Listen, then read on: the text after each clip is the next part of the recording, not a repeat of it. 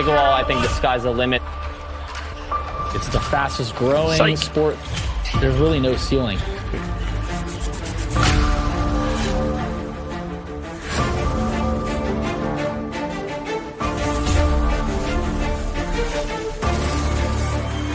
Paris, Hunter Johnson, Simone Jargin, Kyle Yates, Megan Buddy Yates Johnson.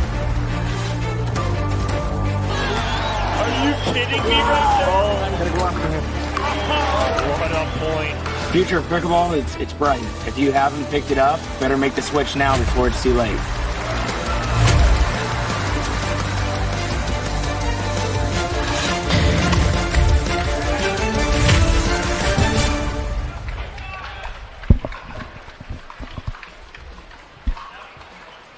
Welcome to the 2023 Mesa Open. The third stop on the APP Tour is a scorcher in temperature and competition. Bell Bank Park in Mesa, Arizona, surrounded by a rugged landscape that makes one reality inescapable. Only the toughest can survive here. And everyone wanted a chance to prove they are as resilient as the saguaro cacti in the Sonoran Desert around us. People turned away at the door of this 41-court facility, 1,500-seat championship court, all looking for the honor of claiming victory and calling themselves champions. Today, we get one step closer to that with men's and women's doubles on tap. 3 gold medal matches already decided after over 1,300 participants, 900 amateurs, 400 pros, and the largest APP tournament draw of the season. Welcome in. I'm AJ McCord alongside Chad Edwards and Dominic Catalano. We've already seen some fantastic action through the first few days of competition. More of it today in the men and women's doubles. We have 3 gold medals already set in both men's and women's singles and mixed doubles.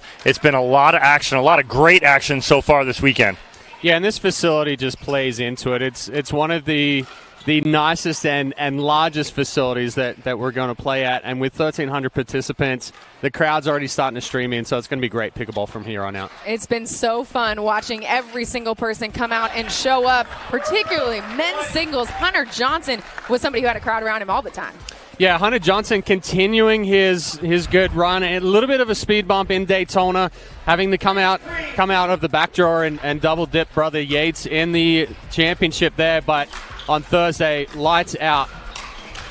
And his opponent, Eduardo Irizarry, who took a loss in the second round to Frank Anthony Davis and really had to grind his way through the consolation draw and win 5 matches on that bottom half to earn the right to play on Championship Sunday. So that's our men's gold medal match. On the women's side, Megan Fudge is on a mission here in Mesa. She really is. She only dropped 1 game along the way throughout the winner bracket, but she was really tested against Paris Todd in that semifinal.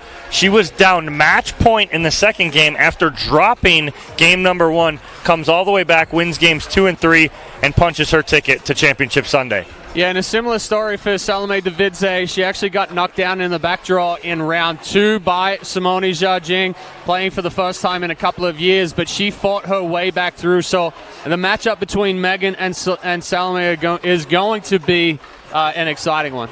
And in mixed, we have Susanna Barr and Andre Deescu. They're going to play on Championship Sunday. Yeah, Andre and Susanna were on fire yesterday. Andre really, really aggressive in the middle of the court, and that's when he plays his best. And Susanna Barr, like always, just an extremely controlled and extremely capable supporting role for that one. And their opponents, it is Hunter Johnson and Paris Todd, who they met in the winner bracket final, and Barr and Deescu coming out on top. That's the best part about the come-around bracket, is that they have an opportunity now to avenge that loss in the winner bracket final. As you can see, beautiful weather here in Mesa, sunny and 75, and we have some fantastic pickleball action on Championship Court. We'll get you right back to it after this.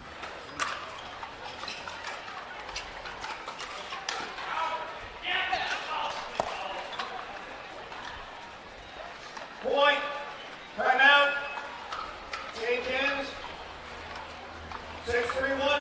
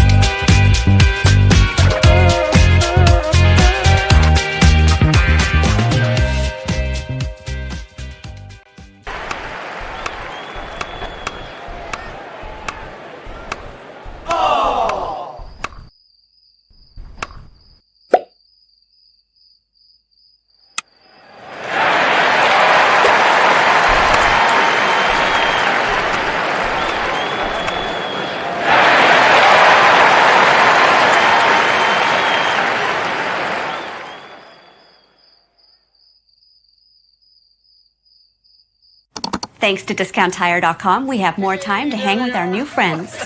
What do you like to do for fun? Well, with DiscountTire.com, we save a ton of time. So we're always trying new things. Save time. Buy and book online at DiscountTire.com. The APP is presented by Yola, Franklin, Leo Rivet, and Pickleball United.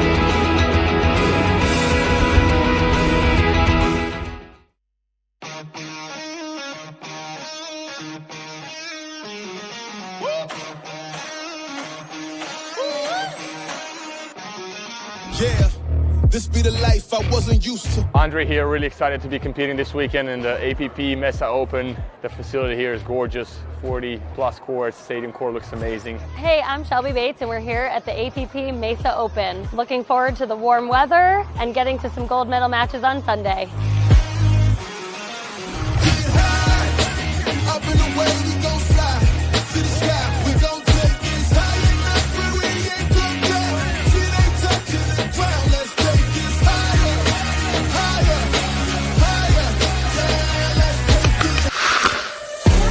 You wanna be like this. You wanna be like this. You wanna be like this.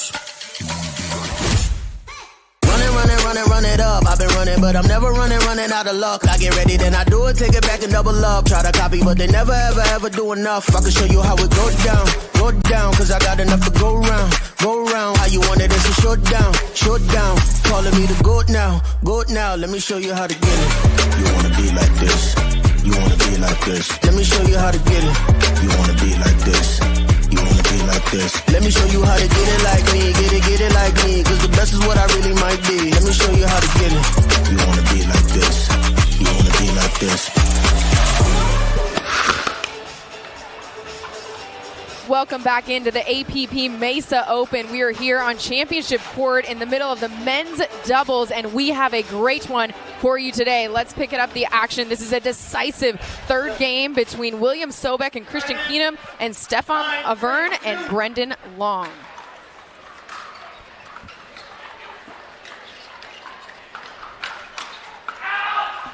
That one goes just wide, and this has been a fantastic first few games between these two pairs. It really has. We've been sitting here the whole time watching this matchup. It's been seesaw back and forth, but Sobek and Keenum with a match point on their paddle here. Cannot get it done on that one, but we've seen a lot of back and forth, like you mentioned. What's been the big standout for you, Chad? Yeah, I think the big standout so far is William Sobek is playing extremely well this weekend. He's been really aggressive in the middle, taking his chances. Oh, that ball landing just in. That's a point for them. And this one, the thing that's impressed me is Sobek and Keenum were trailing by quite a bit in that first game, rallied all the way back, recovered well here in this third game after dropping the second. Yeah, Long's been a little off this one. We saw him a little off yesterday in mixed doubles. It's almost like he's trying to press a little bit, create more than what's there.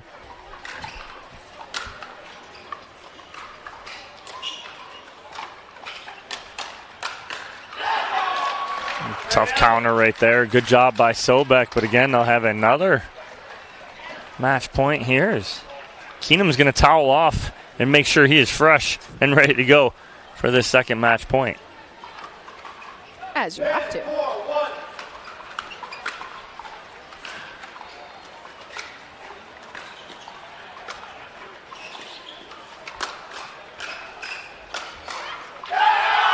Speed it up and get it done. That is the win for William Sobek and Christian Keenum, sending Stefan Avern and Brendan Long out of championship court, having to walk away from this one, but a really, really fun matchup between those two teams. So we're going to have a lot more action here on championship court coming up in just a minute, but pickleball action returns when we come back.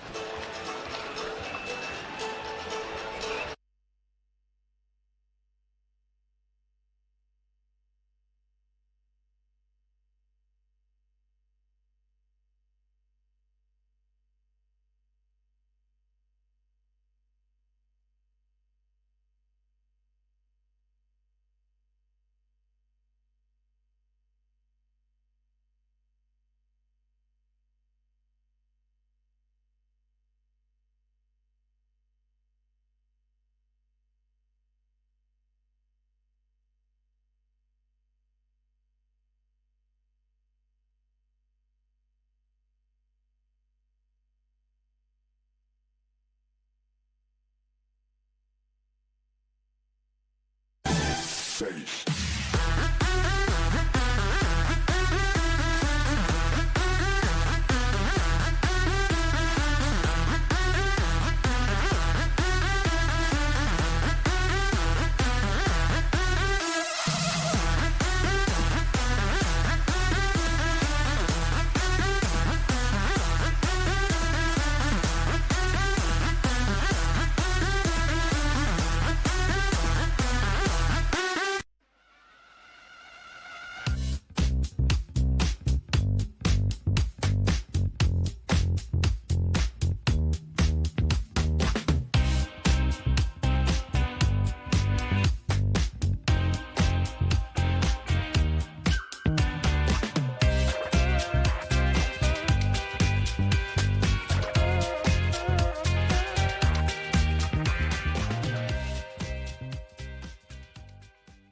Introducing Skechers Pickleball, the official footwear of the APP Tour.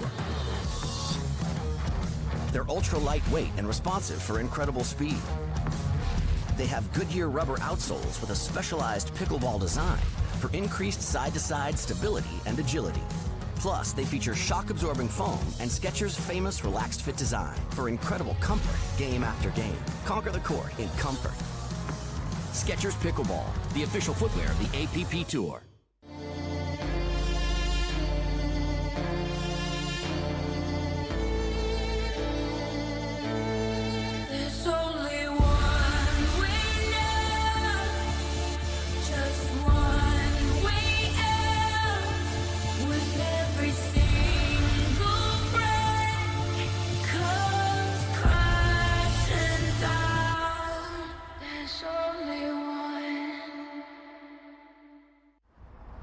APP is presented by Skechers,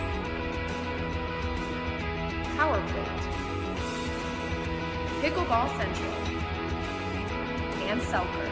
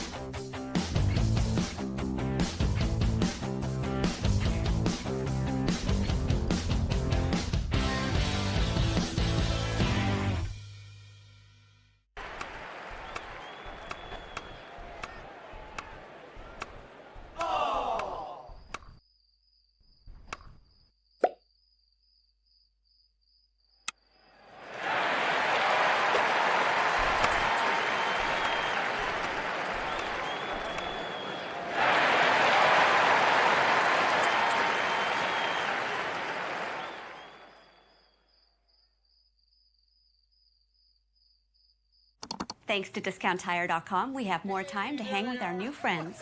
What do you like to do for fun? Well, with DiscountTire.com, we save a ton of time. So we're always trying new things. Save time. Buy and book online at DiscountTire.com.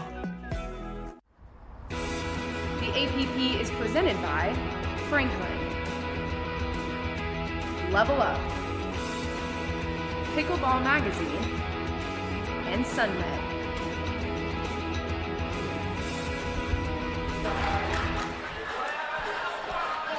Welcome back to Mesa, Arizona for the APP Mesa Open. Bobby Oshiro and her partner Heather Nobler getting ready to get into action here at Championship Court. They're taking on Ariel Butler and Amanda Hendry. But first, let's get into Bobby's journey through Daytona. Hey, I'm Bobby Oshiro, and I'm playing in the APP Daytona Beach. I grew up in Honolulu, Hawaii, grew up playing tennis, went on to play at Boise State University. Once I graduated, I moved down to South Florida, found pickleball at the end of COVID. What's funny is what I always tell everyone is that my first paddle was actually a wooden paddle. Played in my first tournament in 2021, won gold and won some cash, so that kind of got me back into competing in some tournaments. This is actually my first championship Sunday on the APP tour, so definitely a lot of nerves, but really excited going into it because I know with the preparation and the work that I put in, I feel good about it. I feel confident. Let's go. My goals for 2023 is to break out in maybe the top 15, start kind of consistently medaling. Being a professional pickleball player on the APP tour is something very special. The APP tour, really takes care of your pros. They also take care of the amateurs, and it's the hospitality that makes it so amazing and such an amazing environment for all the players. Congratulations to Bobby Oshiro and Brandon Long, and let's give them some hardware as well.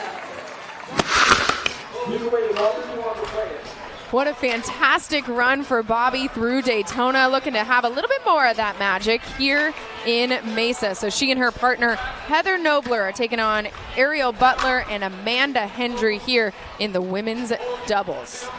Yeah, another good matchup here, Chad. And, we'll start with, obviously, Bobby Oshiro, and, her partner today is Heather Nobler, someone who people may not know of, but you better get used to Heather Nobler here, especially on the APP Tour, playing with Bobby Oshiro. She's going to be a force to be reckoned with. But they're a good team. I think they're going to do well today, but they are running into someone who doesn't see a lot of court time in Ariel Butler. She's usually behind the camera, but again, coming out from behind the camera and doing some work today with Amanda Hendry. Yeah, we always talk about Oshiro and how much power she has from such a small frame. We saw that in Daytona a little bit yesterday in mixed doubles, but we're really looking to see that from her here, partnering up with Heather Nobler, who made her MLP debut last week in Daytona, and she's starting to make some waves here on the APP Tour as well. But yeah, like you said, AB, who we know well when she's in the box, in the truck, and Amanda Hendry. That's going to be an interesting matchup for them. We know AB so well, but we never get to see her play enough. Yeah, you're right. And we talk about how, Heather Nobler made her debut MLP. So did Amanda Hendry. Amanda Hendry got picked up. Both of them making a name for themselves in pickleball right now. So, again, a very interesting second-round matchup here with two very good teams. So, and this one could go either way, but, I love how you point out the strength of Bobby Oshiro from a smaller frame. Do not go to sleep on Bobby Oshiro because she will destroy you in many ways on the court. The other thing that's going to be interesting to watch is their path to this matchup right here. Bobby Oshiro and Heather Nobler winning their last match, 11-1, 11-3, and then you had Hendry and Butler, who had a very different story. They needed 3 games to get it done, 6, 11, and 9. So it's going to be very interesting to see if there's any amount of fatigue that comes in or how they recovered from those matches that they just played. Yeah, that was a tougher first round matchup for Butler and Hendry. But one thing that Hendry has being the lefty, she goes on extreme runs where she just everything's dialed in and speeding balls up or countering, but then she'll kind of disappear for a little bit, and especially if her backhand is isolated, she doesn't have as good of a volley on the backhand side, and that's usually the attack point for her. So it'll be interesting to see how Oshiro and Nobler are going to approach this one. I think it's kind of going to be how we always see when a lefty gets on court. They attack to that what they think is the backhand side for the righty, and then you give a couple of forehands and you're like, oh wait, yeah, that's right, she's a lefty, we got to switch it up. Exactly. But then you also talk about Amanda Hendry when she's going good. It's that two-handed backhand that she's really looking to pull the trigger on. Yep. So that's going to be something to see too, because they'll try and tend to go to that backhand, but don't leave it up to her backhand because she will punish you. Hendry and Butler going to start us off here in this match. Hendry with the serve.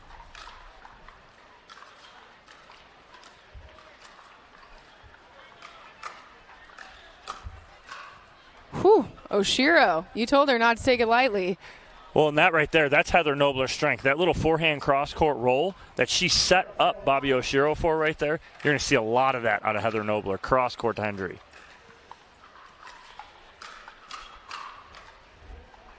And that one going wide, the answer back from Hendry going a bit wide there. Yeah, and that's part of that backhand breakdown that we talked about. If she gets that early, it's on fire. But if she catches that one like she did right there, it's a little bit of trouble.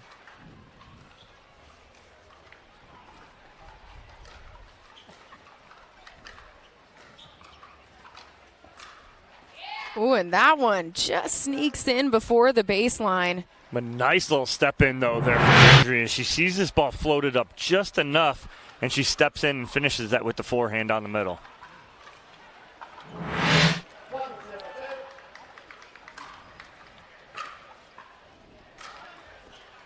Ooh, right into the body, so that's going to be second point here for Oshiro and Nobler. Little love off the tape never hurts early on. Get you on the board.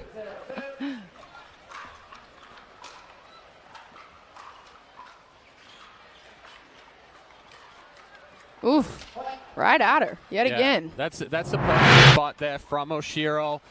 Coming across the body of Hendry and just hitting her on that left hip. We usually talk about the right hip for the righties, but that left hip for the lefty, really hard to get that ball out in front, not get jammed up.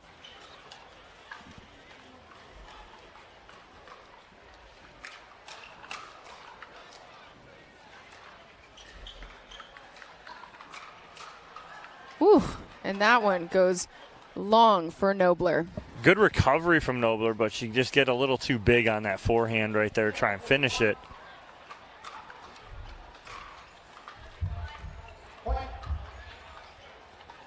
So Hendry and Butler on the board, trailing 1-3 first serve.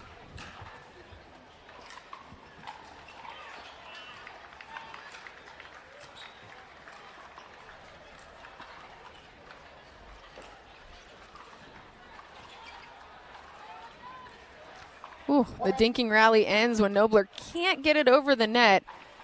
So it's 2-3 here. Yeah, good controlled point there. Nobler just catching that one a little late, missing it in the net cord. Speaking of missing it into the net cord, that's what AB just did. Yeah, she tried to roll that one just a little bit more than what she had been.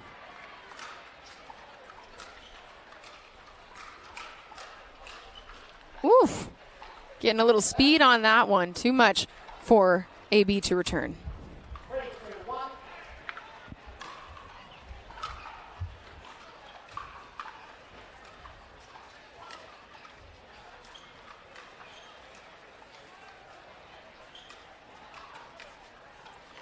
That one. Yeah, a little confusion in the middle right there. And again, that's that lefty-righty, right? So it's two forehands in the middle.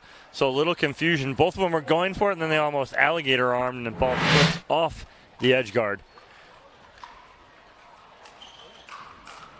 Oof, Oshiro coming in with some heat on that one. Yeah, and that's that big forehand that we were talking about at the beginning of this matchup. She's got a lot of power coming out of that side.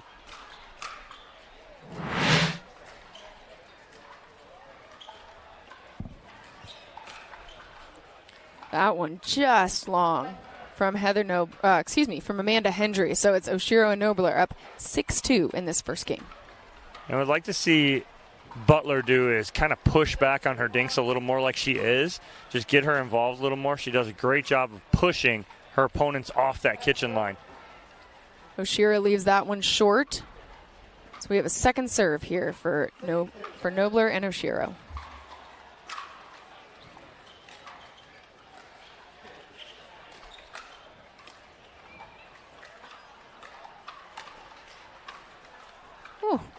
Again, Oshiro, you're talking about just how much power she has, proving it very early on in this match. Yeah, but that's good ball movement from Nobler there, going one in the middle and then pushing Hendry out wide, forcing the pop-up. It's what we saw last week with MLP, with Nobler moving the ball around exceptionally well. Leaving that one just short, though. So it'll be a side out, and it'll be back to Ariel Butler and Amanda Hendry, who's going to start this serve.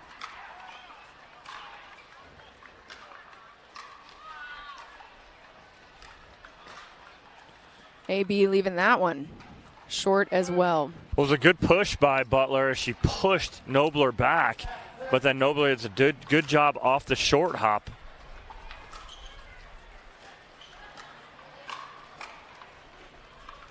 Oshiro again coming up with a lot of power. Hendry could not return it.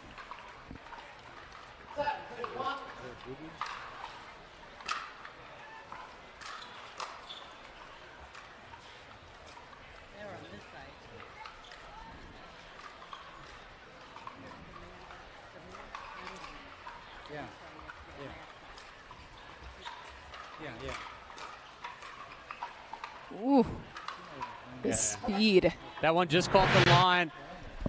Hendry and Butler thinking that one's going to go deep, but Oshiro didn't quite get a good swing on it. Caught a little bit of the edge guard, but kept that one in.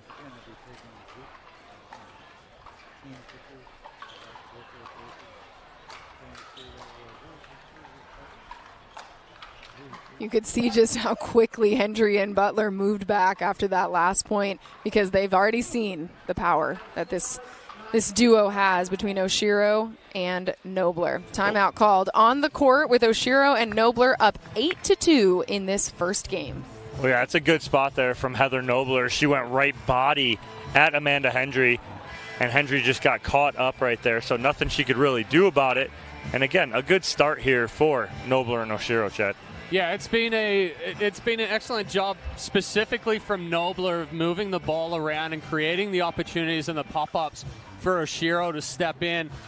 You know, Hendry and Butler haven't played bad. However, Nobler and Oshiro are just dictating the pace of play, and they're dictating the movement across the court. I think for Hendry and Butler, now is the time to maybe speed up a couple of balls, put the pressure on Nobler and Oshiro early, see what you get out of it, and then kind of create your opportunities from there rather than allowing them to have play dictated. Yeah, put them on their heels a little bit right now, because that's exactly where Hendry and Butler are, is on their heels. They got to kind of flip the script here. They'll try to do that off of Oshiro's serve.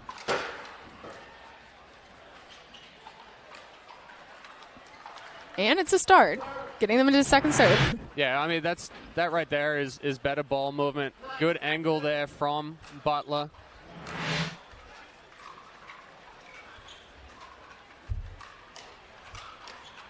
Ooh, you can see when they speed it up, it's just hard for Hendry and Butler to return with any sort of direction.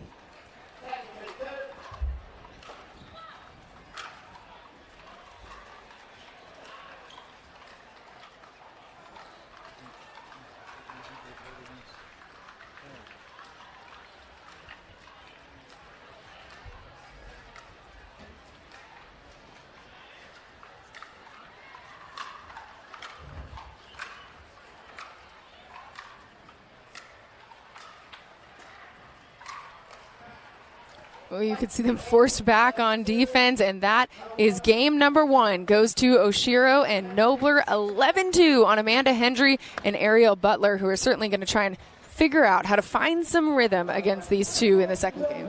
We will be back in a moment with more pickleball.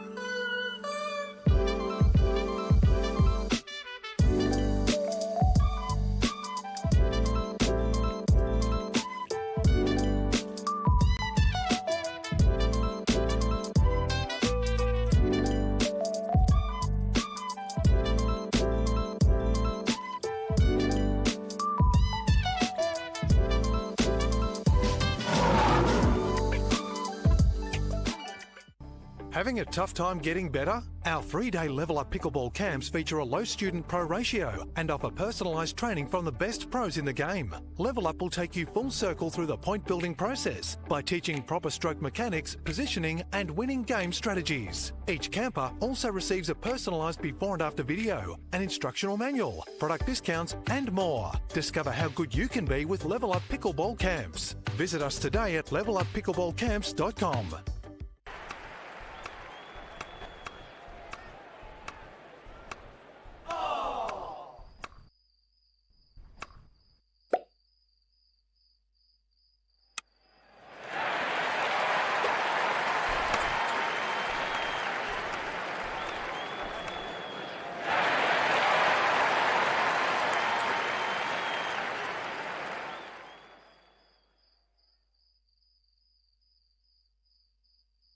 The Pro XR pickleball paddle answers the age-old question of how to get paddle speed and control with the same paddle and one grip, and this is it. Pro XR gives you more spin, greater control, and quicker reloads on every shot in the game, because you always have that constant feel for that leverage and control and paddle speed that we're all looking for. Pro XR is the most revolutionary technology in pickleball. The APP is presented by Pro XR, C&D Nets, and Discount Tire.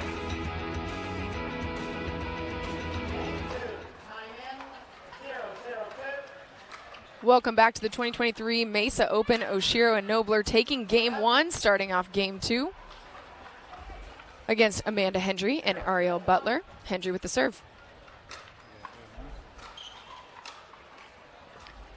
Nice return there from Nobler. Yeah, good spot from Nobler, catching the feet of Hendry as she's coming up. I think definitely now they need to come out and be a little bit more aggressive, take some calculated risks. Like that one. Well, that's it right there, Chad. And it's we've seen it out of Butler before. She needs to I think she needs to just turn and burn here. Give me some good third shot drives, put some pressure on.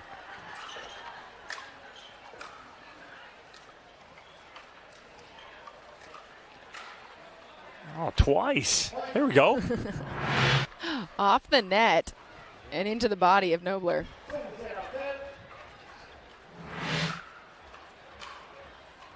Hendry and Butler with the early advantage here. Yeah, AB needs to split her feet right there. She got caught still moving. Difficult to pick that one up on the run.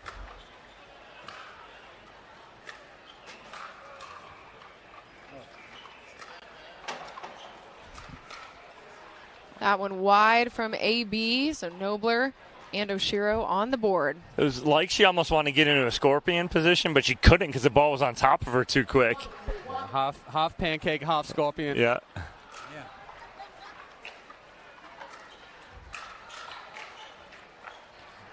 Yeah, that one started trouble where Butler's trying to keep Nobler back off of a ball that's below the net. That's something where she's just got to create that angle instead of trying to attack it.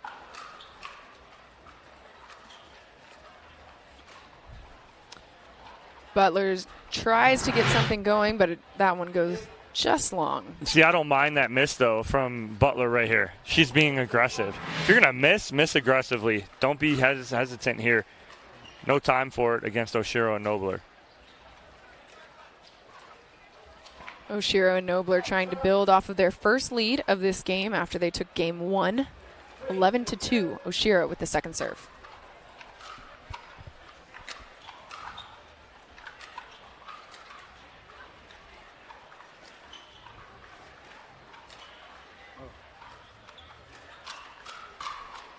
Oof.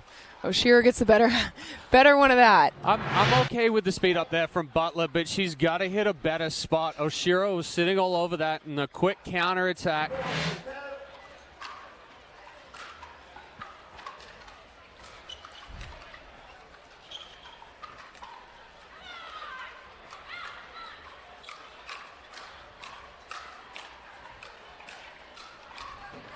Again, the speed up from the side of Hendry and Butler. They got away with it, though. Oshiro had trouble. Yeah, Oshiro was sitting on every ball right there. She just missed that last one.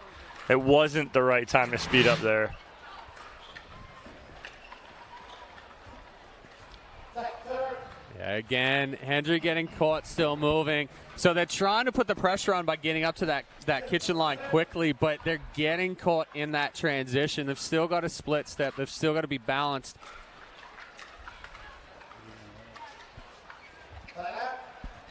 You can see Butler's frustration with that one. Yeah, that was a missed opportunity from Amanda Hendry coming and poach that ball in front of Butler.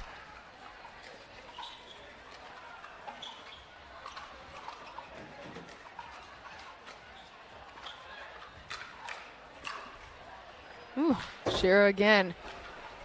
Yeah, the ball movement is just so much more advanced from Oshiro and Nobler. There, you see Hendry trying to come back to the middle too much, and she's trying to really press that middle, and it's opening up that wider ball.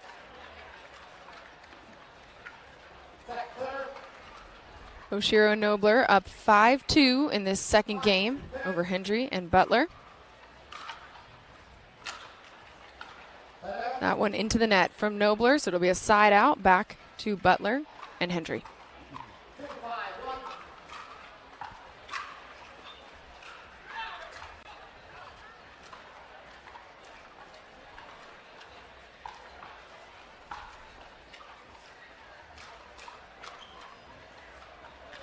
That's a good attack from Hendry, but AB's just not ready for the counterattack.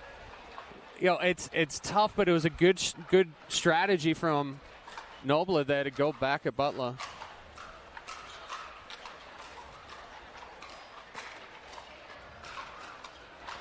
Yeah, it almost looks like Butler's hands are just down a little too much right now and not kind of waist height.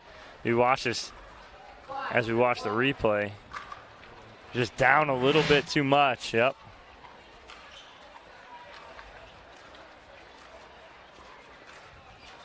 Ooh, nice speed up there from Butler, split in the middle. I think that's she's got to take some chances right now. And like you said, she's getting caught kind of between that forehand, backhand side, paddle down.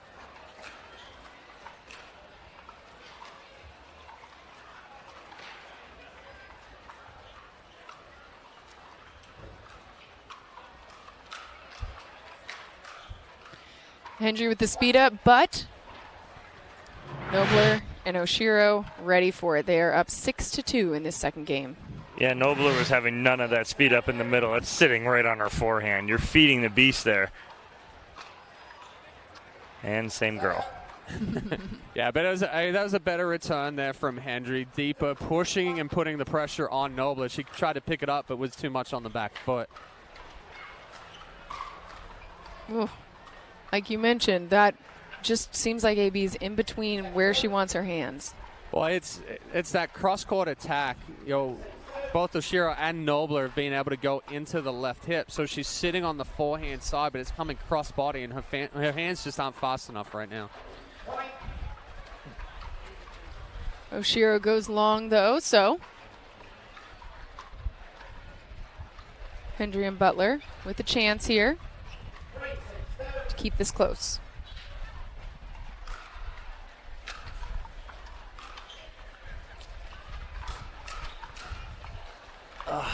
AV just about a half a step slow there, not reading that right. If she is a half step sooner, she can get on top of that ball and put it down. Instead, it's flat and the counter's allowed.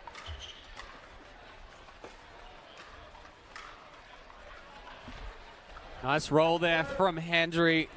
Get that paddle head underneath, just brushing up against the back of the ball. It makes it look like it's going to come out and go long, but the spin dropping it in the baseline. And then Oshiro getting caught in the transition.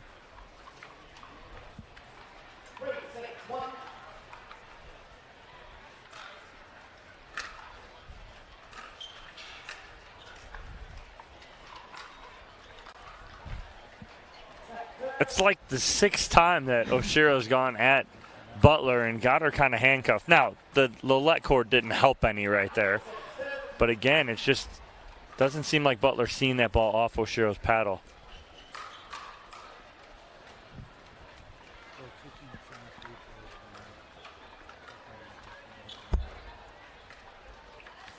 It's a much closer game than the first one that we saw between these two. 11-2, Oshiro and Nobler took the first game, and now Hendry and Butler trying to get back into this one. Hendry with the serve.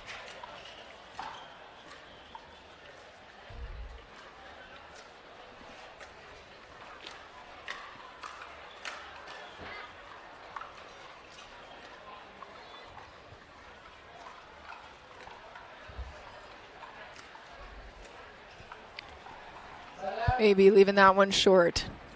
That's two, Chad. We're like elbowing each other right there going, Butler needs to attack. Two of those balls were up. Just needs to be aggressive. Well, there's Oshiro being aggressive. Jeez. Well, she put a good swing on it. She did. It just went 30 feet deep into the stands.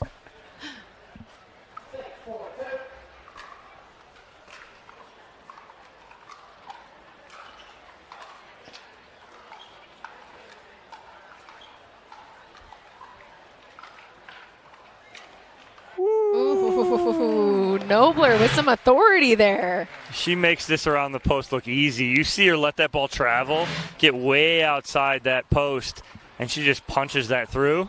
Beautifully done by Heather Nobler. Gets the serve back on their side. The 7-4 lead in game 2.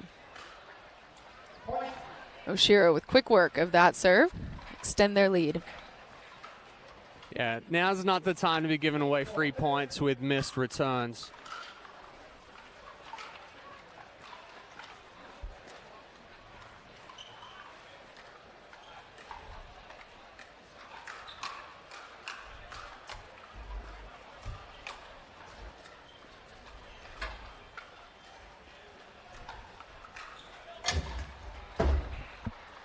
Again, some change of the speed up. You go back to dink. It seems like AB and Hendry are changing their strategies here a little bit in game 2, trying to take those calculated risks you're talking about. Yeah, they're trying to take the risks and speed up the balls, but like Dom pointed out, there were a couple of opportunities. Butler didn't take them, and then they're trying to speed off of balls that are lower, and when you're speeding those up, you're putting it onto the paddle of Oshiro and Nobler, who are able to get on top of that counterattack. It's such a fine line when you go for those calculated risks, right? It has to be something that's sitting up or off of a dead dink, so a ball that doesn't really do much. Nobler and Oshiro are not giving them enough of those opportunities, so they're in a tough situation. Yeah. To say the least. Yep. Well, when you drop the first game 11-2, trailing in the second one 9-4, you start to have those conversations. What do we do to get out of that? And that's when the calculation of which risk to take seems like has to get a little bit, you widen that scope quite a bit because you have to get yourself back in it somehow. Oshiro with the serve. Again, she's up. She and Heather Nobler up 9-4 in this second game over Amanda Hendry and Ariel Butler.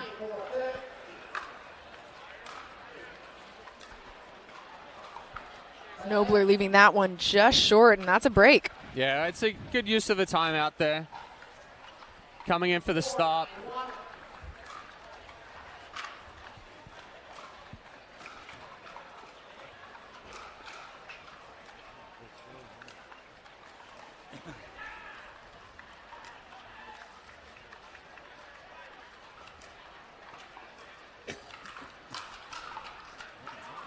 Speed up, working out there for Butler and Hendry. But what work there from Heather Nobler to bounce back and get into play there. Just a mistake from her and Oshiro to end that point. But great court coverage from Heather Nobler.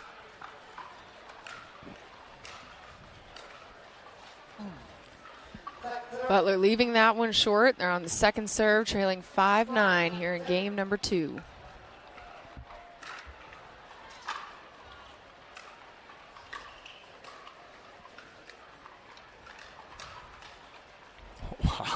No, but that's where Nobler has the confidence knowing that Oshiro is going to take the middle, even though it's the backhand. She's sitting all over that speed up down the line.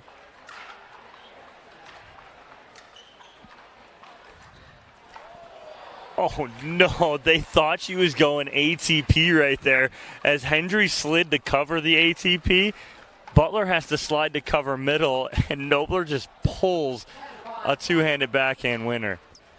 Match point.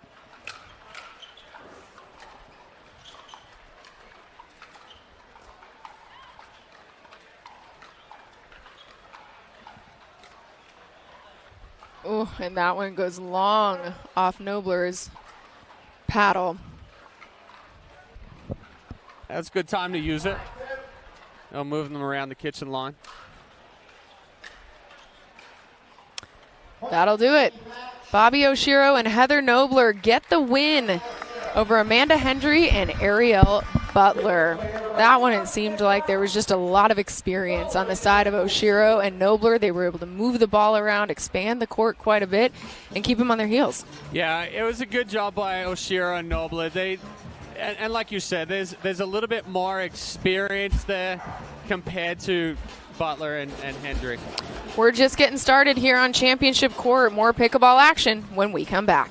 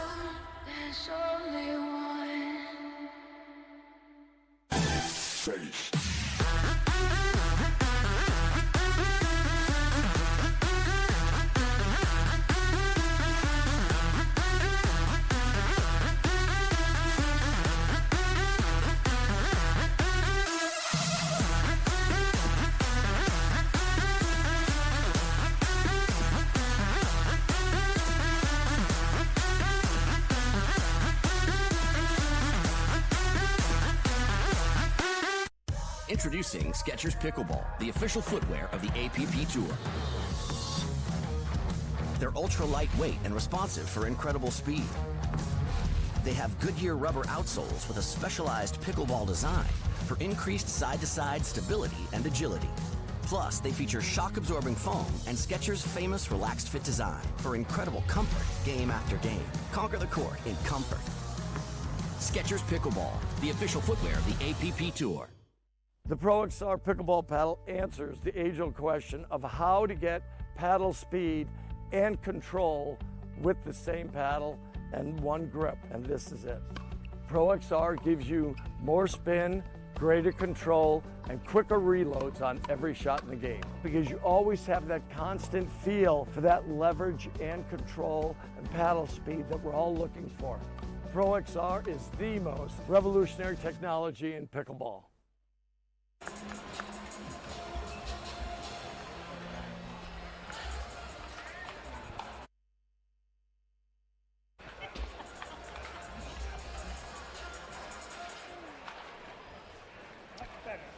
We're having some technical difficulties with the interview down on the court, but Bobby Oshiro and Heather Nobler getting the win against Ariel Butler and Amanda Hendry here at Championship Court at the APP Mesa Open. So they are going to move on into the next round. Chad, what impressed you the most about how they were able to get that win? Yeah, I think if they... Whoa.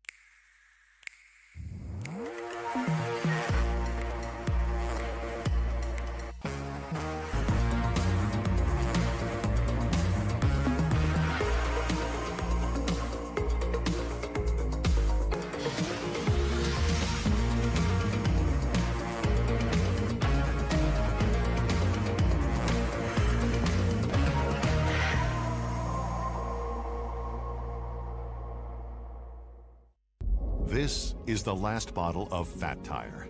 The last of over 750 million bottles ever made. The last of a beer icon. And this is Doug, who hasn't a clue. So he's just doing Doug things. Dang it, Doug! Anyway, we've changed our recipe. Crisper, brighter, still carbon neutral. This is the first of an all-new Fat Tire.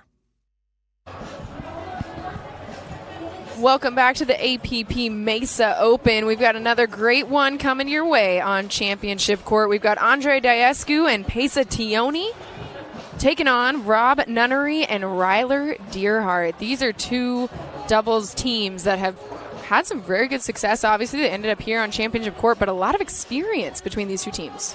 Yeah, definitely a lot of experience out there. But I want to say that one thing that I was impressed with not only last week, but as the season has progressed, is the aggressiveness of Ryler DeHart. He's stepped up his level just a little bit more, and he's taken some risks and really getting big in the middle.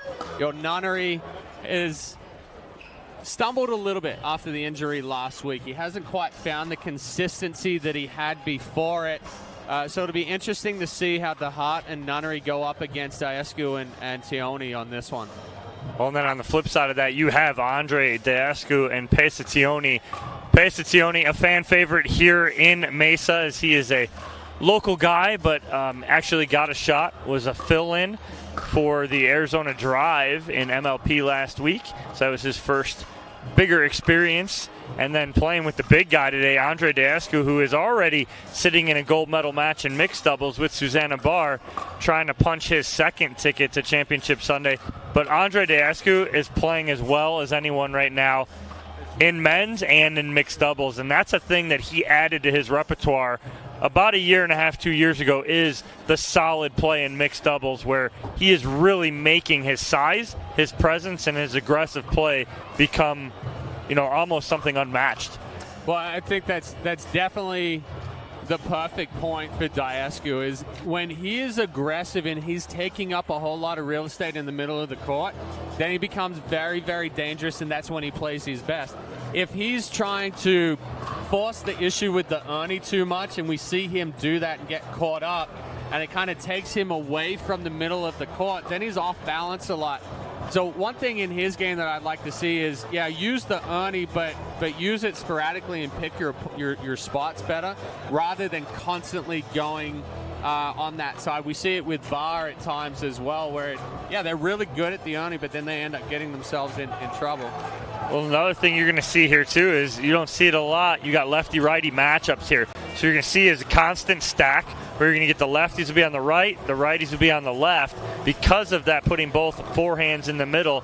If one of those teams gets out of that stack, look for the other team to exploit that and see what they can get. But it's a matchup you don't see very often, where you have lefty-righty, lefty-righty.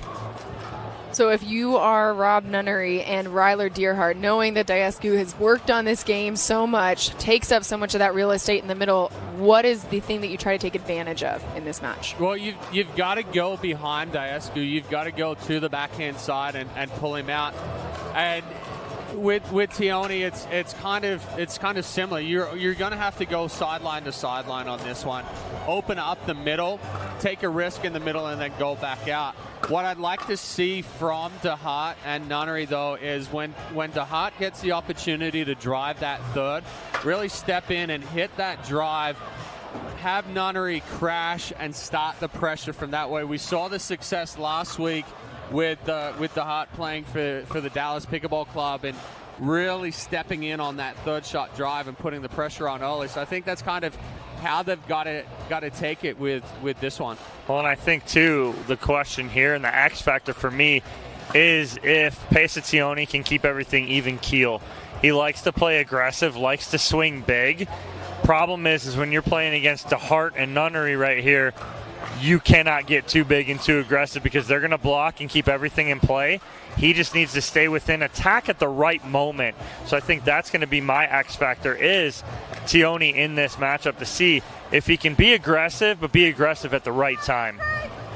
A lot of factors at play. We are getting very close to starting this match between Andre Diescu and Pesa Tioni against Ryler Deerhart and Rob Nunnery. Some fantastic action that we've talked about here. Ryler Deerhart, excuse me, and Rob Nunnery in this one. So you've talked a little bit about your X factor, Dom. Chad, for you, what do you think is the biggest X factor? Yeah, I think it's similar here as far as how much pressure Deerhart can put on. You know, and like you said, Dom, it's going to be, I would predominantly say my target is going to be Tioni, just because Diescu's already proved himself as much. But you have to keep Diescu honest. So you're going to have to go behind him kind of to open up that middle. So, and we haven't even talked about the importance of this. Yes. What's the importance of this? Winner of this is top 3. Winner of this is getting a medal, because winner of this is moving on to the winner bracket final. So there's so much on the line for this matchup here as far as setting yourself up for the rest of today and possibly for Sunday. And we are going to get it underway here at Championship Court. Tioni with the first serve of this match.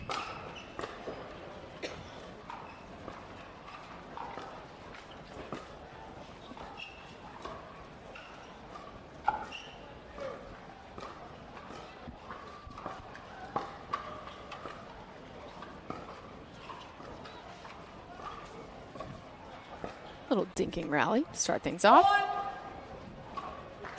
And then immediately, as soon as I said that, sped it up. So I think it was a little wide there off the paddle of Deerhart. 1-0-1.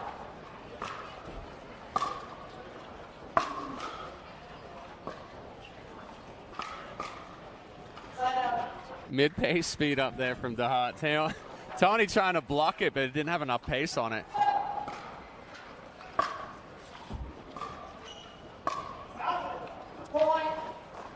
Diescu's answer back long on that one. So Deerhart and Nunnery tie things up early on.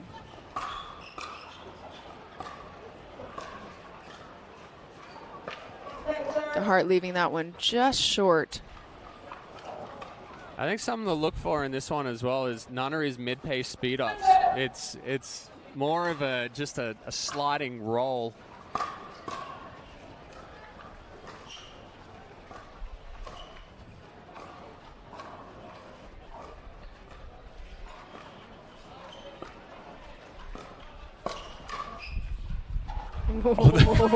Diescu staring him down going, really? Rob's looking up here at us, and we're all laughing. Hits that ball behind him. Catches it behind him and just flicks. We're all laughing at him. I think he caught us laughing. I think the wind pushed that down enough as well.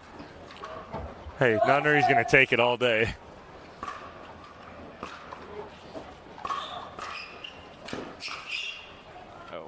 Oh, nice catch. Oh, Deerhart can't do anything because that ball is in the third row right there.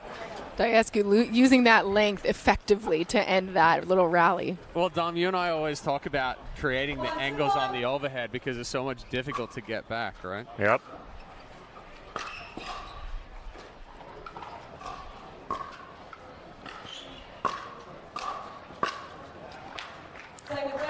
See, that Ernie right there is set up easily because it's righty-lefty. So Deerhart stepping aside, that's his left hand.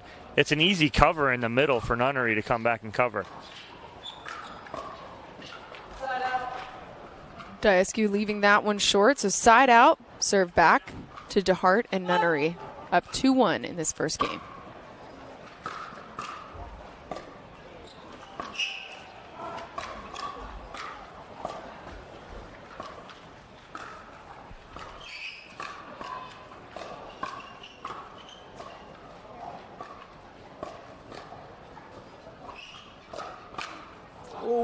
Tioni tries to speed it up, but into the net. I mean, there's a little bit of everything in that one there, but first off, the ball off the net that Deerhart gets back in, and then Nunnery with a couple of defensive points.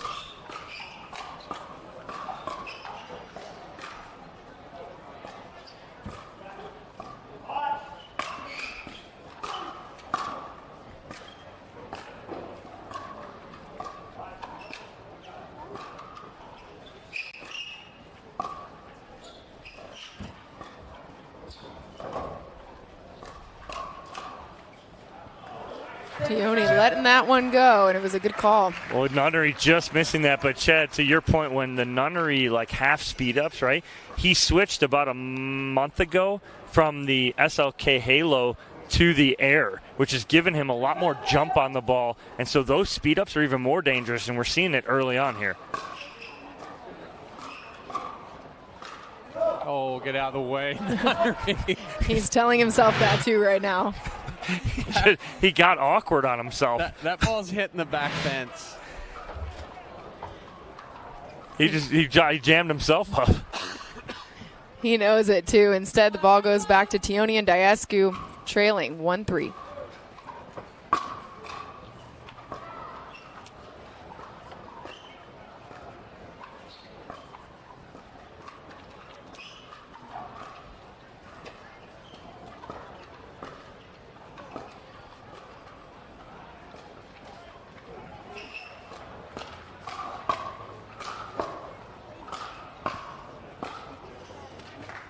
The speed up there on the side of DeHart and Nunnery working out. It never came up. That ball off the paddle here never comes up to Tioni, and so you get no bounce off it, so that's why it hits off his edge guard.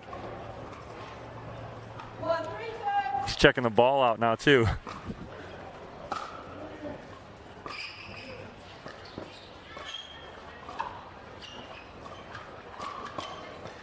Oh, DeHart's got to be ready for that one. It was a good speed up from Nunnery, and that's kind of that mid-pace roll that I was talking about, created the opportunity, but DeHart getting jammed up.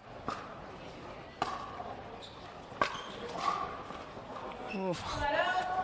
Hey, talk about a counter right there from Nunnery. Full sprint and able to get on top of that ball with control at Tioni's feet. He made it look easy, but that is not a very easy shot.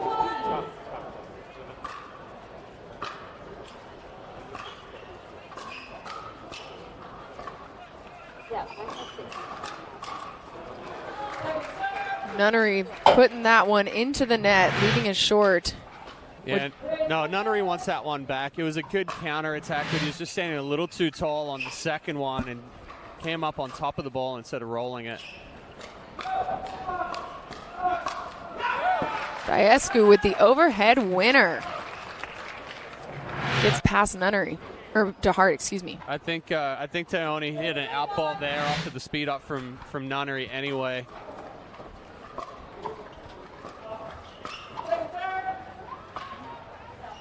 That ball was just wide off of the Diascu drop.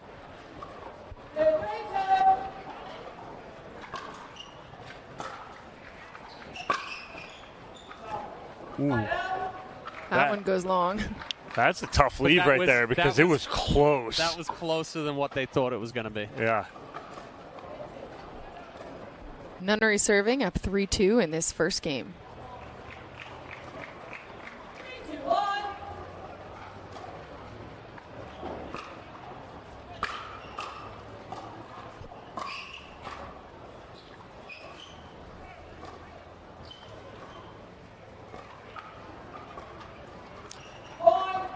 Diascu leaving that just short into the net.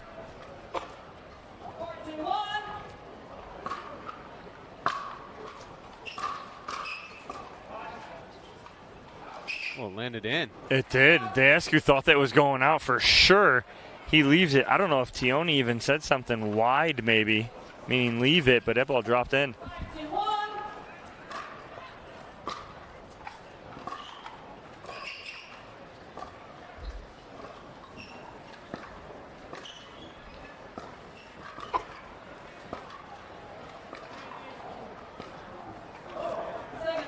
You could see as that was going longer and longer in the cross court that DeHart was getting a little tense right there.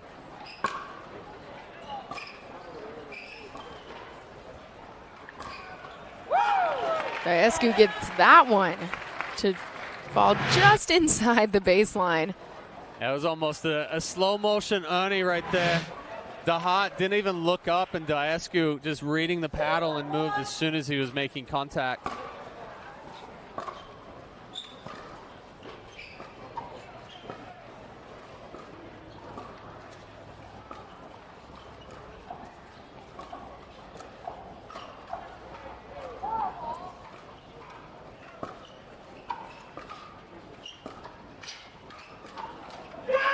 The speed up working out for Tioni there. Well, it was good patience right there. He kind of wore down to Hart and got a ball that he could actually attack. If you're going to go one place to rally to Hart, it's to his backhand on the dink side. He's not comfortable with it as he is with his forehand. You'll see him run around that forehand dink. Oh, so Nunnery in the wrong spot there. Should have been DeHart returning that one. So giving up the point on the wrong returner.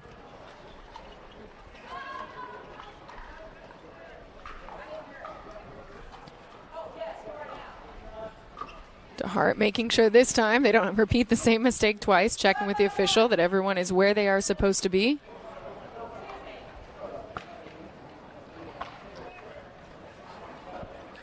Tioni and Diascu trailing 4-5, first serve. Tioni pushes that one just long. Froze him. Yeah.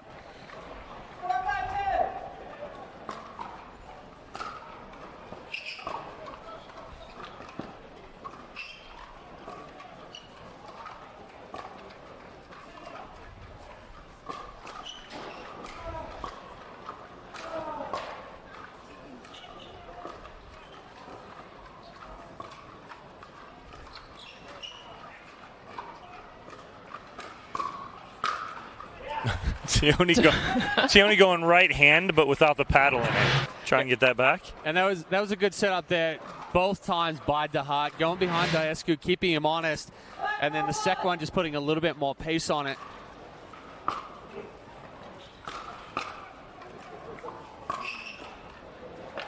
That one, though, DeHart leaving just short. Yeah, good spot from Diascu, handcuffing DeHart.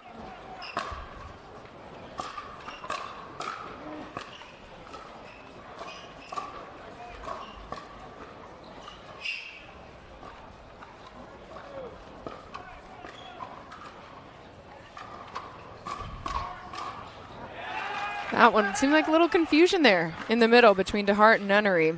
Well, it's the right combo because Nunnery started it, so he should step in and finish that as he goes backhand, forehand, but I think he hesitated just a little because DeHart's forehand was there too.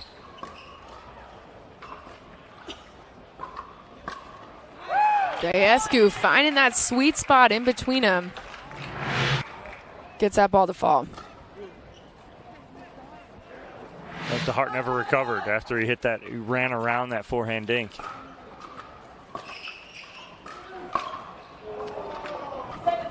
Diascu wanting that one back. Yeah, DeHart leaving that attack up just a little too high. Diascu was all over it. Oh, good read. Watch him hold that ball on the paddle so long. He waits so long. He makes Diascu make a decision here.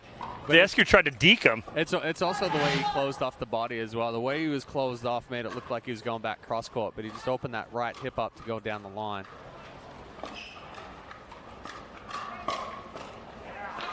Diascu with some aggressive speed up there. And DeHart leaves that return short.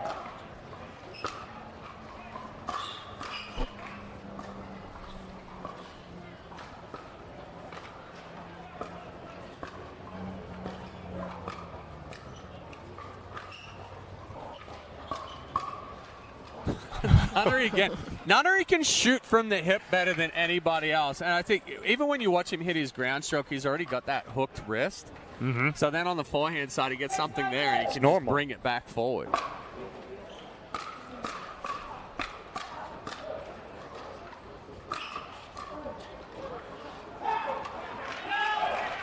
Good pressure there from Tioni.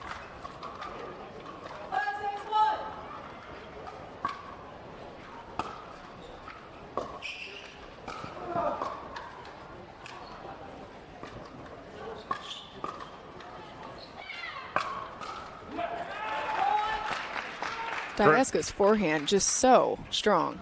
A good setup right there from Nunnery, but DeHart can't convert on the forehand.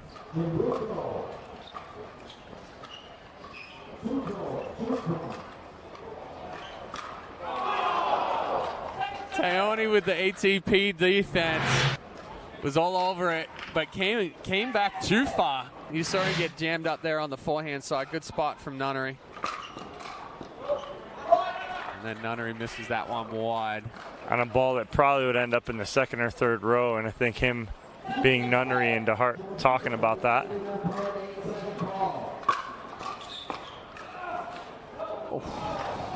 That one way long. But I like the aggressiveness there from Tioni. That's the right spot. He's over-aggressive there. I don't care. That's a great over-aggressive play.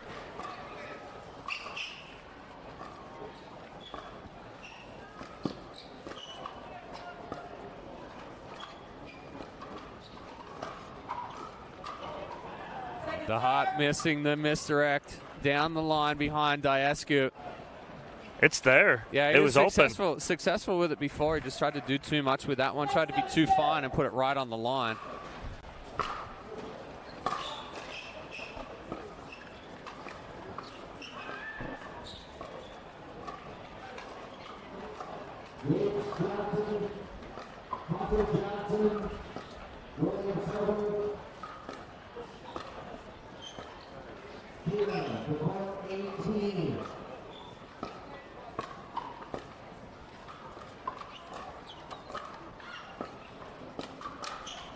Ooh, the speed up there from Tioni, and it pays off. Well, Tioni wanted to try and hit that right there. He just missed it. It was too hard, but again, great patience.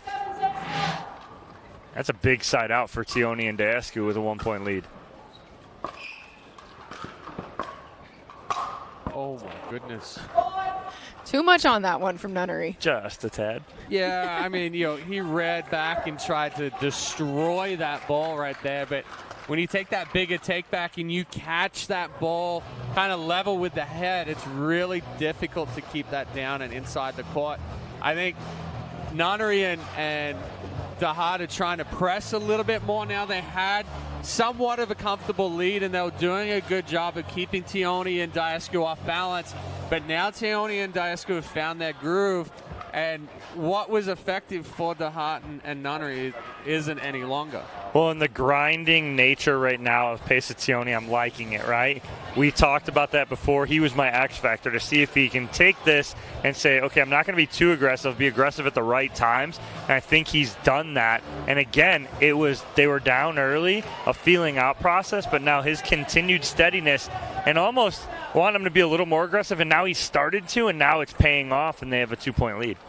Both these teams feel like they are just sort of figuring out the other's weaknesses that they would like to expose in this first game. And as you can see, a fantastic crowd here at Championship Court. 1,500 seat venue we have here in Mesa, Arizona for the APP Mesa Open. They're getting treated to a really great opening game between Pesa Tioni and Andre Diascu and Rob Nunnery and Ryler DeHart.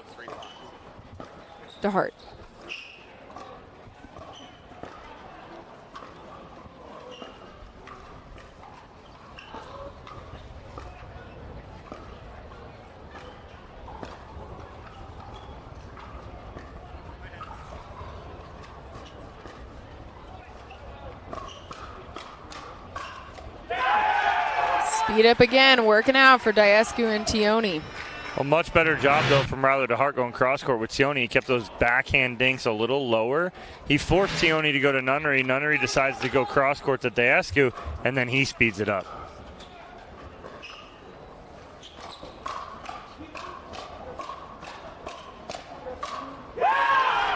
Diascu getting the winner there.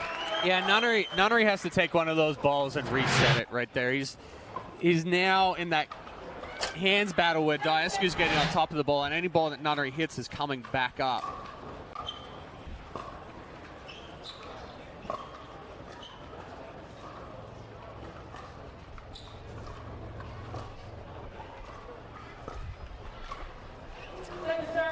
Tioni wants that one back. He grabbed his head as soon as he hit that ball because I think he wanted to speed it up, and then he hesitated just a little too much. I'd have liked to see him speed that up on 10-6 game point. Well, Nunnery and DeHart hold off 2 game points. Got to do something here.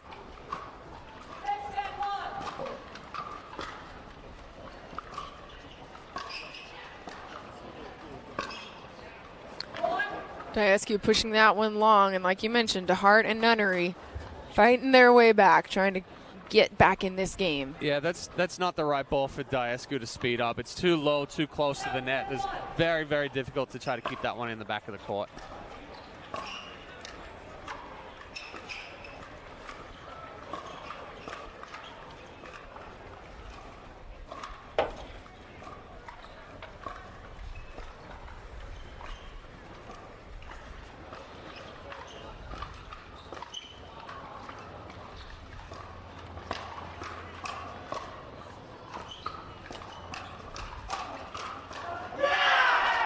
Tioni forcing the issue against Rob Nunnery and getting the better of it. Well, Nunnery upset with himself right there because he thought he had a ball on the forehand in the middle that he didn't put away.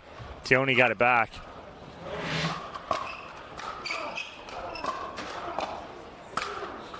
Oh, DeHart in the middle. I mean, talk about someone possessed there. But we haven't seen that yet. Correct. We saw it last week. Yeah, we did. And that's what I was looking for, but that's kind of the first one where he's really gotten big. Oh, is it going to change now here? Because there was the drive we talked about, Chad. We didn't see many of those, right? Nunnery and DeHart with a chance to tie it up here in the first game.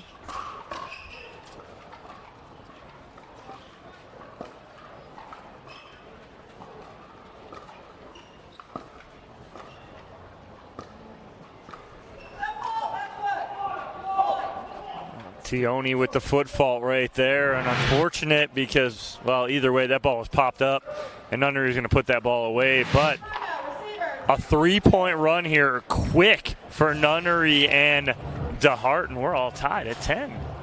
Yeah, we saw DeHart get more aggressive the last couple of points, and then even with the more aggressive dink there, it catches the net and kind of pushes Tioni out. He tried to jump the kitchen as he was taking it out of the air. But this is what we saw early on. It gave them a lead. Then they kind of backed off a little bit. They allowed Diascu and Tioni to get back into it, and Diascu be more aggressive in the middle. What they've done the last couple of points is go back behind Diascu again and then go behind Tony and spread them back out. Yeah, and you're looking at, going back and looking at the scores, DeHart and Nunnery have been tested all the way through up until that semifinal against Nemeth and Headings where they won 1-1. But they were tested, and so they're being tested again here in this matchup. Let's take a look back at a great firefight between these two teams. Yeah, this is the one that I was talking about before where you saw Diascu's getting on top of the ball and he's hitting down on it. Nunnery's trying to counter-attack, and that ball just keeps coming up and up and up. When that ball starts getting down on you, you've got to look to reset it, kind of change the pace of it.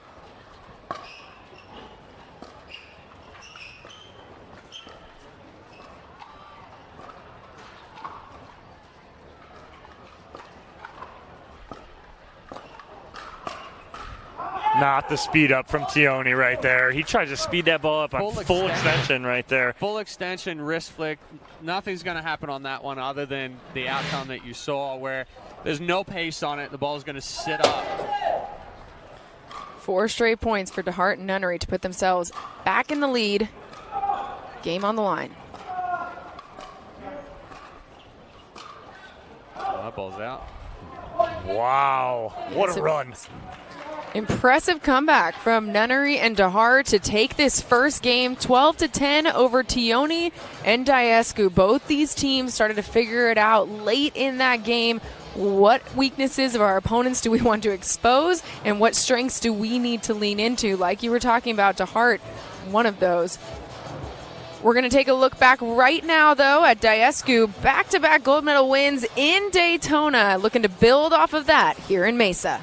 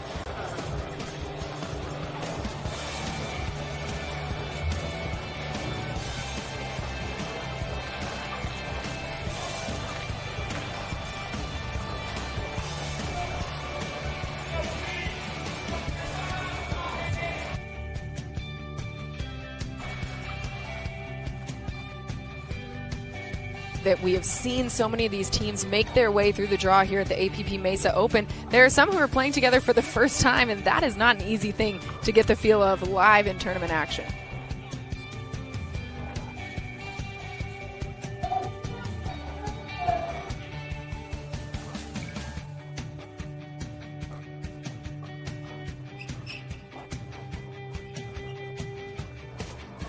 And making those adjustments in the middle of the match, I can imagine, not something you want to be doing. You want to be having those conversations ahead of time, because otherwise you find yourself in miscommunication in critical moments.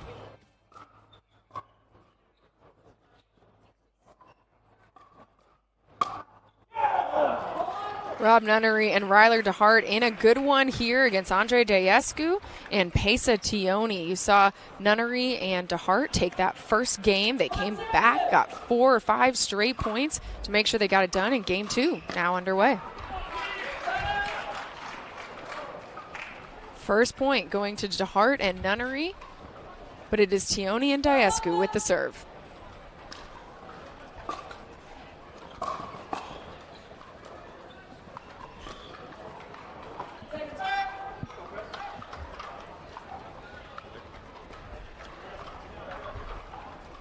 Tioni and Dayescu with the second serve here.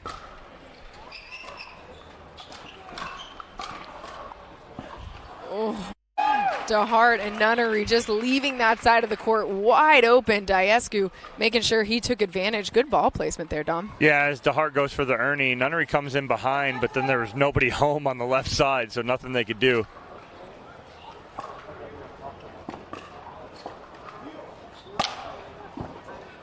Again, we're seeing DeHart and Nunnery get a little bit more comfortable with some of those overhead, going for the winners, the slams, and it's working out. Yeah, they're playing a lot more comfortable right now. They started off well in game 1, then hit a funk, and then finished on a 5-0 run in game number 1.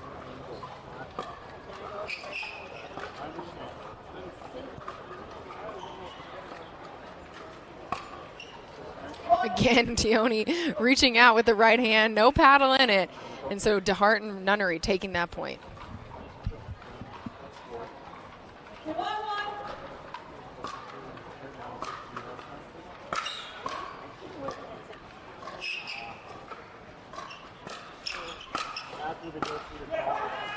Absolutely love it. Absolutely love it from DeHart. That's the DeHart that we wanted to see, Chad, when we were talking about it before we started.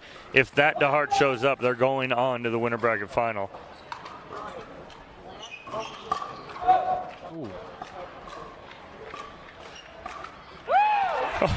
Tioni saved his face. Self-defense. And ended up with a perfect reset.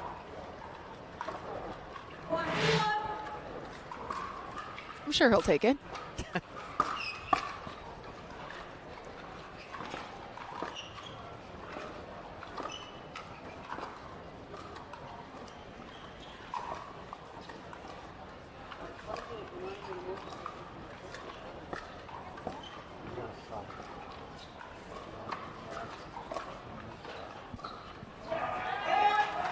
Another one Nunnery wants back, leaves that one short.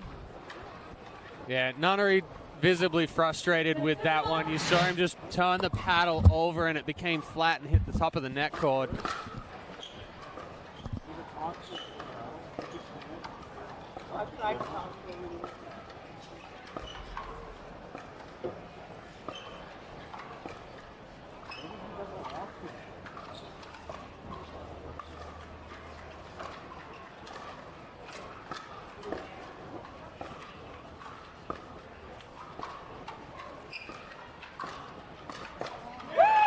Speed up again by Tioni, and it's working out. That's the right time. He stayed patient, stayed in the dink rally with DeHart cross court, waited for the right moment to go right at the body of Nunnery. Great job by Tioni.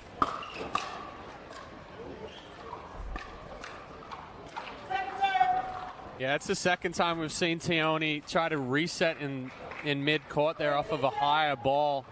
Nunnery's not putting a whole lot of pace on those speed-ups.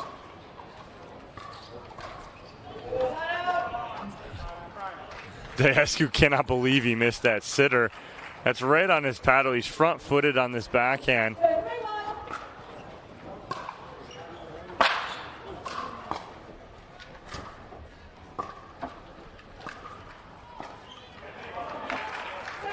Tioni getting the point there. You could hear the paddles of DeHart and Nunnery just getting mixed up in each other on that last one. Nunnery with the second serve here.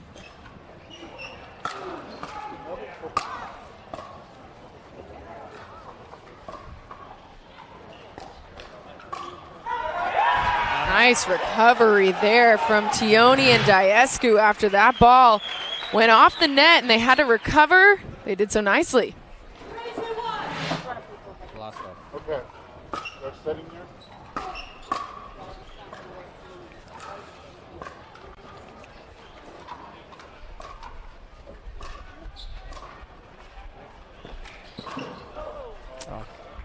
That's a good read by Diescu in the middle, but his paddle's behind him as he's coming into attack here. If he gets that paddle up right there on that speed up, he can punch that down through the middle.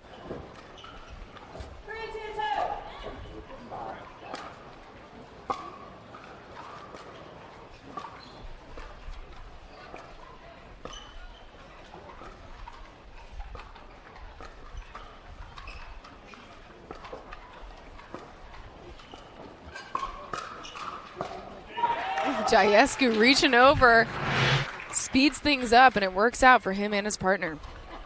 Yeah, good step in there from Diescu, using his length, and a good finish from Tioni.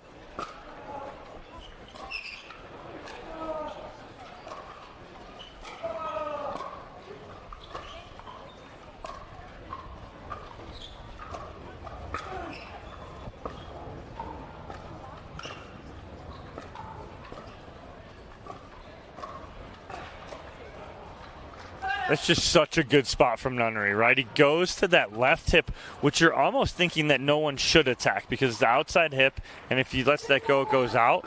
But he gets it in a perfect spot on Diescu.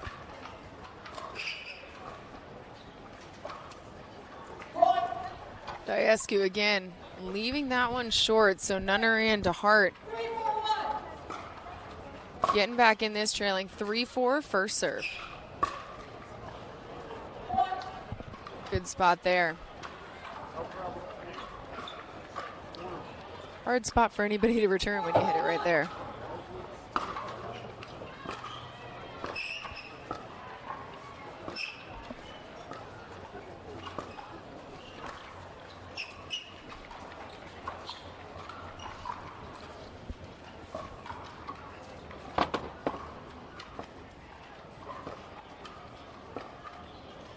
Yeah, as that point developed, that's definitely what Diescu and Tioni want to do. They want to try to keep DeHart in that cross-court dinking rally. Like you pointed out in game one, DeHart's backhand dink doesn't have enough on it, so he tries to run around with that forehand, and then he ends up getting pushed even further out.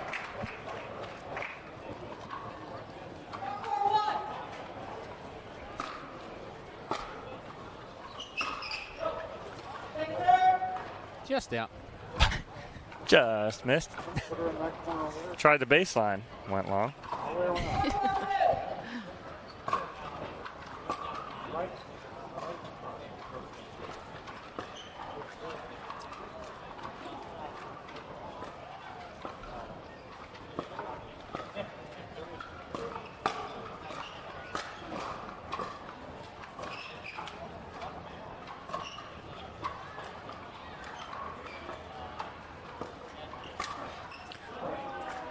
That's just great footwork by Rob Nunnery, reading where this ball's going to go. Steps in front of Ryler DeHart here to take this on the forehand. He bodies up. Diescu doesn't let him extend his hands. Yeah, Tioni let that ball get too deep, too close to the body. So Nunnery reading that, taking the perfect step in. And then DeHart doing something very similar there, right? So the two balls that we've seen from Tioni pop up is they're getting close to the body and he's not opening the hips to give himself some separation.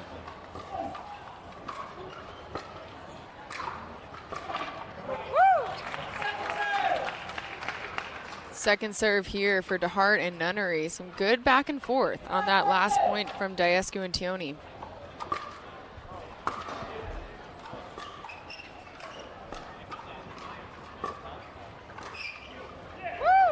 Nunnery and DeHart looking at each other afterwards like, wait, was that mine or yours? Well, it was the step over of Diescu that created the confusion. Diescu stepped over like he was going to attack it, and Teone didn't move and just flicked that backhand through the middle.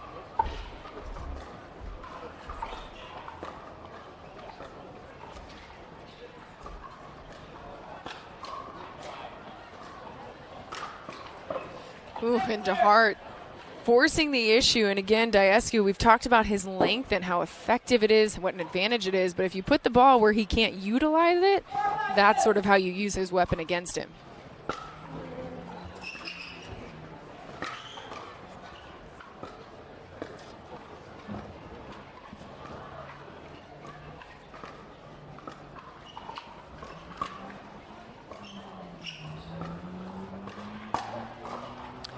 Teone with the speed up.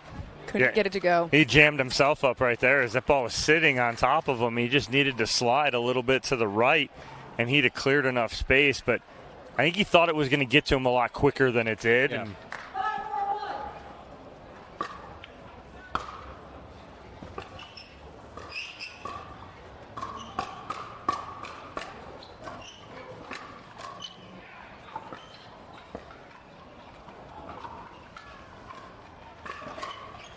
And just wrong. It's another nice run here from DeHart and Nunnery.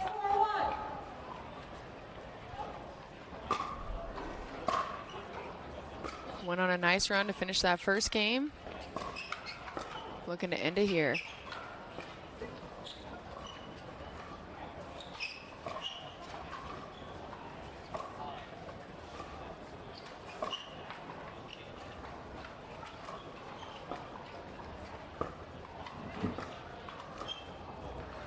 You saw Teone get hesitant on the first one, well, the second to last one, and then tried to do too much with the last one by trying to change direction on a flatter ball that, again, is too close to the body. Yeah, it put him at a disadvantage by getting jammed up on the one prior to that last ball. It was in his head almost still about that last ball, but now a timeout here from Teone and Diescu as they're a little frustrated here down by 2. You talk so much about reading that ball. Teone has thought the ball was going to get to him a little bit faster than it did, and that's led to him leaving some short in the net. What is the biggest key to figuring out how fast is this ball going to get to me? What are you looking for as a pickleball player? I mean, it's focusing on the paddle, right? You're focusing on your opponent's paddle. You're not watching any body gyration. Their body can go one way, but the ball can go completely other. The ball can't go anywhere without you hitting it off the paddle. So it's focusing on that paddle and where they're going with it. But then it is tough because Rob Nunnery is very deceptive in his shots. He doesn't take a big backswing, so he pulls the trigger from the same spot he hits a dink from. So it's about reading that pace off of his paddle. But, you know, Chad and I being baseball guys, we preach expect fastball, adjust to a off speed, right? So if you're always expecting it hard, then you can adjust that way rather than expecting it soft and then getting handcuffed on a fastball. Makes sense. I like the cross-sport reference there. Well, I think a little bit for Teone as well is the speed ups where he's got caught on. He's expecting to win the point on that speed up, where you always have to expect it as a 1-2 punch. DeHart wants that one back. Yeah, that's the breakdown of the DeHart backhand cross-court dink there. We've seen it with Teone and we've seen it with DeHart. Again, just the ball getting too deep and too close to the body.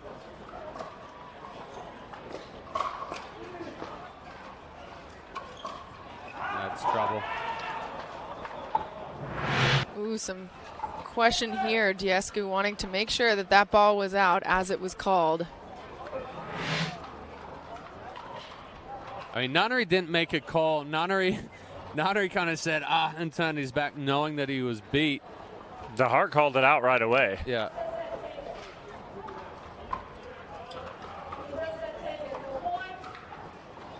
So point for Diescu and Teone off of that one because, like you mentioned, some confusion from Nunnery and DeHart on who made the call. So Teone, first serve here, trailing 5-7 in game number 2.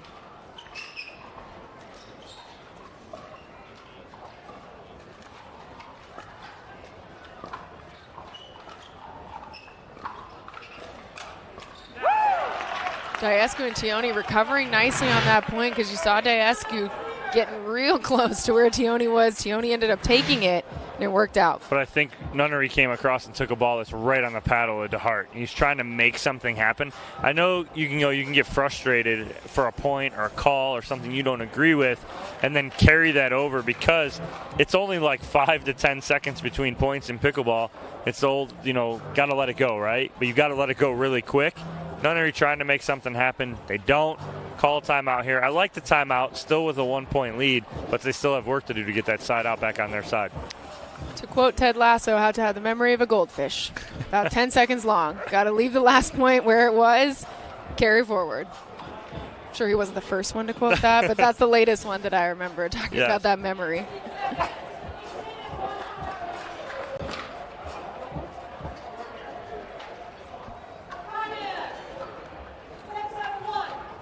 Tioni and Diascu on their first serve, trailing 6-7.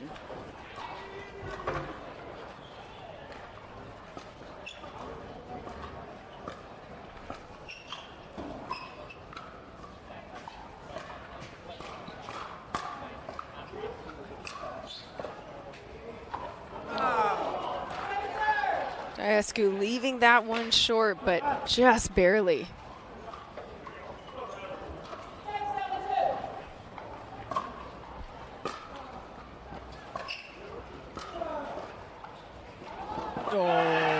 Excellent placement by Tioni, making Nunnery run for it.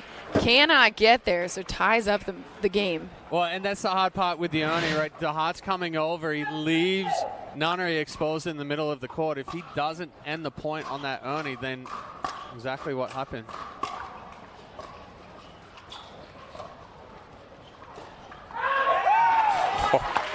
You talked earlier about Nunnery getting into those high-paced exchanges with Tioni. That time misdirected it to Diascu, but then the next one sent it wide.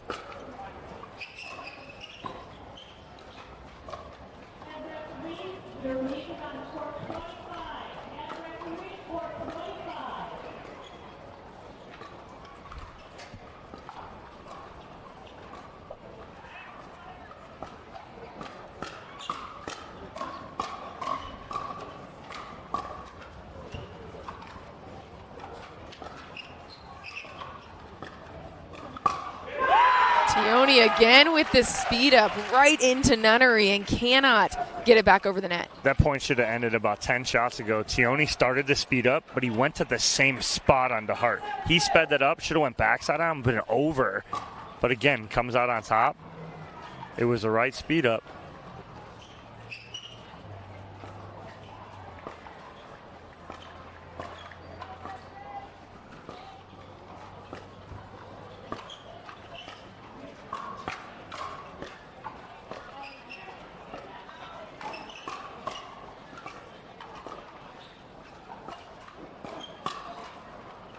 In.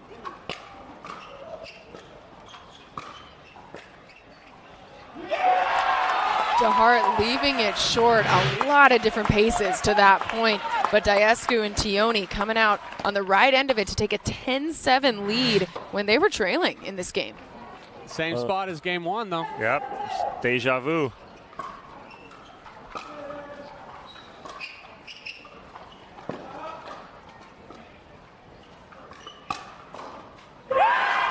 Love off the tape there for Tioni will do it. And of course, a decisive third game with Tioni and Diascu taking this second one. DeHart and Nunnery took game one, so let's play another one, shall we, boys? Because this is a lot of fun watching these two teams going at it. You see DeHart getting some feedback there from his wife, also a fantastic pickleball player. We'll get back to more action after this. I'd like to speak to customer service. Press 1 to speak to a customer service representative. I'm sorry, I didn't get that. Representative. Please try again. I'm sorry. Buddy, come here. You need a hug. Oh, there you go. You also need consumer selling. You'll talk to a real person every time. As nice as you? Much nicer.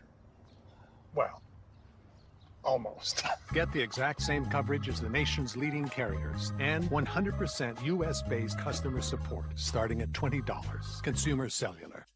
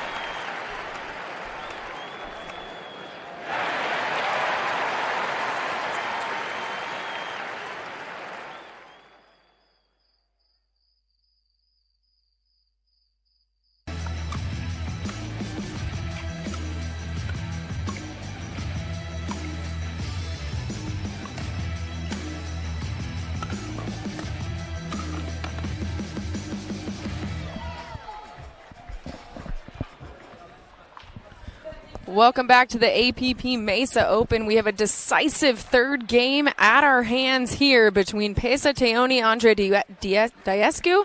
My goodness, sorry about that, Andre. And then Ryler DeHart and Rob Nunnery. Nunnery and DeHart taking game 1, 12-10. And then Teoni and Diescu responding well in game 2. They're going to start us off with the second serve here in this third game.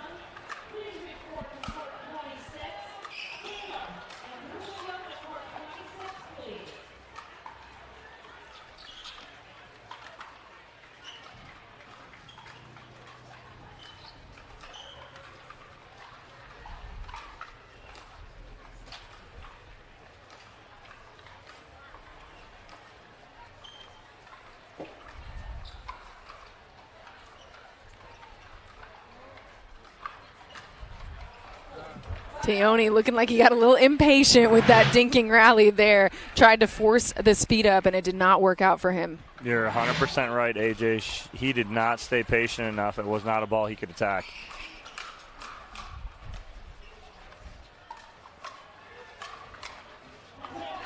Again, Teoni, that one goes just wide on him. So first point for DeHart and Nunnery.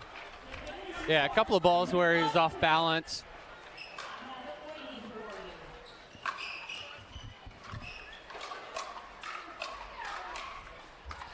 Diescu putting that one into the net, so DeHart and Nunnery with the early 2-0 lead. Well, that's a good start there for DeHart early in game 3, and that's exactly what he needs to do.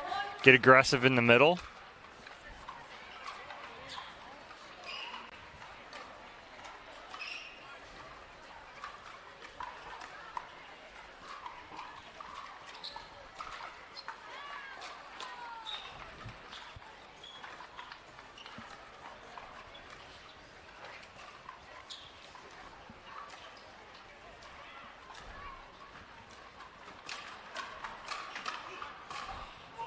The speed up there from Nunnery and good ball movement.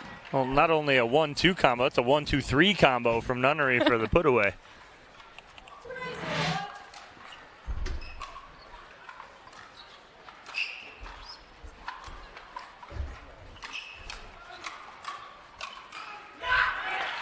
That one into the net from DeHart, so second serve here.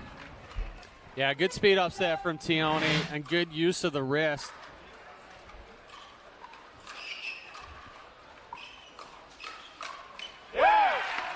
So Diescu and Teoni coming up much more aggressive here to start off game 3.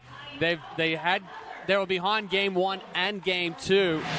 And game 3 now. Oh, and game 3. But they have come out more Yeah, aggressive. But it's not in their favor at the moment.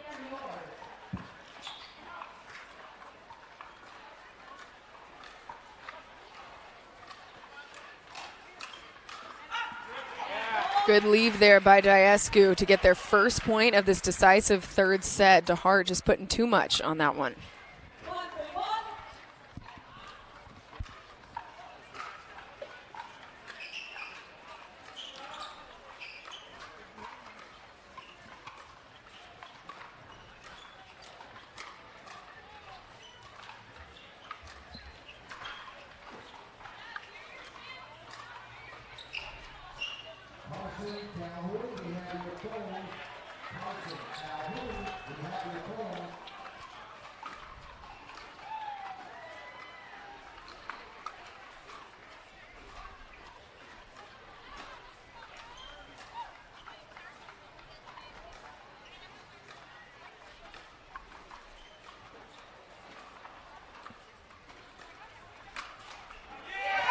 Teoni with the speed up there.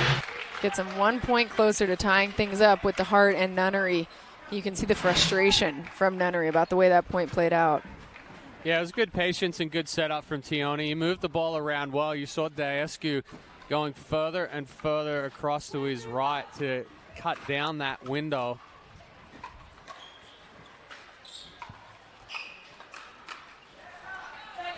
Teoni doesn't need to come over and get that one. Diescu's a step behind him. It just put him out of position right off the bat.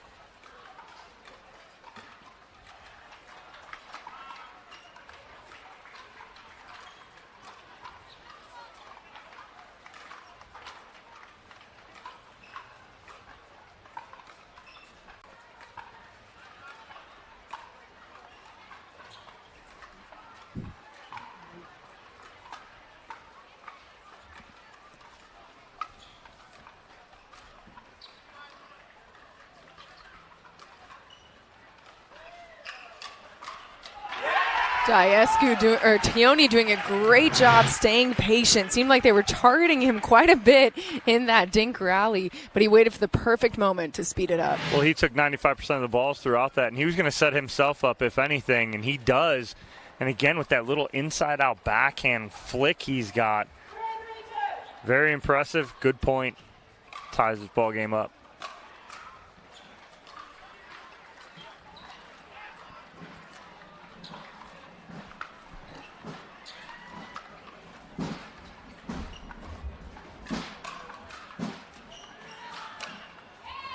And what does it do? It forces Nunnery and DeHart into a non-stack position. They stayed out of the stack, but now they'll get back in the stack here. Change things up a little bit.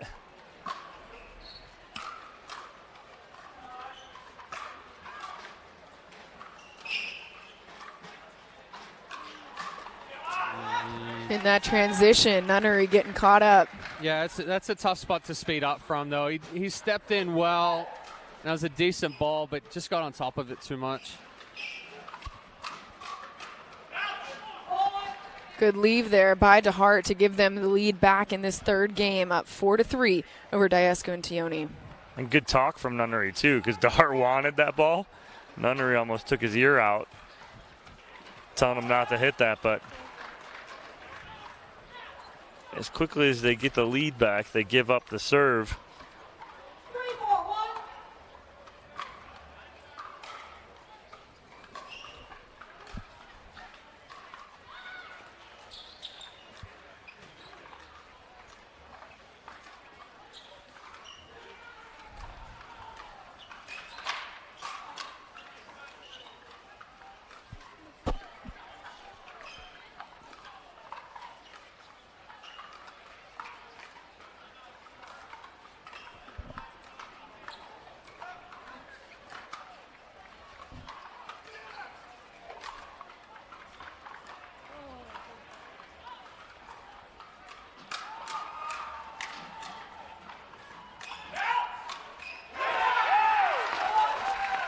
Nunnery trying to tell DeHart to let that one bounce, but usually it comes right when it's hitting your partner's paddle.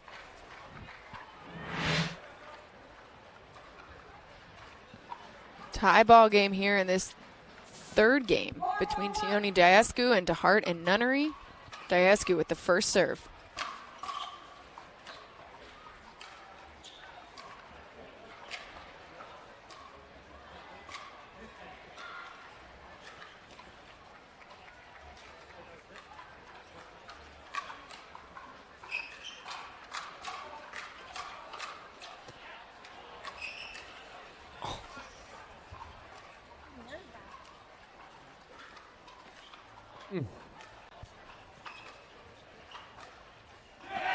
DeHart leaving that one short. Tioni and Nunnery getting into quite the little battle on that point.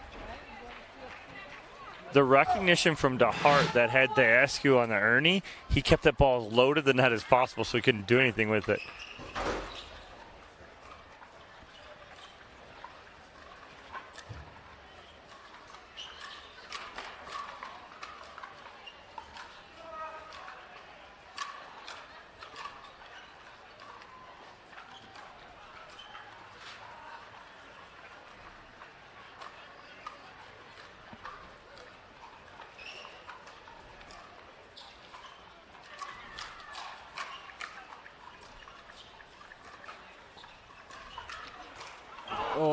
Wow. Into the net for Tioni. Yeah, perfect speed up there from Diasco. Gets that ball behind DeHart. And then Nunnery was also off his side of the court there as well, but Tioni just taking too big of a backswing. And I think Tioni left a part of his shoe on the court as well. Referee's over there picking that one up.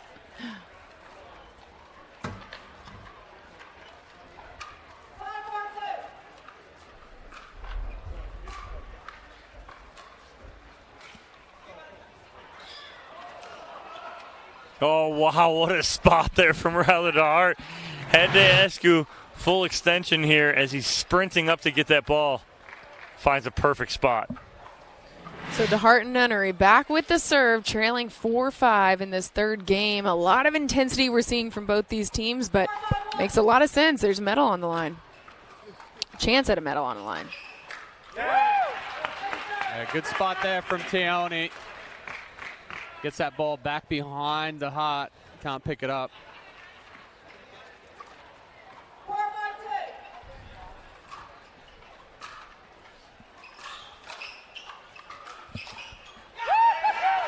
Wow, a little slap forehand there from Tioni right down the line, countering the speed up from Ryler DeHart.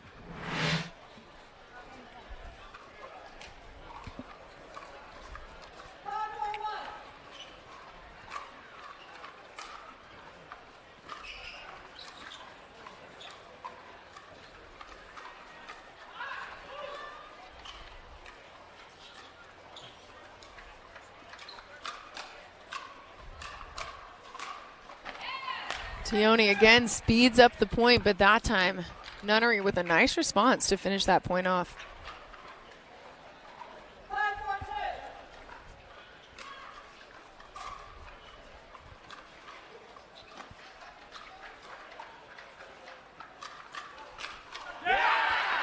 Tioni with the overhead winner on Nunnery, taking a 6-4 lead in this third game. What are you guys liking the most about the way each of these teams are leaning into their strengths this third game? Well, on the end change here, I like that Diascu and Tioni are starting to play even more aggressive right now. But I like, and I'm still even impressed, I'm going to say it again, with Tioni's patience and attacking at the right time. He's doing it a couple times. He's got a little off kilter, but for the most part, he's kept them in this because he is seeing 75% of these balls that are coming back over the net. So I'm impressed with Tioni and him keeping them in it. He's got a 6-4 lead here. Yeah, and the opportunities that he's taken to speed up here, especially in game number 3, it's like we talked about at the beginning. He was speeding balls up expecting to win off of the speed up. Now he's using it as a setup for the next finish. It's a lot of adjustments from both teams, Tioni and Diascu, and then Nunnery and DeHart in this third game between the two pairs.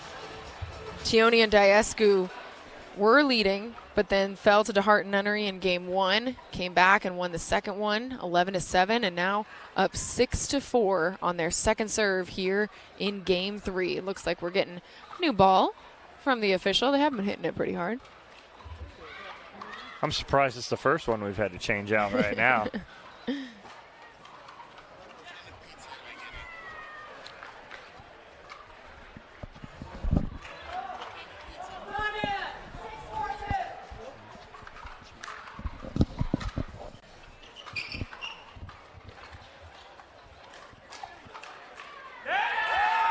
Tioni with the well-placed ball into the body of Nunnery gives them the 7-4 lead here.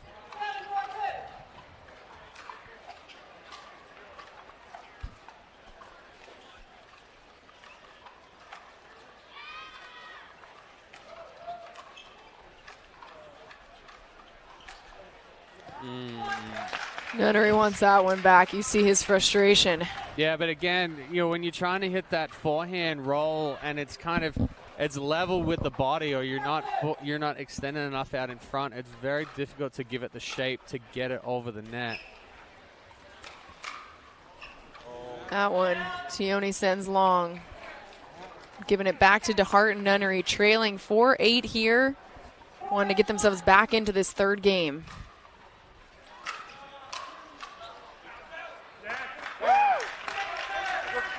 Tough drive there from DeHart as the ball was just too high. Got to get that down, make your drive effective, put them on the defense right away. And it stays in. How'd that ball stay in? Diascu would like to know the answer to that question as well. That's a point where Nunnery's full extension, so he doesn't have a whole lot of power on it.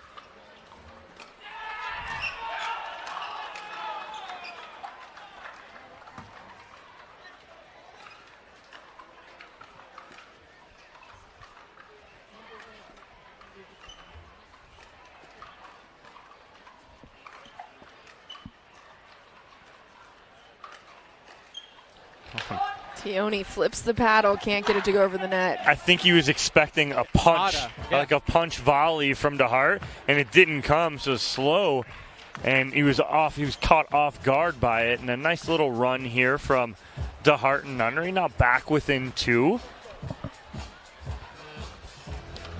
Are they? Ryler getting some input Should from be, the right? fam over there.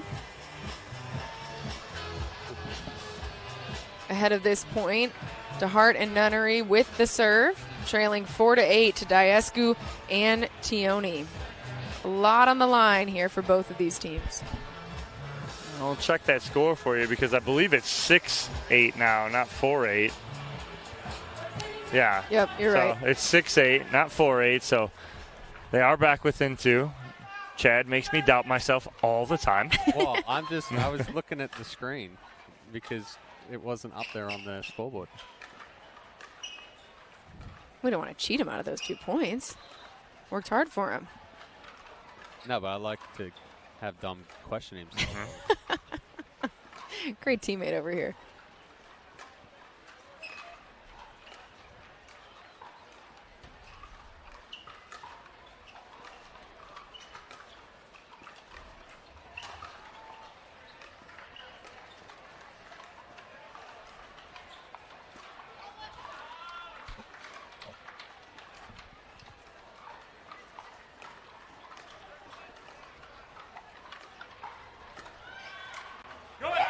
Diescu with the speed up at the perfect moment, just like you guys have been talking about. It's about figuring out the right time to break that dink rally. Diescu figuring it out. That's a great grind by Tioni going cross court again with DeHart, waiting for the right moment, and Diescu finishes.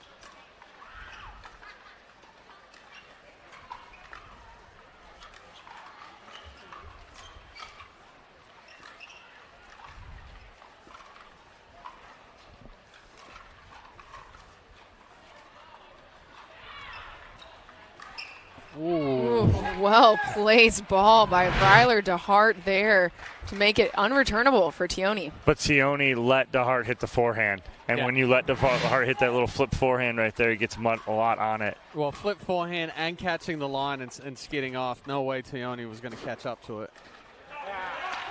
That one, though, DeHart leaves in the net. But then you go to the backhand side. Yeah. And he's not as comfortable.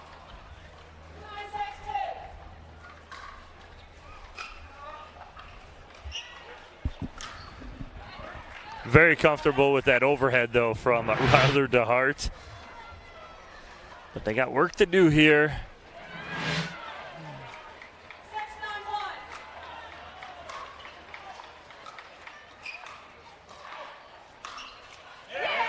Tioni with the overhead winner to keep them on their heels, forcing that second serve so quickly.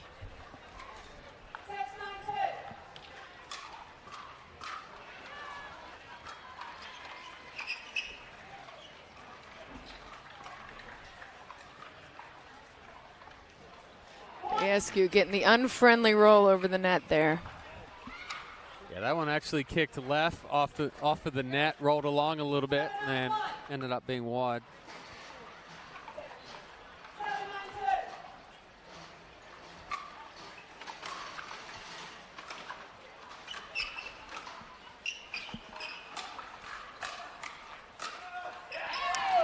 Perfect placement by DeHart to find the sweet spot in between Tioni and Diescu, force some of that miscommunication of the confusion, at least, of whose ball it is. We talk about Chad all the time about who can get on top of the ball first. And DeHart gets on top of the ball, down at the feet.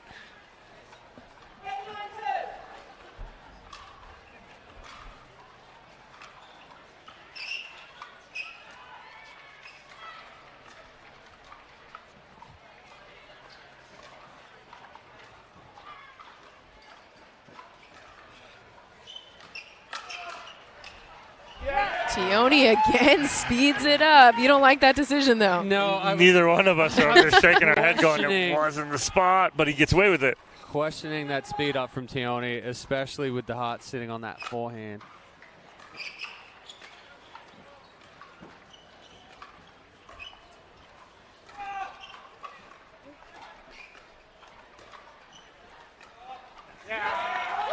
Diascu just getting the rolls off that net. Multiple points here. Gives them a 10-8 lead. That point does over DeHart and Nunnery in this final third game of this critical match between Nunnery and DeHart, Tioni and Diascu. So much on the line. Yeah, I mean, what a job by Pesa Tioni here, grinding out against Ryler DeHart cross court. That's what we've seen, 75% of this match is those two going at it cross court. And Tioni's coming out on top a lot right now. But again, DeHart and Nunnery been in this position before. Do not count them out until that 11 points scored.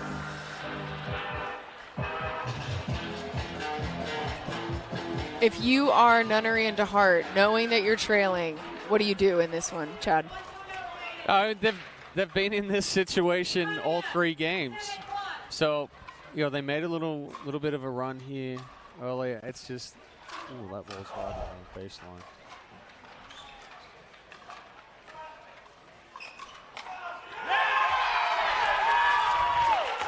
The emotion from Diascu and Tioni as they get the win over Rob Nunnery and Ryler DeHart. They are moving on in this APP Mesa Open, a chance at a medal. They have a few more matches left to play.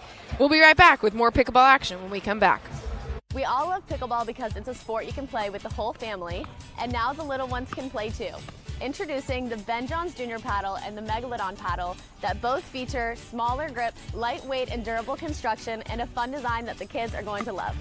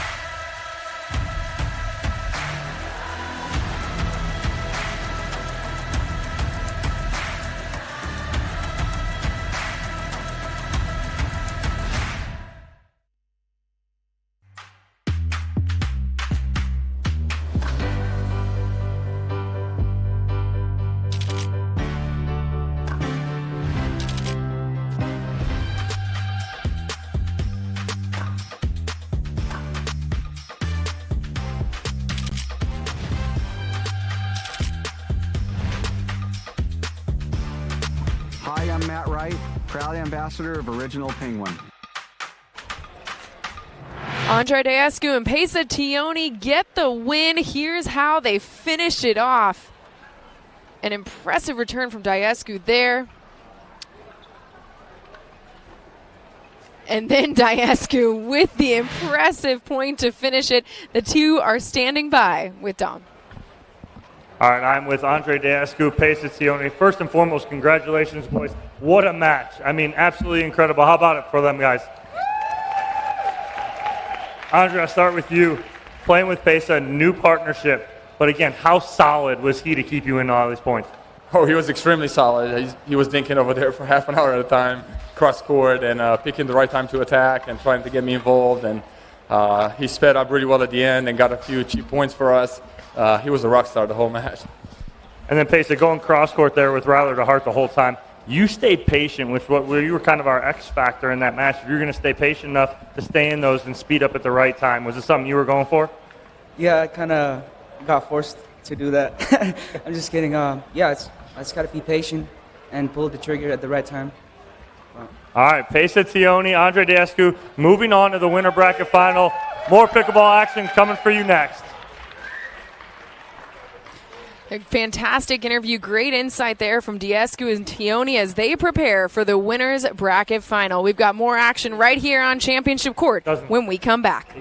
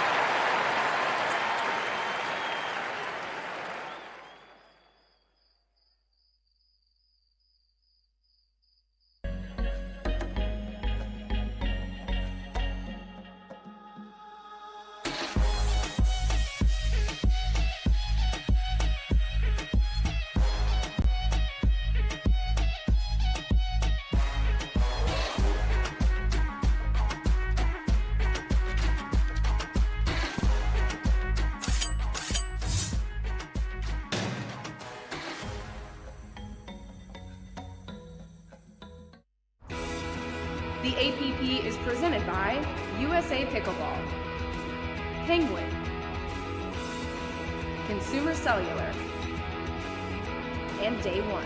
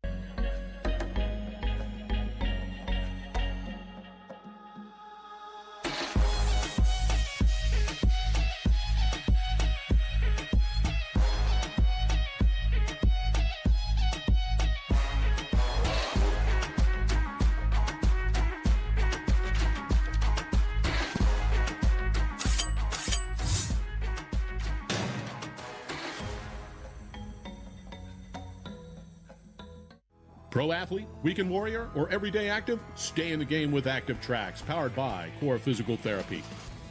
Core's team of physical therapists and athletic trainers promote injury prevention, rehabilitation, and fast recovery to keep you from being sidelined. We use cutting-edge technology to treat the chronic conditions and injuries from high-impact, high-repetitive activities. Step into an Active Tracks tent in your community or visit one of our clinics. Core Physical Therapy, treating everyone right.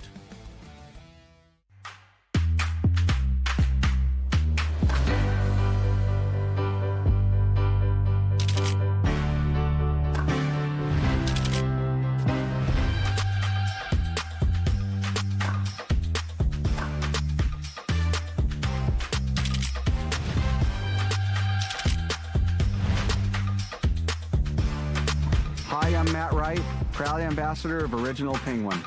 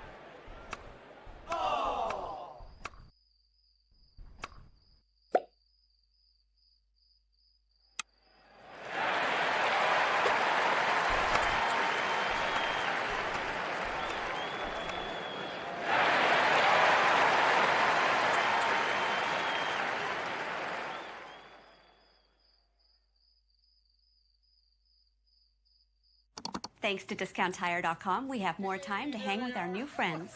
What do you like to do for fun? Well, with DiscountTire.com, we save a ton of time. So we're always trying new things. Save time. Buy and book online at DiscountTire.com.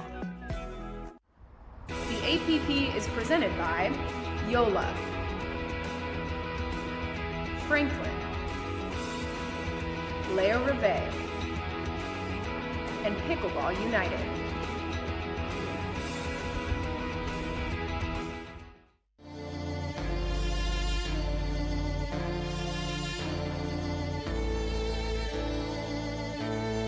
There's only one winner, just one way out. With every single break comes crashing down. There's only one.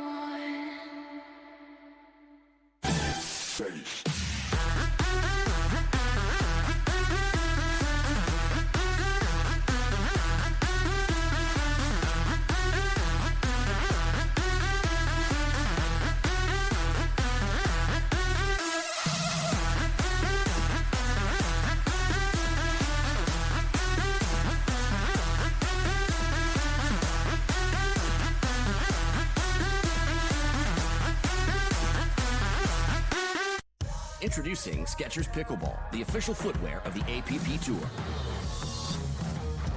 They're ultra lightweight and responsive for incredible speed. They have Goodyear rubber outsoles with a specialized pickleball design for increased side-to-side stability and agility. Plus, they feature shock-absorbing foam and Skechers' famous relaxed fit design for incredible comfort game after game. Conquer the court in comfort. Skechers Pickleball, the official footwear of the APP Tour.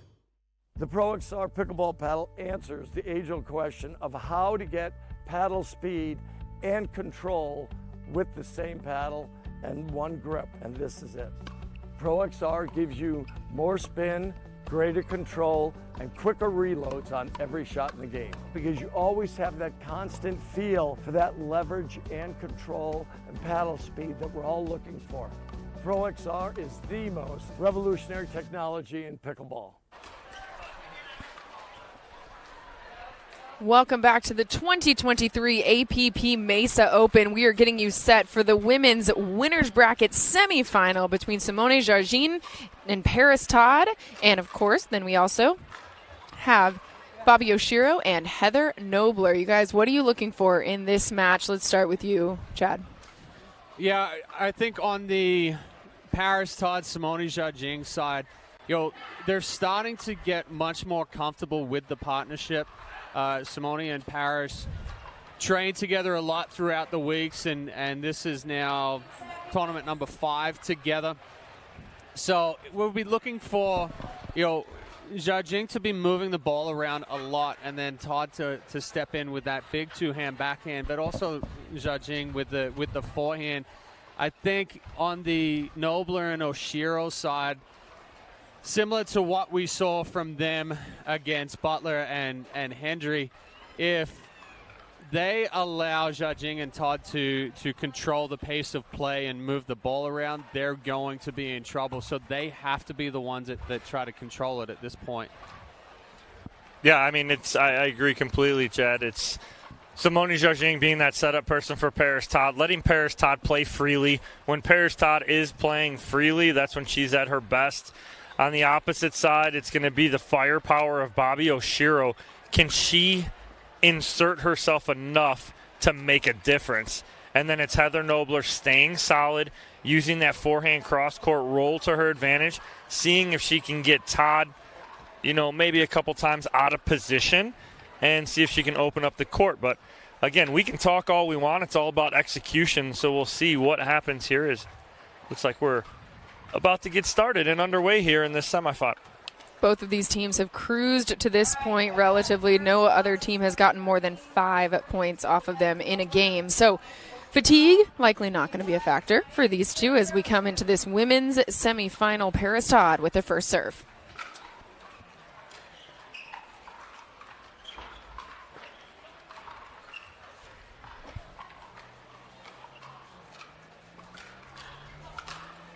Overhand winner from Todd to get us started. Impressive start. Yeah, I mean, again, we expect that right there. So, again, Okay. a feeling out process here early on. We'll see. But it is a good positive start for Todd and Jargin. Oh, I thought it was a nice hit, Paris. That one, not quite so much. Good reach in there from Oshiro. That ball sitting up just a little high. Right now, Todd and Jargin not stacking like they have been in previous weeks.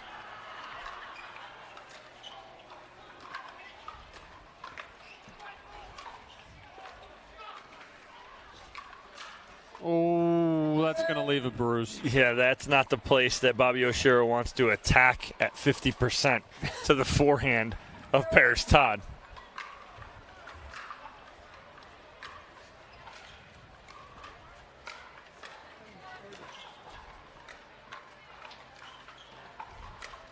Oh, my goodness. Heather Nobler?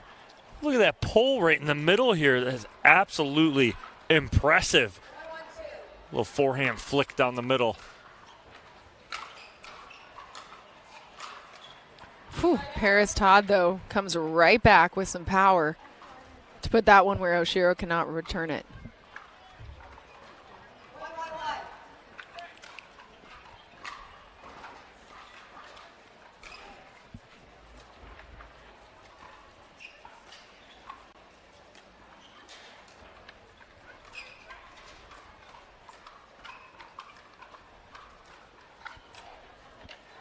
That one, Simone Jargin just sends long. Yeah, that's something that she's trying to add to the game there. The backhand reaching flick.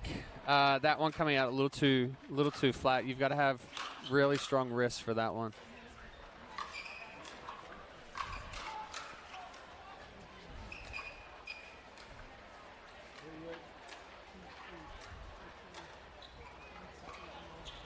Oh. That one she gets to land, and some confusion between Oshiro or Nobler who should come out and get that one, and it leads to no one getting it. So if Oshiro can get to it, it's her ball because of the angle she's taking on it. But I don't think she communicated fast enough with Nobler, and they were both there. That one. Clipped off of Nobler. Yep, clipped off. So Todd and Jargin take a 3-1 lead here early in the first game of the women's semifinal here on Championship Court. Todd serving second time.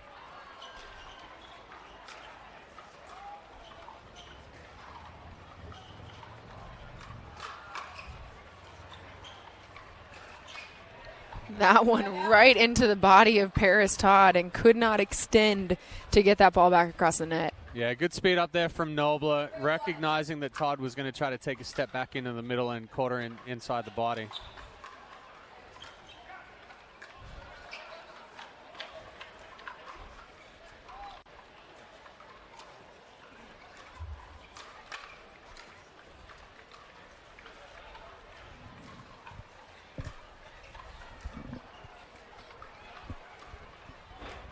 Patient rally here. Until Oshiro said, I had enough. No. Nobler, though, sends it wide. It wasn't as soon as they saw. It was as soon as you said it. I wish I had that kind of power. They heard you say patience, and they're like, we'll show AJ here.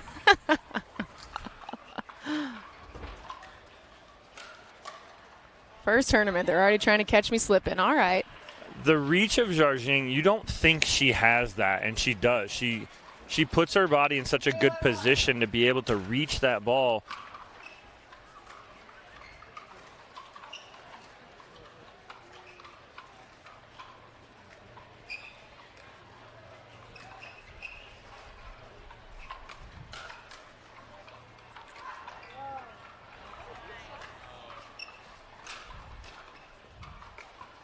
Oh, no. Well placed ball by Jargin to take advantage of the misplacement by Oshiro and Nobler.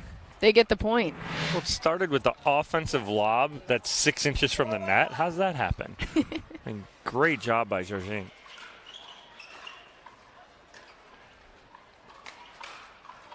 Paris Todd sends that one into the net.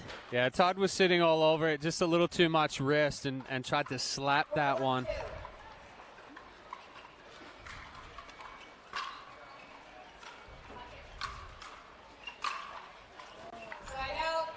So the answer right now for Oshiro and Nobler is body up Todd. Yeah. Don't let her extend. When she extends, she's incredible. But when you can body her up and jam her up, that's where the issues can come into play. And 3 times now we've seen it happen.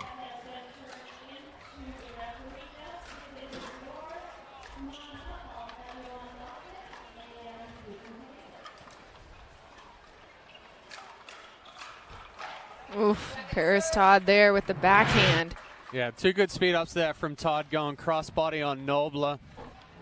Tough to keep that ball down, especially with that pace that's coming off of the Todd paddle.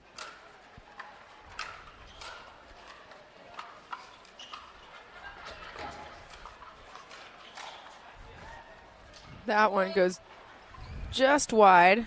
Point for Oshiro and Nobler. Second serve stays with them as they try to work their way back into this first game, trailing 2-4. Not a terrible distance to cover.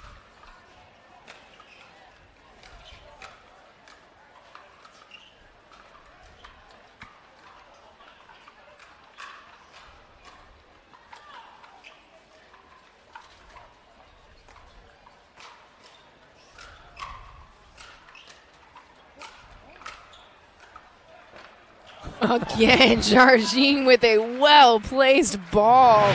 Impressive the way she slowed that down to make sure she put it where no one else could get it. So when she played tennis, she had an exceptionally good drop shot, and that used to be something she'd have go big forehand and then drop that drop shot just over the net. She's used that more and more in pickleball.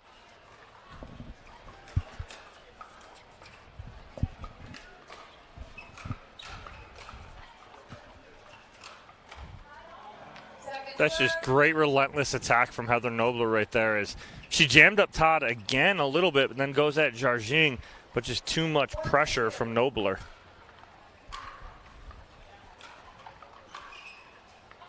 Well-placed ball by Oshiro. She recognized that Todd was coming up and put it where she couldn't get back to. Well, placement over power. That's the key right there. She sees Todd splitting the middle, and she just goes right behind her with a little punch.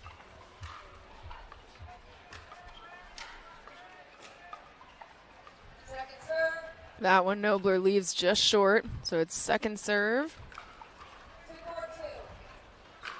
Oshiro with the ball.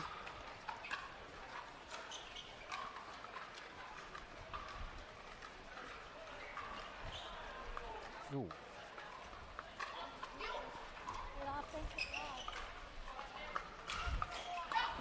Good recovery there by Nobler and Oshiro to get that point. She slipped on the line over there, it almost looked like. She slipped on some dust, or yeah, potentially the line, but.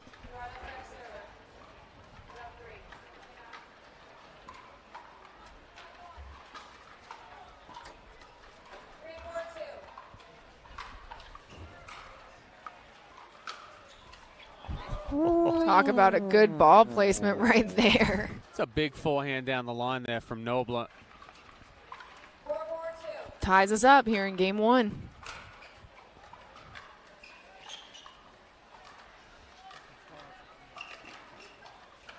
Oh, Simone reaching for that one. Could not get it. Goes off the top of her paddle. That ball was staying in, too. Yeah. That ball was going to drop. That's such a good decision there from Nobler, too, because she didn't have the around the post, so she had to do something with it. Good decision on the little lob.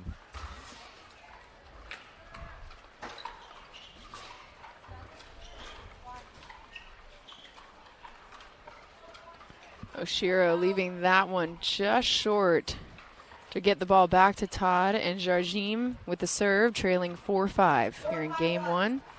Todd's going to have the first serve.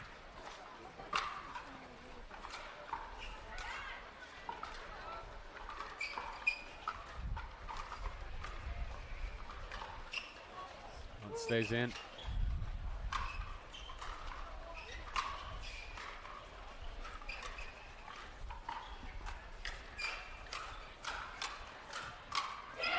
Good recovery there by Todd to put herself back in position for that firefight. Yeah, good transition, and then, the hands battle was between Oshiro and Zhajing. Oshiro just trying to get on top of that last one, and it got behind her. Todd a little off balance on that drive. Cutting herself across the body.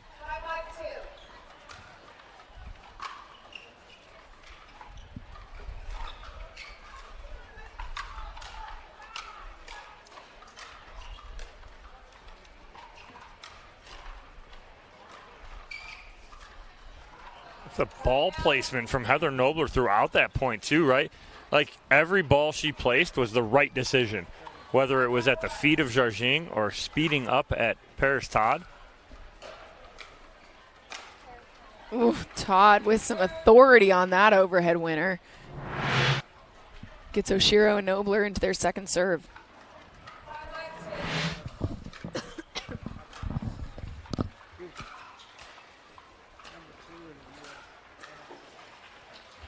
Yeah, good spot there again. Nobler just getting that ball a little bit behind her.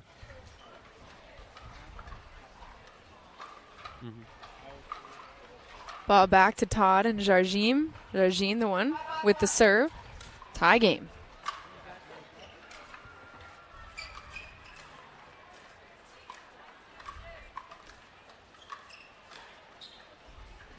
Ooh, Jarjim looking for that one ball yet again.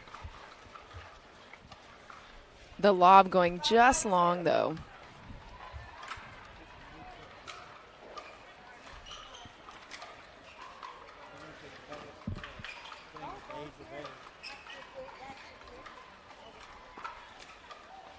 Oshiro doing a good job there of going behind Todd.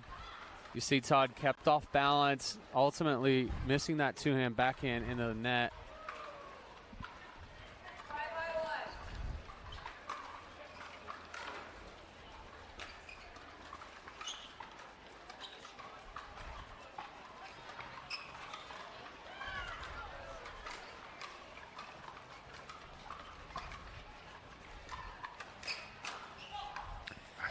Smart leave there.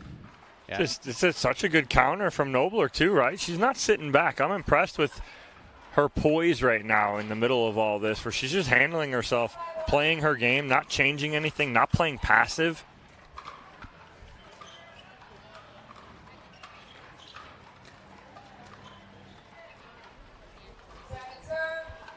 Rare miss there from Oshiro, but better ball movement from Todd and Zhajing.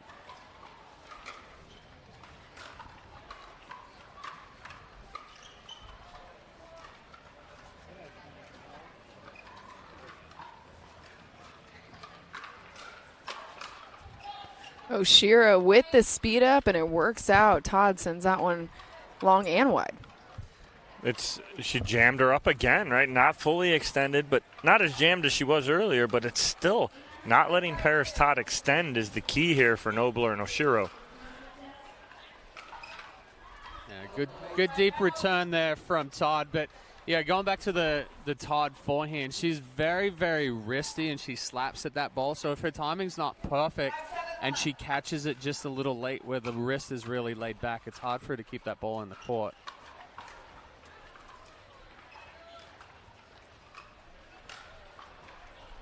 That one just long from Jarjim as she tries to speed it up. Puts them on their second serve, trailing 5-7 to Oshiro and Nobler in this first game. Yeah, Jarjing and Todd just don't seem to be firing on all cylinders like we're used to seeing them right now. But, kid you not, by game 2, they'll figure something out here.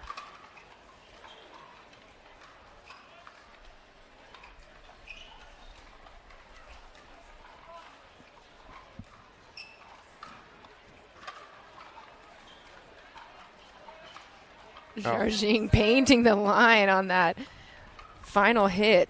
I say by game 2, I meant by the next point. The next point. Right? Because that was great construction and good pressure from Jarjing on her dinks.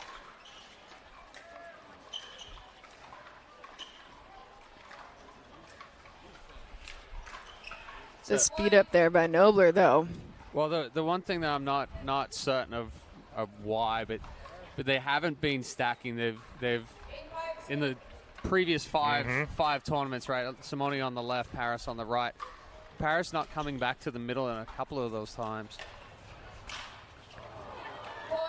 And then trying to do a little too much there. As we know, Chad, we've talked about it. This isn't rock and jock baseball or basketball. You can't get 6 points at once or 7 points at once. It's 1 point at a time. She tried to get 5 points right there on that exclamation point, but now a timeout from Jarjing and Todd. Cannot let that carry over, the frustration from the previous points into the next points. And right now, we talked about how easy of a road that both of these teams have had to this point. But right now, Jarjing and Todd are having to figure out how are they going to manage this adversity, because Nobler and Oshiro with the 9-5 lead in this first game. Yeah, and Nobler and Oshiro have done exactly what we talked about at the beginning. They are the ones that are controlling the point and dictating it. They're moving the ball around. They're keeping Jarjing and Todd off balance. Right now, the majority of the balls are going behind Todd to the backhand side. Then she doesn't step back into the middle, and then that leaves the opening that she can't catch up to. Yeah, and you hit it right on the head, Chad. That's exactly it. Is Jarjing, the consummate professional, knows that when she's playing that left side, if she's pulled out on a backhand dink, she needs to slide back to the middle to cover that. Todd's just a little late right now, and that seems to be an issue, and giving Nobler and Oshiro a 4-point lead here and 2 points away from game one. Nobler and Oshiro looking to keep pedal to the metal here on their second serve. Instead, it's a side out for Todd and Jarjing, trailing 5-9 in this first game. And Jarjing leaving that one just short. Quickly puts them on their second serve.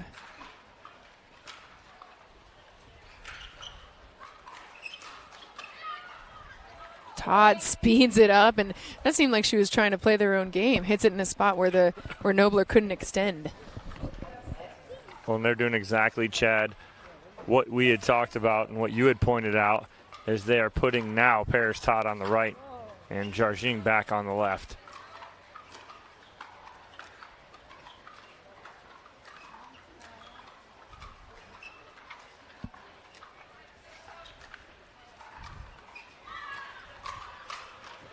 And that adjustment getting him 3 straight points, out of the timeout.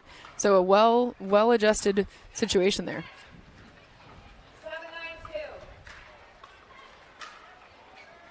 So it's 7-9 here.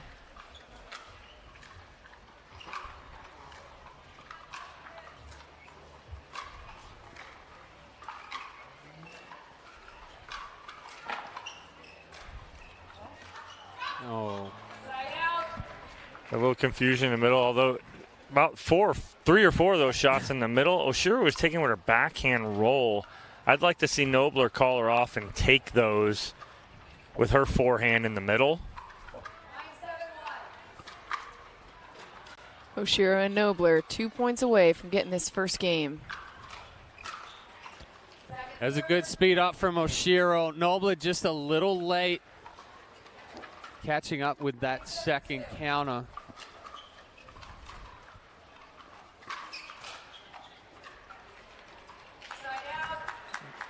That's tough right there. You had a 9-7 lead on one coming back in, and you don't score at all.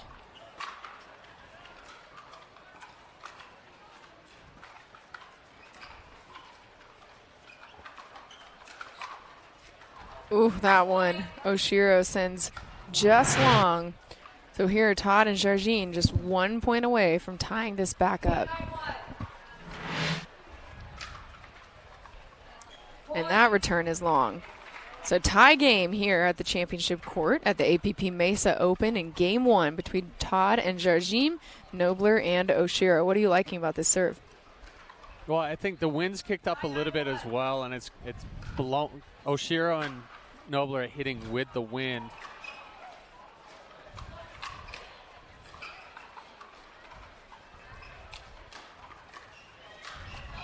Oh, it's still in. Todd recognizing that and finds the spot in between to get that point. Yeah, Oshiro tried to pull the paddle back on that one, but the ball was coming so hot it still went over the net.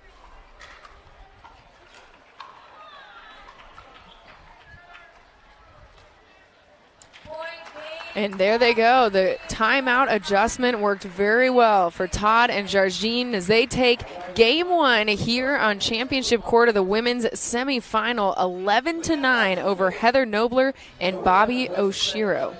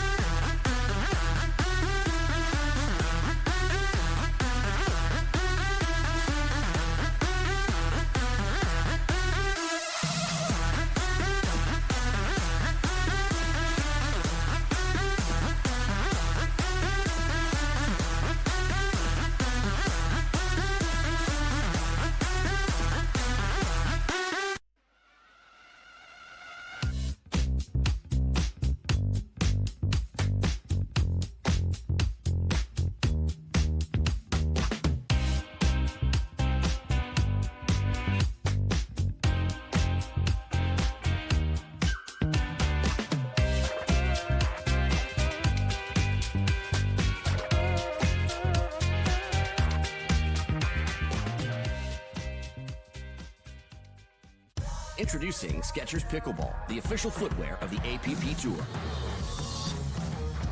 They're ultra lightweight and responsive for incredible speed. They have Goodyear rubber outsoles with a specialized pickleball design for increased side-to-side stability and agility. Plus, they feature shock-absorbing foam and Skechers' famous relaxed fit design for incredible comfort game after game. Conquer the court in comfort. Skechers Pickleball, the official footwear of the APP Tour.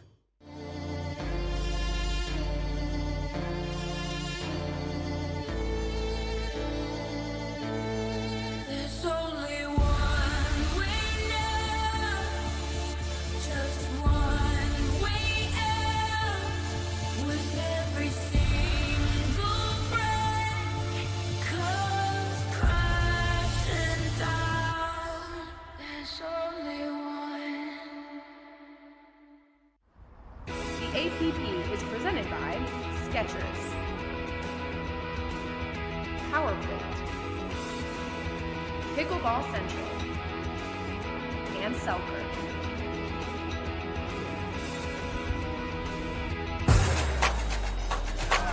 Mixed doubles pro gold medal. Your 8 seed Bobby Oshiro and Brendan Long taking on the 2 seed. Women's pro double final here at the APP Daytona Beach Open.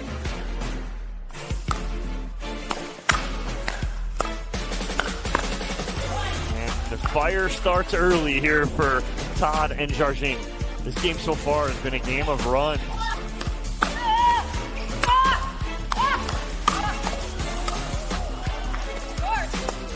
Wow! Oh my goodness! Paris from Todd! Are you kidding me right there? It is too much Megan Fudge and Susanna Barr right there to finish it by a score of 11-9 in game number 1. No way. She goes inside out. She shapes that around the post. Unbelievable move from Simone Jargine. Great adjustment there from Paris Todd and Simone Jargine between game 1 and game 2. We are all tied at 1 game apiece here in the women's doubles gold medal match. Wow! Are you kidding me? There's a championship point for Jargine and Todd. And Jargine ends it with a huge forehand.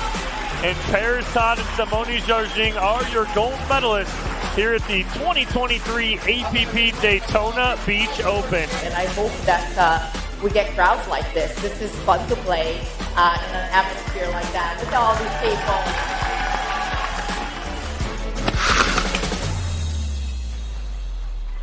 An impressive win by Simone Jargin and Paris Todd in Daytona, looking to make their run here at the APP Mesa Open. Just took game 1 over Heather Nobler and Bobby Oshiro. Get started with game 2.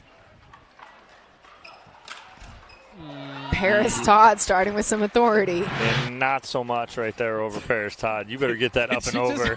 Did you just finger whack? I did. I'm like, no, Bobby. That's just not the right spot at that time. Well, it's not that it's not the right spot. She just didn't get it high enough.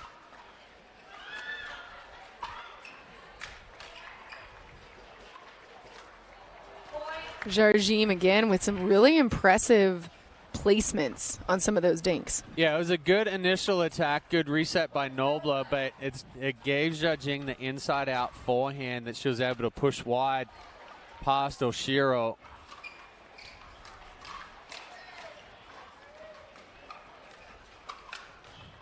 Jargin with the speed up on that one, and it works out 2-0. Yeah, it's a good start here for Todd and Jargin as they are holding that stack true to form. Not sure why they went away from it early. It got them in trouble. Now they fixed it.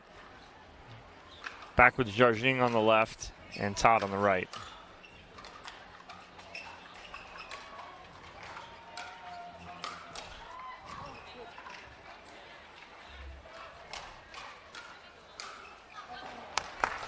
A good spot there from Nobler going a little forehand inside out to the backside of Jargin, but still have work to do.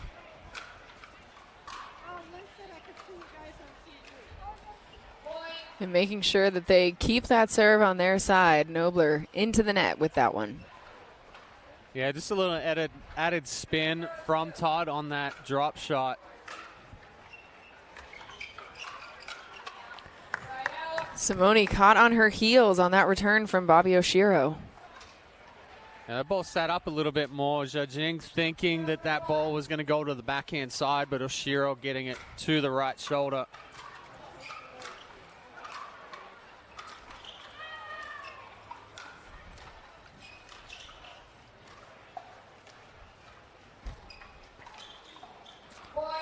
That one, Todd leaves just short.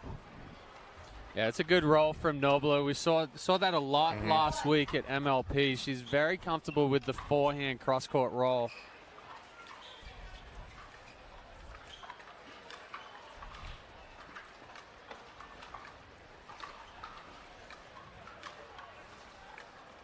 Look at Oshiro pinching that middle so hard right there. That's got to go cross-court. It has to go cross-court from Paris Todd as she's trying to go middle there, but she's got that whole opposite side open.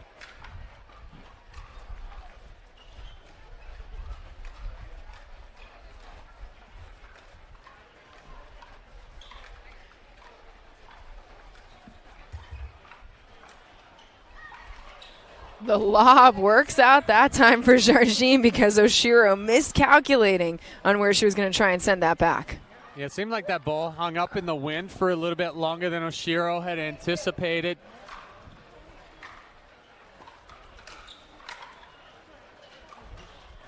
You mentioned the wind in the end of that first game too. Then it seemed like it was very much on the side of the court that Todd and Jargin are on now. So another environmental adjustment they might have to make in this second game as they switch sides.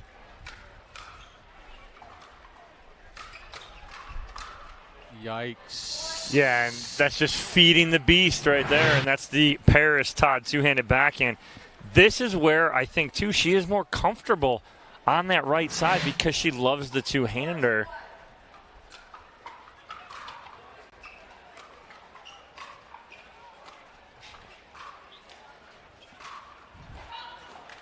Oshiro getting that underneath Jargin's paddle. Put them on their second serve.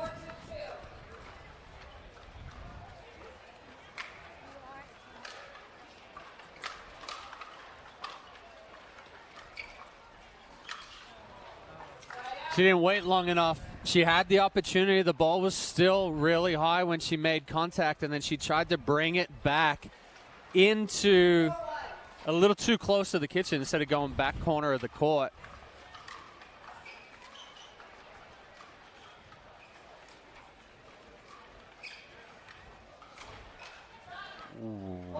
miss hit right there. I think that Jarjing thought that Oshiro speed up was going to be more than it was. Almost got out in front of it, hits it off the edge guard.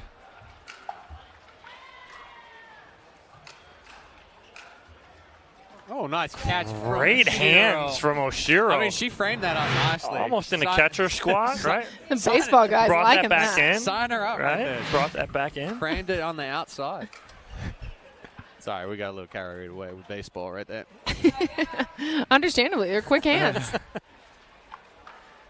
Wrong sport, though. So Nobler and Oshiro giving up the serve and sends back to Simone Jarjin and Paris Todd, looking to build on their 4-3 lead in this second game. If I'm Oshiro and Nobler, too, I'm going to start to stack. I'm going to put Oshiro on the left and Nobler on the right. That's where I think they've succeeded more than not. And right now, they're just, when Oshiro's on that right-hand side, it's just they're not as strong.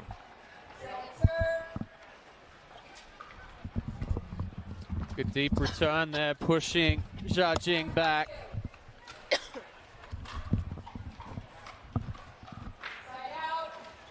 So 2 good deep returns. Jarjing and Todd both off balance there, trying to roll that drop, but missing it into the net cord.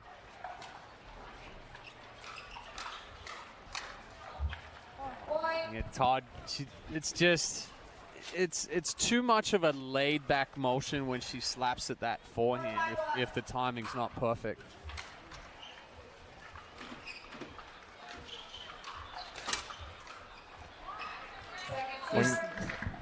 You talk about it too, Chad, is she had the forehand on the first one, but she ran to get the forehand again. I'd like to see her hit that forehand and then come back and rip the backhand. Do 1-2 combo forehand to backhand, and that's just feeding her strength.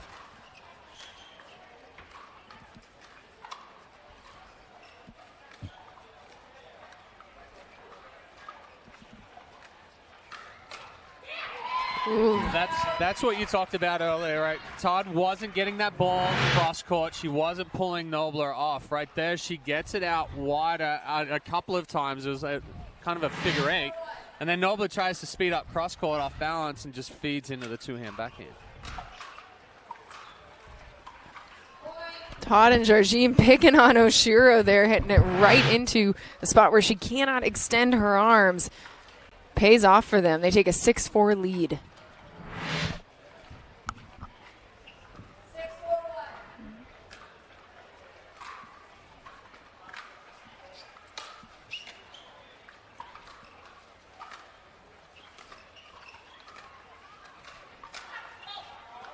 Jarjin with the backhand that goes long on that one. Yeah, it's a good spot from Oshiro. She jammed up Jarjing on the backhand. We saw a miss on the backhand side from Jarjing a little earlier in this one as well. Just getting a little too big with the take back.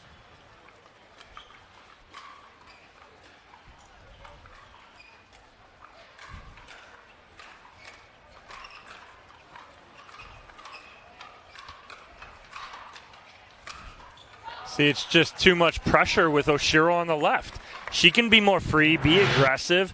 I like her stepping over in the middle.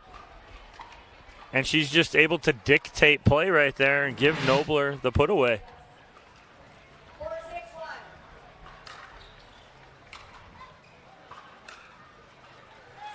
Nobler leaving that one short. Puts them on their second serve. Nobler has to get underneath that one a little bit more. Drop the paddle head down, brush up the back of the ball instead of coming right behind it. Same with Oshiro right there, 2 in a row.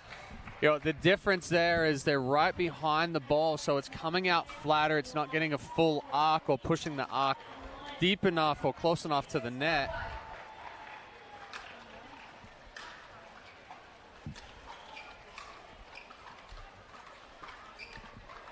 Ooh, yeah.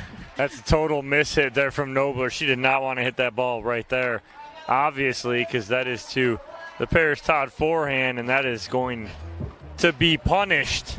But I think that's the difficult part on the forehand side when you're trying to hit that forehand roll. You saw paddlehead's underneath, she goes to roll, and then she kind of hinges in the elbow. So then it gives you a lift and a jamming in one. And you never get to the roll. You don't get to the roll, and you don't get to the extension, so it just sits. Then it's death by pickleball from Paris Todd. She's going to make you pay for that pretty much every single time when you have a missed hit like that. Jargine and Todd taking a 7-4 lead here in Game 2 after they battled their way back in Game 1 to get the 11-9 win over Nobler and Oshiro. So if you're Nobler and Oshiro, what's your biggest priority in these next few points? Well, I don't think they've done a good enough job keeping Todd and Jargine off balance. So they're moving the ball around a little bit, but I'd like to see so a few more balls into the middle, potentially left foot of Todd, then they can open up the forehand side a little bit and also go behind Jargine. She's putting more and more pressure on in the middle, allowing Todd to stay out wide to hit that forehand roll. It's similar to mixed doubles where you're trying to keep the guy honest at the line. They've got to do the same thing for Jargine right here.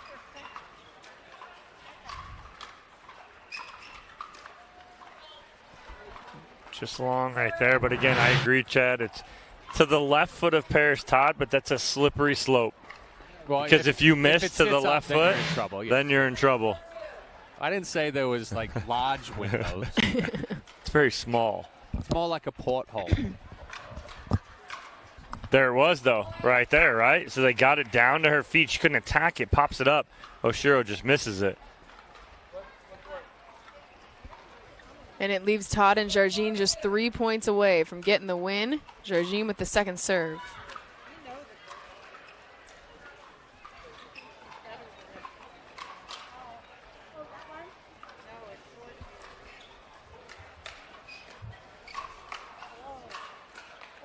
Oh, wow. Oshiro and Nobler go on the offensive and back them up. Yeah, such good hands and great power from Oshiro in that short, compact swing.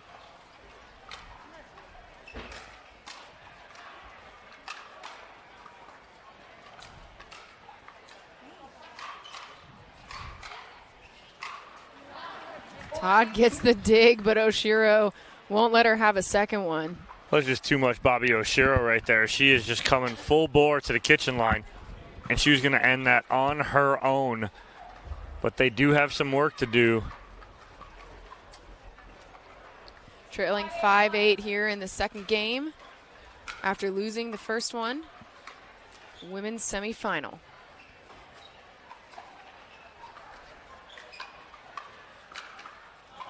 Todd sends that one long. So that time she had the right angle. She just hit it a little too hard and pushed it deep.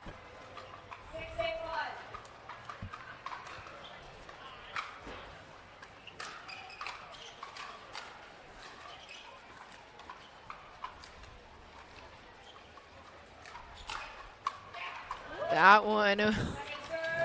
The miss hit worked on that one. Yeah, because she doesn't get this clean. No, not with how big of a backswing that was, and it still landed a foot inside the baseline. She sold it well, though, with the big yeah after.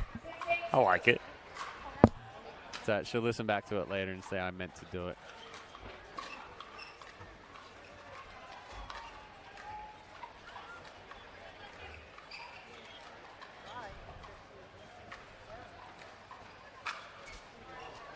Great spot there from Paris Todd, right at the left hip of Heather Nobler. Watch her reach in and take this, too. She gives her no time to adjust and set up. So one thing Todd's done much better toward the end, well, the end of game one and here through game two, is that she's being more aggressive with the forehand roll on the cross court as far as accelerating through the ball. Not necessarily hitting it harder, but getting more extension and acceleration to add to the spin rather than it floating.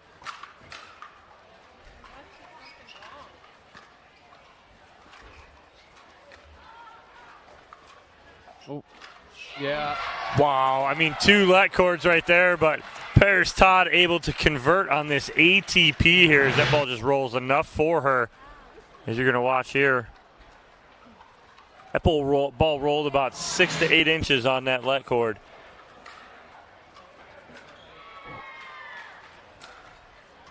Impressive poise. Gave them a shot to win the game, but they get a second one here. Game point.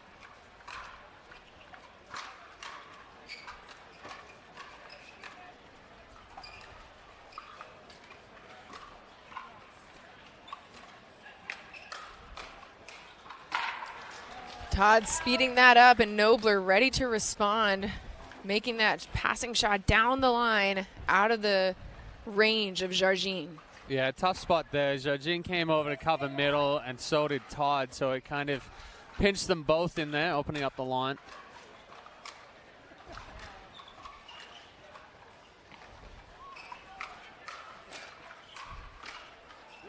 Love the coverage from Heather Nobler right now. As she came back in, she made the right decision to drop this ball cross court, but then jumps back in the middle to get on that two-hander as Paris Todd tried to find a hole in the middle.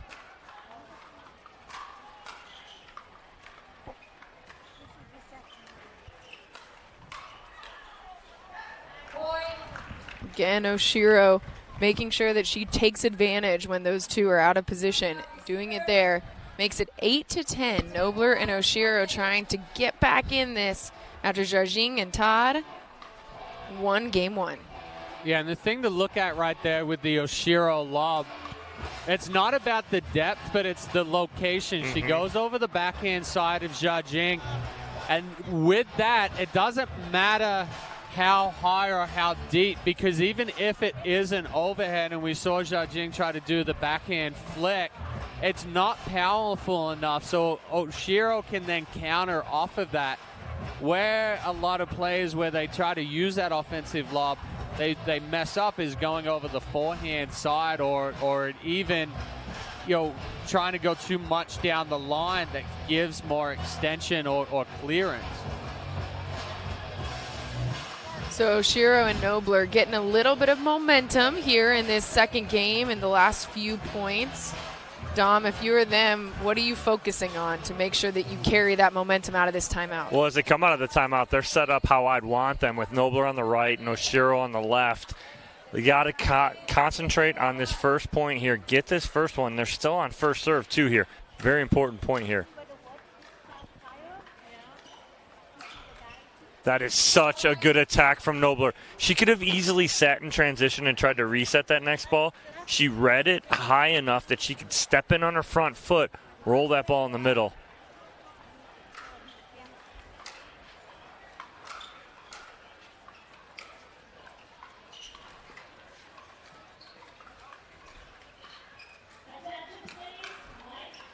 Jargin and Todd, though, trying to get this ball back, give themselves a shot. Oshiro and Nobler on the second serve, trailing 9-10 in game two.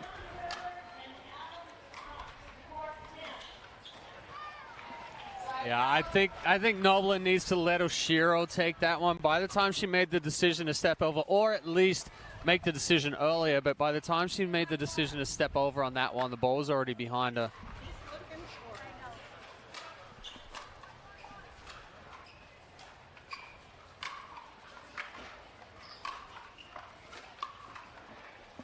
Fighting it off.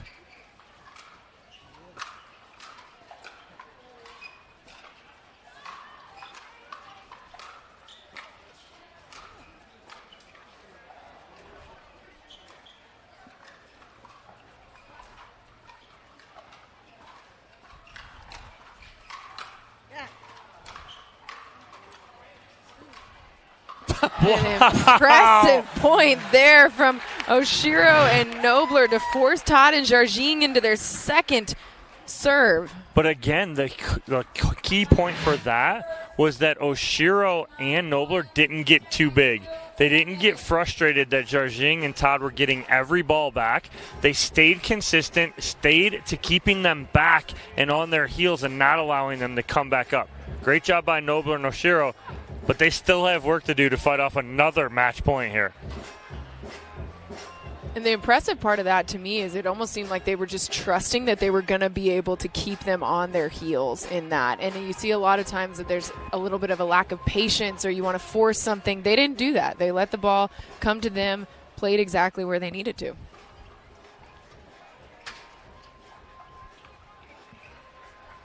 So now Jargin and Todd with another chance at a match point here, but Nobler and Oshiro have put them in a spot where they are on their second serve.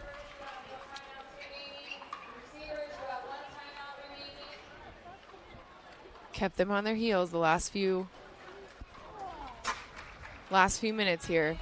Simone Jargin, though, trying to end it.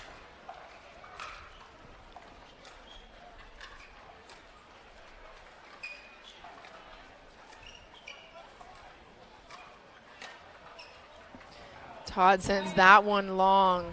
Oshiro ducking out of the way and gets the ball back. That's tough. That's a tough speed up, tough spot.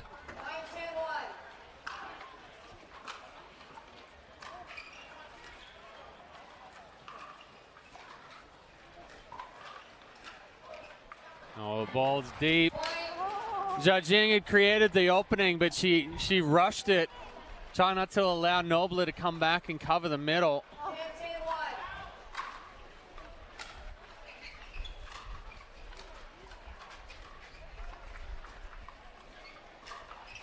Oh, Oshiro. Oh, she almost gets the almost no look around the post here. As you watch the replay, that was very close.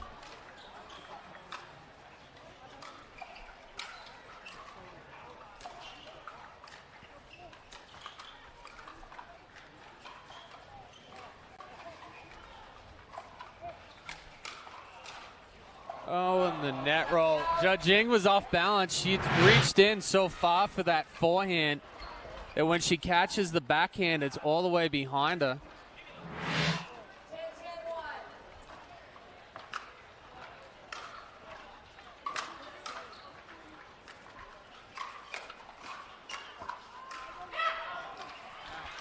Gets them to leave that one alone. So now Todd and Jargin in a spot where they can win it on this next serve.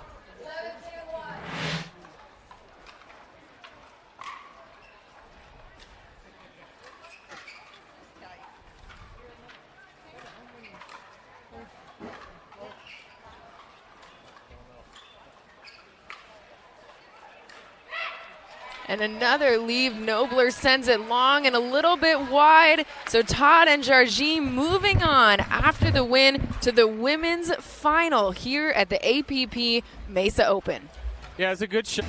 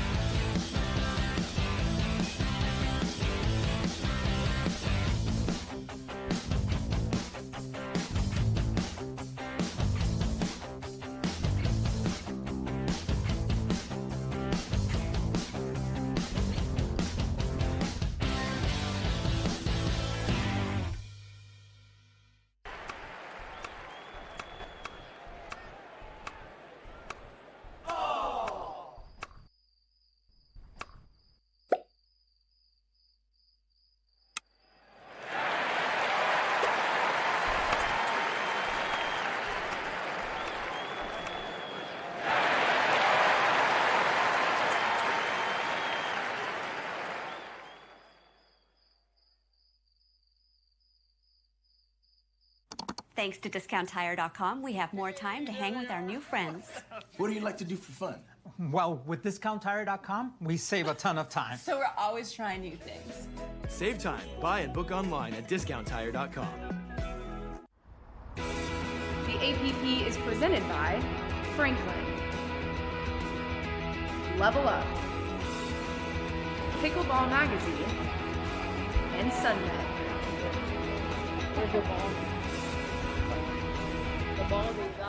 Paris Todd and Simone Jargin getting the win here in the women's semifinal, battling their way through this match. Yeah, unfortunately for Nobler, a couple... Sorry, I'm going through the speakers. All right, I'm here with Simone Jargin and Paris Todd. Congratulations, you guys, moving on to the winner bracket final. But it was a grind, Simone. You guys were down 9-5 in game one. You called a timeout. What was the talk that you and Paris had? No, it's just a change in the strategy, and sometimes it's just not that you're not playing great, but it's that you're playing the wrong strategy, and that was kind of our case there. So we changed it up and turned things around, and kind of got ourselves in trouble in the second game, and kind of had to do the same thing. So, this game, as simple as it sounds, there are some intricacies to it. Mm-hmm. And it seemed like, Paris, you guys were playing straight up to start, and then after that timeout, you went back to your stack with you on the right. You like playing that right side with your backhand, and was that an advantage for you guys going in? Yeah, absolutely. I think we started straight up just to kind of see where they were playing the ball, and we felt like me being on the right, someone on the left was a better matchup against that certain team. So we just stick to that and end up working in that for us. All right, Paris Tott, Simone Jarging, moving on to the winner bracket final. Next up, we have the men's winner bracket final here on Championship Court at the APP Mesa Open.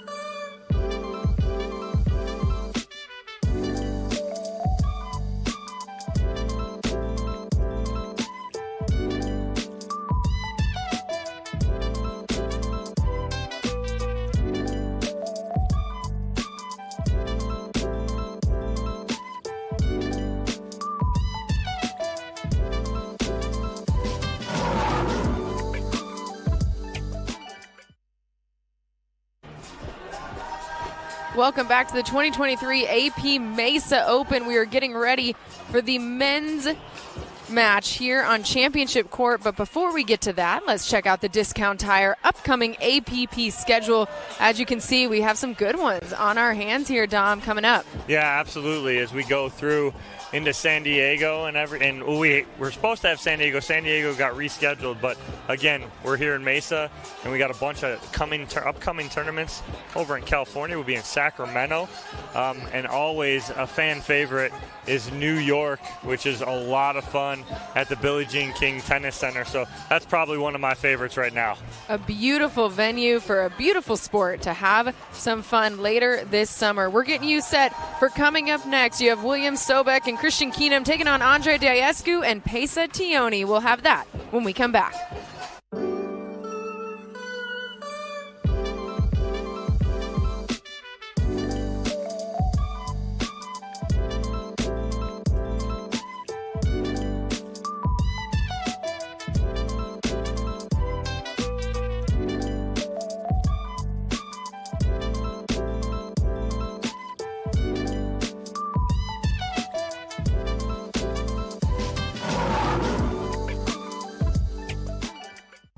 Having a tough time getting better? Our 3-day Level Up Pickleball camps feature a low student pro ratio and offer personalised training from the best pros in the game. Level Up will take you full circle through the point building process by teaching proper stroke mechanics, positioning and winning game strategies. Each camper also receives a personalised before and after video, an instructional manual, product discounts and more. Discover how good you can be with Level Up Pickleball camps. Visit us today at leveluppickleballcamps.com.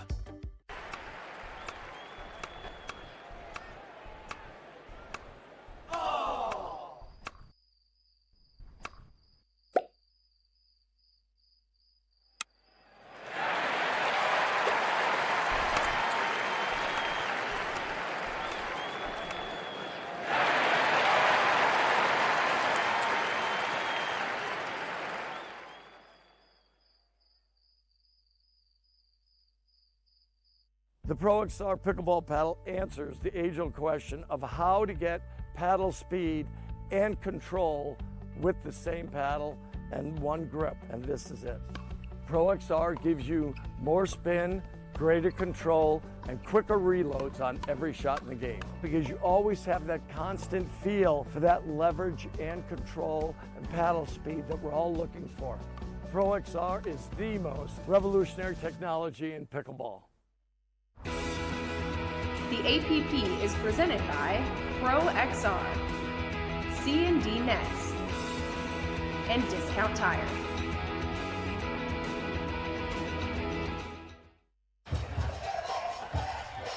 Welcome back to the 2023 APP Mesa Open. We are getting you set for some finals and bronze matches coming up later today. But looking ahead, we have a lot of really fun APP events coming up, starting with Sacramento. Yeah, Sacramento's coming up the end of April, and then you got the Vlasic Classic, which is in Cincinnati. And then, again, everyone's fan favorite, the New York City Open at the Billie Jean King Tennis Center. And then we got the California Swing, Newport Beach and San Diego, followed by Philly and Chicago.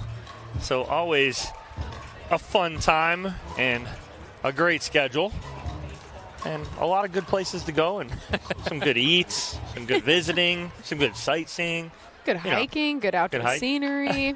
Got a lot of things to look forward to this summer. Mm-hmm. Why do you guys always make it sound so I mean, I travel with my kids, so that's fun. But I don't get to do the hiking and the drinking and the scenery and everything else.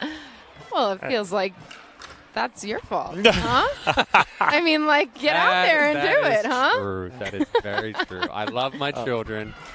We can get the kids out hiking, find some family-friendly hikes. We got a lot of those in Sacramento. That turns into dragging the kids somewhere.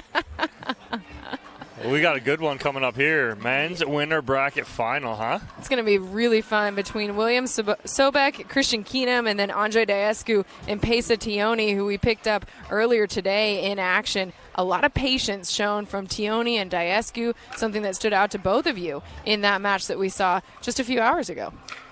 Yeah, and then we just caught the end of the Sobek and Keenum, Long and Vern match, but in that one, and I think what stood out the most for me today with William Sobek and even yesterday is that he is moving extremely well, and he's always done that, but he's really shortened up his backswings and his paddle strokes, and he's doing an excellent job in the middle of the court and being that aggressive. Tioni, for you, Dom, he stepped in at the right time. Daescu was kind of there consistently, but the difference maker on the previous matchup was Tioni. Yeah, again, he was my X factor, and he's going to be an X factor in this one too. Again, it's the stage is getting brighter as we move on through the bracket. So again, is he going to hold up? I think he is. I talked with him after, did my interview with him. He's very calm, cool, collected. I like the way he played. I like him going into this matchup, but there's a lot on the line here. Winner is done for the day. Loser has to drop down playing that bronze medal match and has a lot on the line to get back to Sunday. But again, they're playing a team, too, that they probably weren't expecting to play. So this could play a factor, too. You come in and they're playing their match and they're like, okay, we get through this. We got the Johnson brothers. Well, guess what? William Sobek and Christian Keenum had other ideas, and they took out the Johnson brothers and are sitting here in this match. We talked off camera earlier, too, Chad, about the play of William Sobek and how well he's playing right now. So, again, it's a lot coming at Daescu and Pesa Tioni as far as a different team that they might have thought they'd been facing.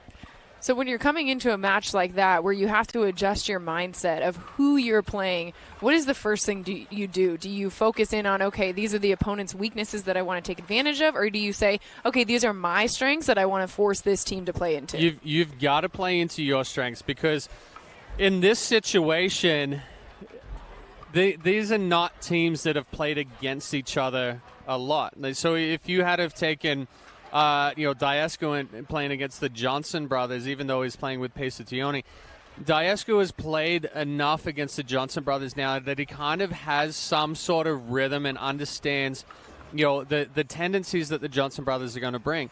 Right now, playing against Sobek and Keenum is not a team that he's been used to playing against, or himself and Tioni used to playing against. So it's kind of play to your strength. Use the first few points as a feeling out process to figure out what strategy they're going to be coming in with, and then you can start feeding into tendencies and pick and choose how you're going to attack it. But if you're just coming in blind of trying to say, hey, this is how I'm going to play these guys, tough to do. Better off playing towards your strength. Pesa Tioni, a fan favorite here, being from Phoenix, Arizona, just outside, just a little bit ways away from where we are in Mesa, and off to a very fast start with this first serve and first point of the match. And then leaves that one short, though. So we're on to the second serve.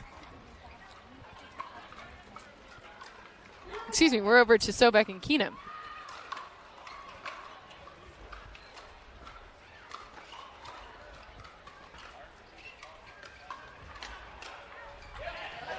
That's exactly what we've been seeing a lot out of William Sobek. Mixed doubles yesterday, played absolutely phenomenal. With Allie Phillips, another young up-and-comer. Diescu leaving that one into the net, and going back to the mixed doubles situation, that was their first time playing together. So he's somebody who we've seen adjust to whoever he is playing incredibly well, have that chemistry that we talk about sometimes.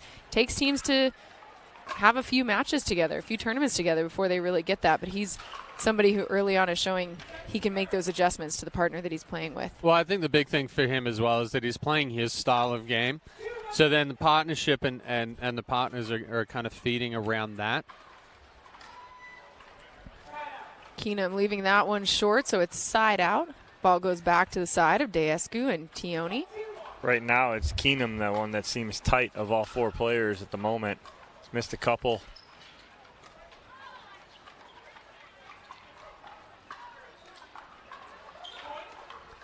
Sobek trying to pick that one up and put it over with his body. Didn't quite use the legs. We've seen that from Keenum as well, standing a little tall.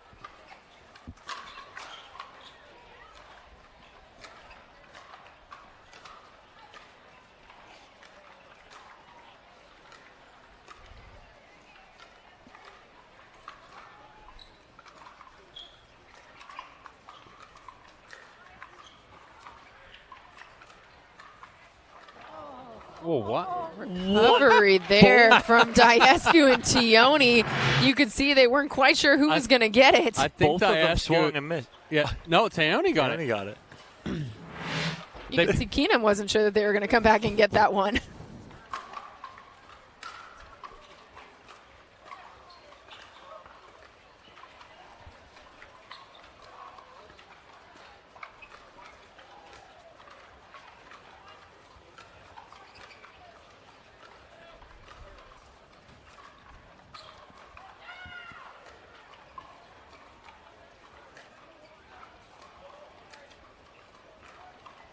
Oh, it stayed in. Tioni with a beautiful lob. Just gets it inside the baseline there.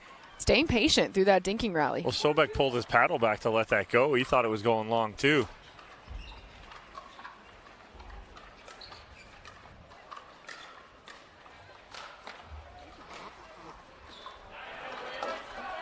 Good finish there from Sobek as he goes sideline to sideline for that.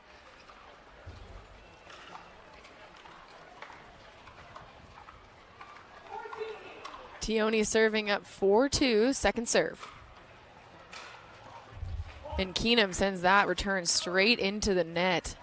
Yeah, Keenum's missed a couple of returns now. Definitely feeling the pressure a little bit here.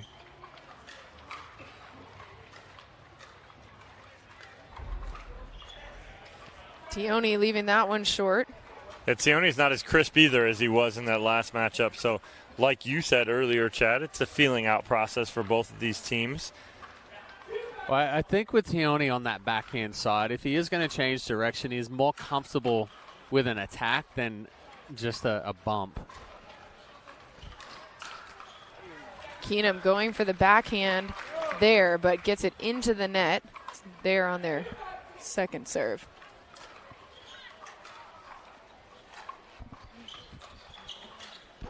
Oh, that's such a good step in there from William Sobek. And again, using his athleticism, his length, to step in and take that forehand as he had Daescu just out of position.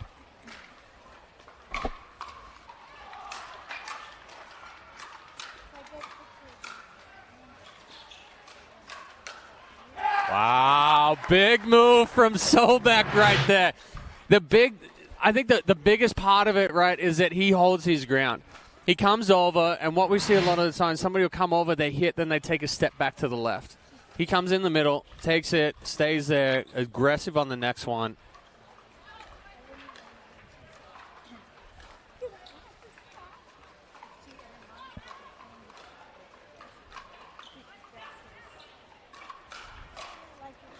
And the speed up there from Keenum working out in his favor. Or not working out in his favor, excuse me. Not working out in his favor. Daescu finding that sweet spot in the middle. Well, it's the 1-2 combo from Daescu. Daescu goes two-hand backhand.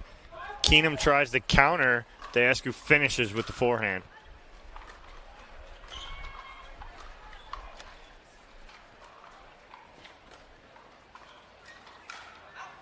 That one from Keenum going long.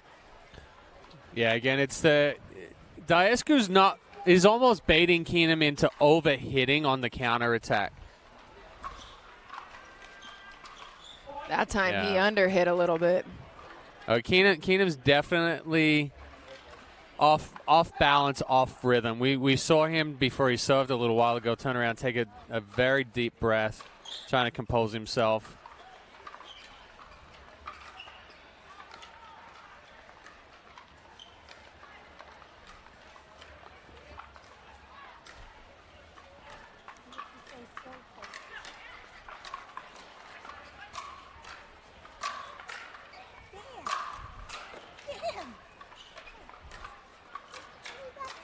Impressive recovery from Keenum and Sobek. Daescu forcing them all the way to the baseline. They took every single shot and ended up responding. Angle. Yeah, and it wasn't the right speed up there from Tione either. He shouldn't have sped that up right there. You got to just get in the point. Hey, they got back in it. Okay, we're right back in this and go from there. So Tione and Daescu up 7-4 in this first game on their second serve.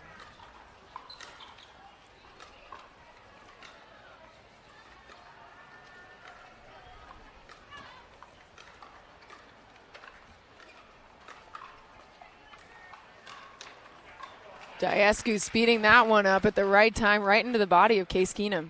I mean, honestly, if you're Tione and Daescu, you do not let Sobek even hit a ball right now. You just go at Keenum, and he has to try to fight his way out of it. You're 100% right. He's got to shoot his way out, right? Shooting won the war. He's got to get in there and really get in there and start swinging at balls. But again, you said it. Daescu is just putting pressure on him, so it's just too much right now.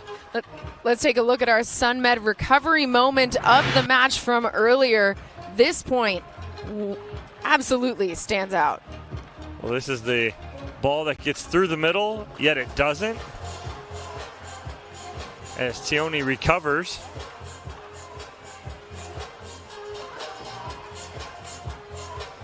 A little confusion. Christian Keenum doing a great job. And there the recovery there, putting Christian Keenum on his heels after a very long dinking rally. So Daescu and Tione up 8-4 in this first game, and like you guys talked about, I think we're seeing a lot of feeling out happening between these two teams of what are the tendencies of the other team, what are the strengths that I can really lean into to take advantage of some of their weaknesses.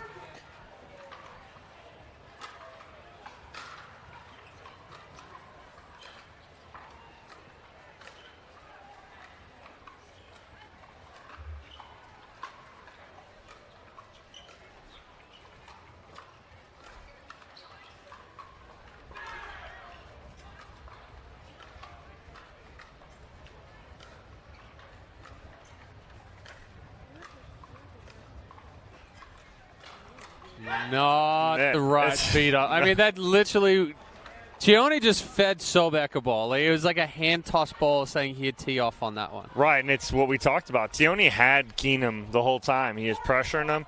Stay there. You can go inside out on him, but Sobek's got to be ISO'd here if you're doing anything.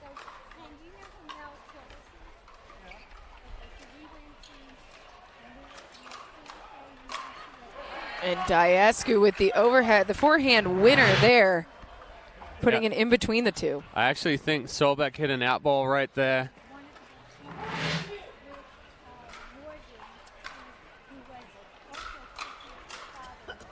Keenum into the net. That's a very quick side out there for Diascu and Tioni.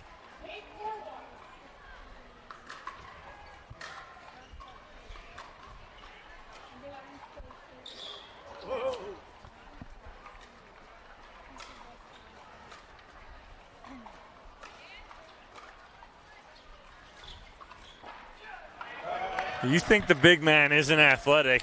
Watch this get he has from, he was probably about 3 feet behind the baseline on this drop, and he runs that down beautifully.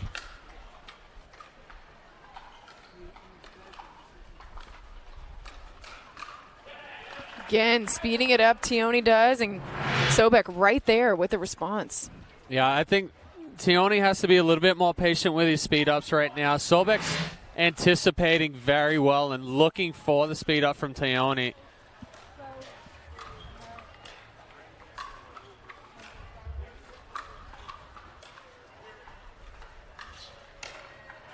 Oh, that ball may have been going out, but Keenum couldn't get out of the way of it. Has to play it.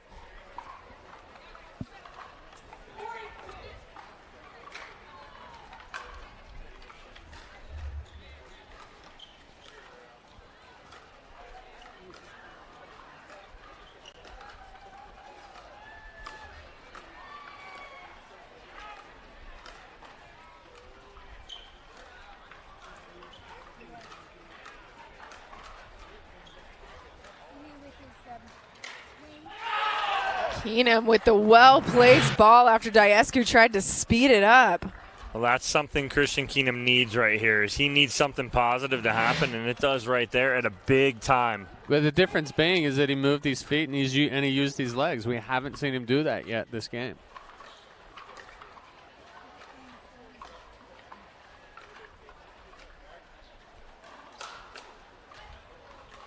Did it again. Jinx. Right on cue. He does it again, moves those feet, gets in a good position here. He reads the speed up well from Diascu.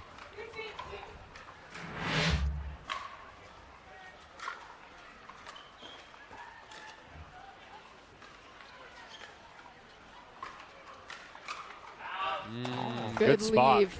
Good lead by Sobek there. Well, Keenum's starting to feel it now, and I think we got a timeout from Diascu and Tioni.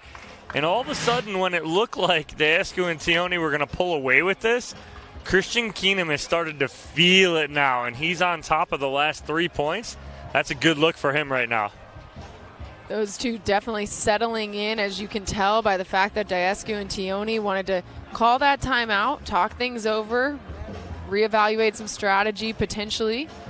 Keenum and Sobek getting some words of wisdom. Yeah, sideline. I think it's definitely a good time out from Diascu and Tioni right now. But what they need to look at is they were getting away with some speed ups and pulling the trigger early. Now they need to get back into creating the rhythm, extending the points, moving the ball around, and putting the pressure on by going sideline to sideline. What they did against DeHatten and Nunnery. So on the Sobek and Keenum side, I think stay where you're at right now. Anticipate the speed ups. If Tioni and Diascu want to keep trying to speed up at you, both anticipate and look for that counter attack. Well, Christian Keenum's sitting fastball right now on a fastball pitcher, right? And that's Andre Diascu. Andre's got to mix in a changeup or something, slow it up.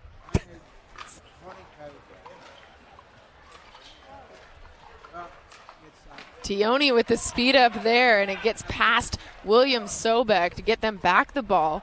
8-7 the lead for them right now in game number 1.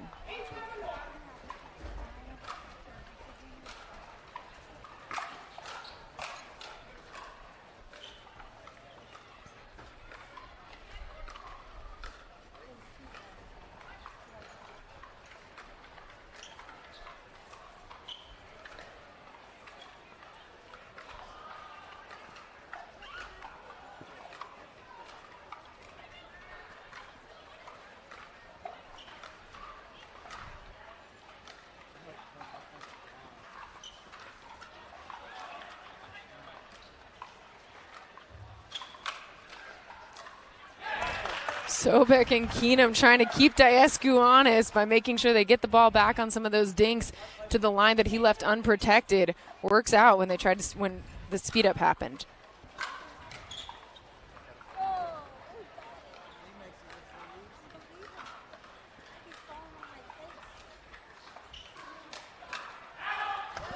And another good lead there from William Sobek and Christian Keenum to get the ball back on their side. I mean, we can feel it, right, that the rhythm for Sobek and Keenum is now taken over. And Teone and Diescu just feel all out of sorts. They're trying to force the issue and have become tense now that this one's back.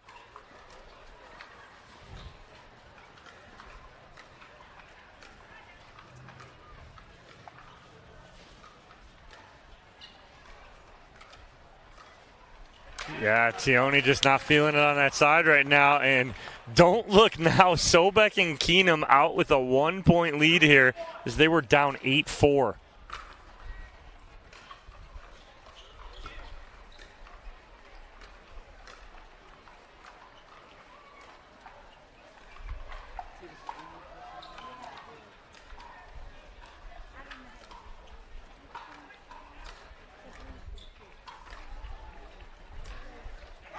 That one, Diescu gets to drop just in front of the baseline to force Sobek and Keenum into their second serve. But that one was set up better. The ball went out wider. Sobek didn't follow as much, but Keenum covered the line.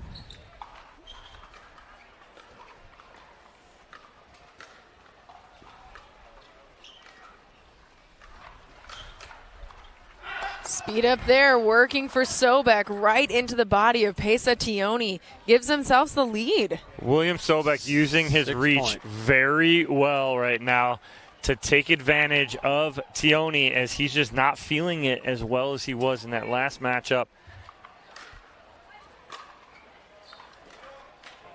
Good return there. Pushed Sobek back off the baseline.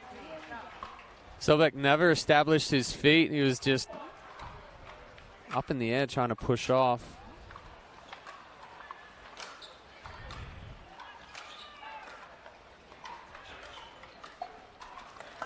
Teone leaving that one short again, putting them into their second serve far too quickly for their tastes. Diescu ready to serve, trailing 8-10 in this first game.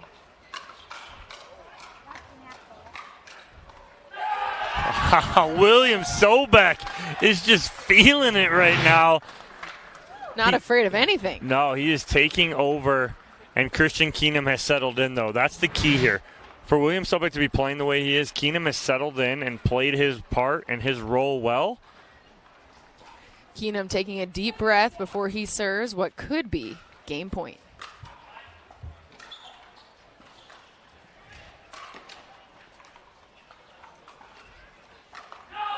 And there it is. They take game one. Keenum and Sobek with an impressive comeback to get that first win.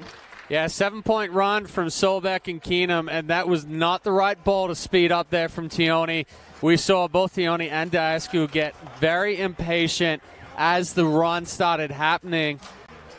They've got to change that going here into game two. Control the point and kind of slow themselves down. We will see game two right after we come back.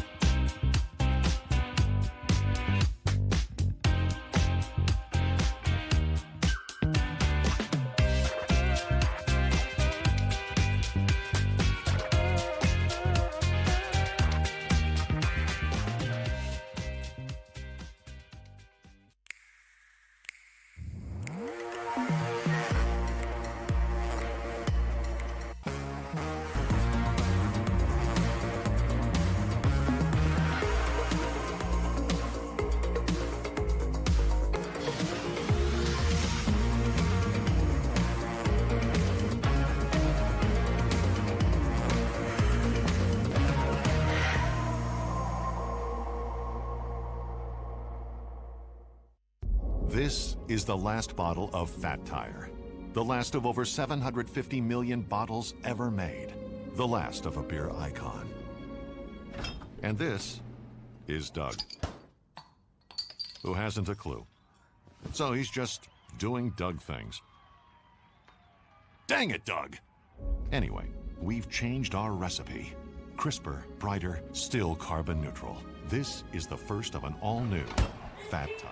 Welcome back to the APP Mesa Open. This is the go-to-gold match between William Sobek and Christian Keenum taking on Andre Diescu and Pesa Tioni. Sobek and Keenum with an impressive comeback to take game one. And here we go with game two. Christian Keenum serving.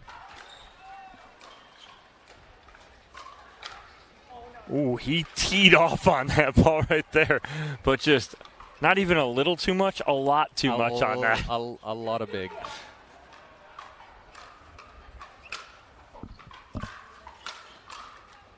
Ooh, and back-to-back. Tioni and Diescu having the advantage in this early part of this second game. They go up 1-0. Tioni with the serve. That one, just a bit. Just. Well, you know. Can't win them all. You're going to do it on both sides.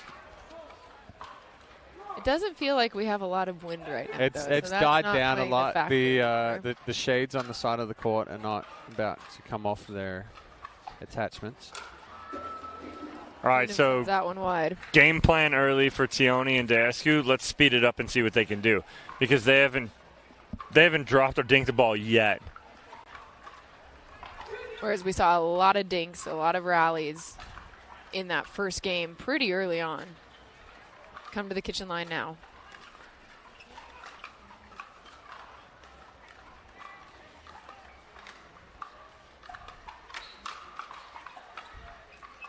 Oh, I think Diescu thought that was off the hip. Mm-hmm.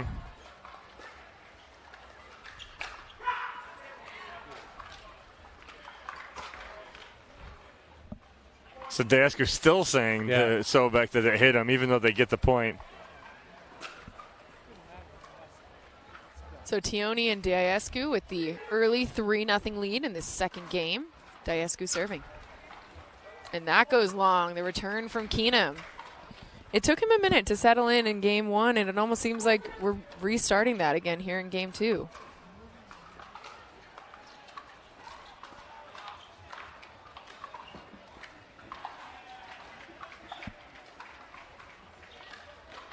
That's such a good pull right there from Tioni. Nice, calm, cool, and easy through the middle, and you're going to get a timeout from Sobek and Keenum. But a good start for Diescu and Tioni is they gave up the final 7 points in game number one, and now they answer with a 5-0 run of their own to start game number two.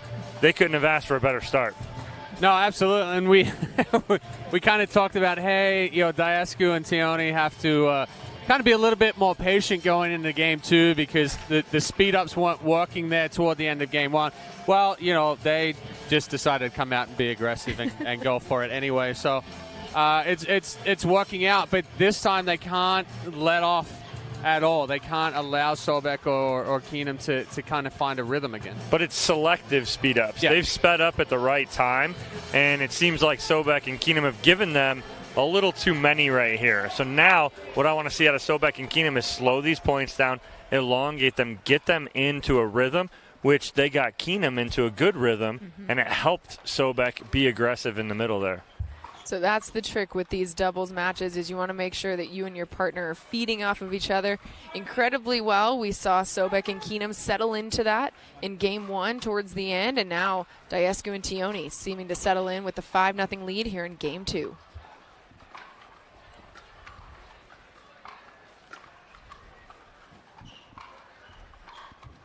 Diescu again, talking about the timely speed ups.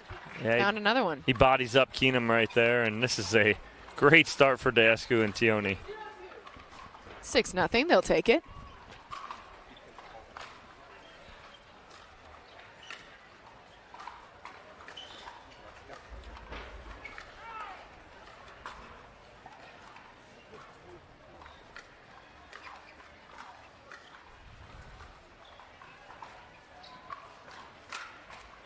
Diescu choosing to speed it up there, but Keenum. Well, here's the issue with Diescu and the two-handed backhand. He only speeds up when he puts his second hand on that backhand. We haven't seen him roll any balls back cross-court. He's just been speeding everyone up. So as soon as you see that, you're going to sit speed up.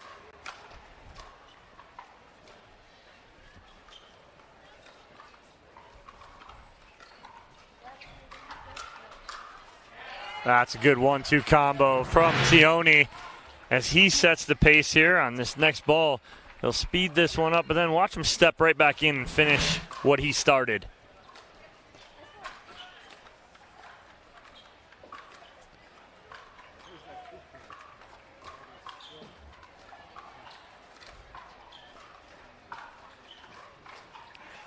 And there we go. They just continue to find their rhythm.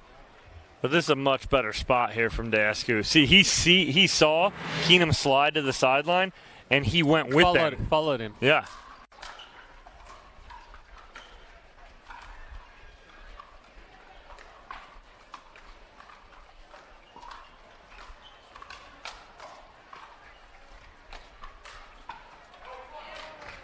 It drops in. I thought it was going long, but off the tape and in for Diescu. Tioni. Excuse me. It's all right. Give Diescu. Hard to get him confused.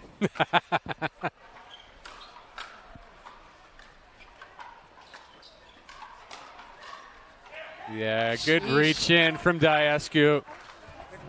Again, finding how to paint that baseline. Well, he stays in the middle there. After he hits that first ball, he doesn't retreat. Stays there and finishes the job.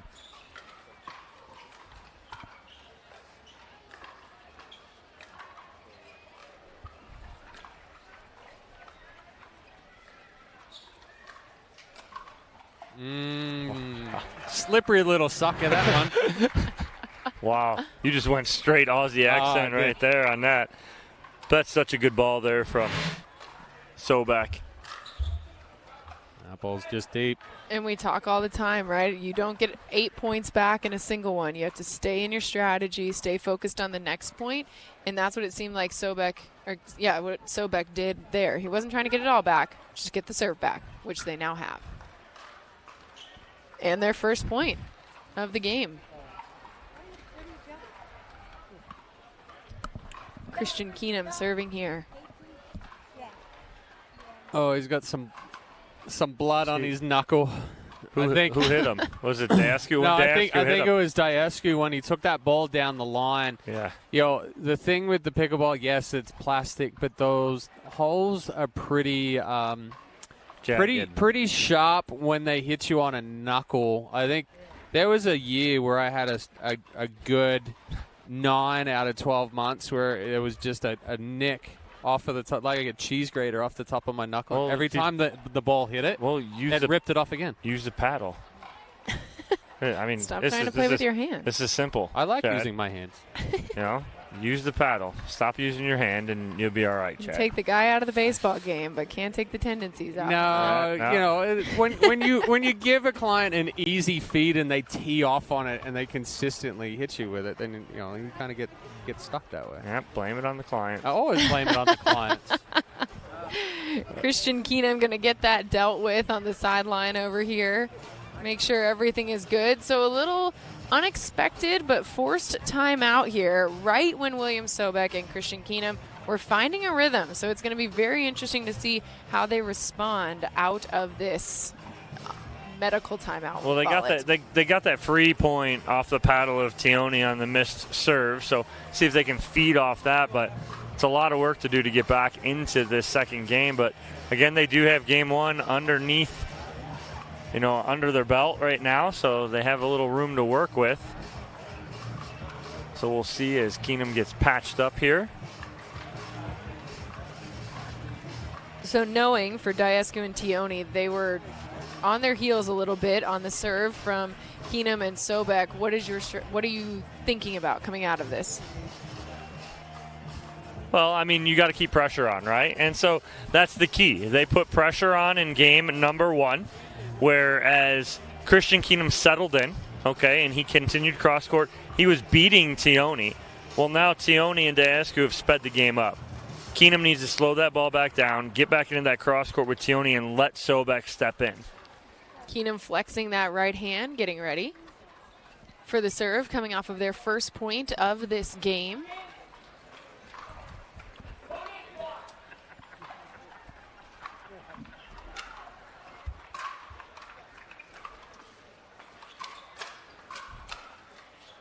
Oh, Sobek. The lob from Sobek falls. Off balance, stabbed the paddle at it, and landed 3 feet inside space. Had Diascu and Tioni staring at each other.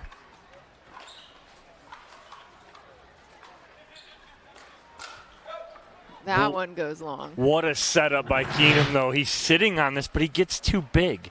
He doesn't need to be as big. It's a massive You backswing. see, look, on that replay, his paddle comes all the way back behind him. All Yeah. he's got to do is punch that ball back through the middle.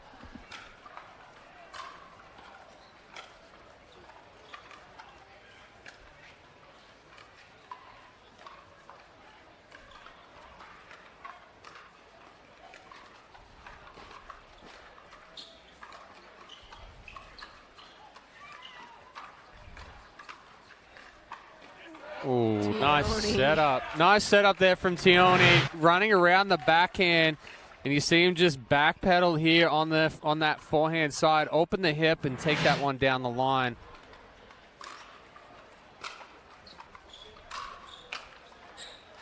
So Tioni and Diascu getting the ball back, and now just 2 points away from winning this game, tying things up in this match.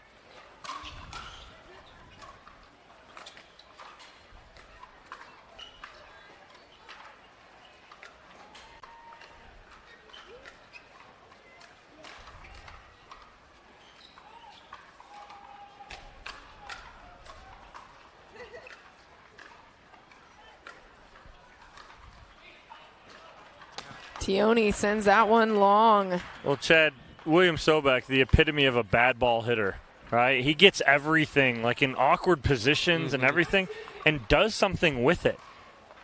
And it's just something that's hard to teach.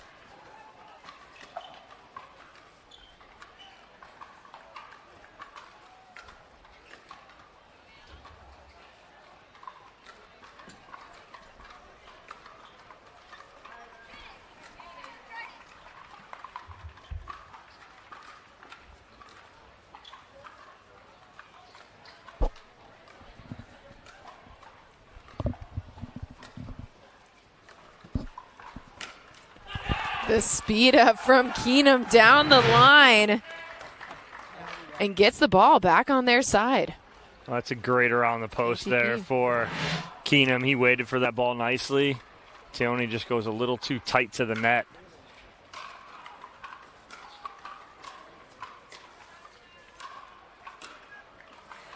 That one, though, Keenum leaves short, quickly putting Sobek and Keenum on their second serve, trailing 2-9 in the second game.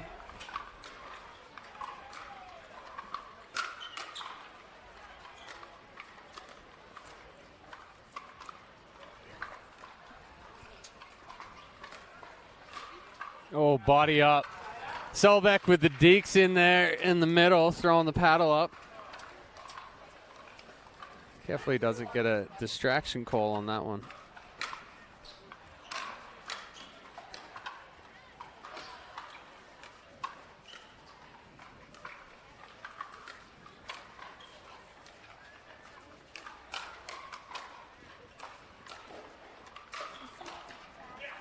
Nice pressure there from Tioni. He had both Keenum and Sobek on their heels.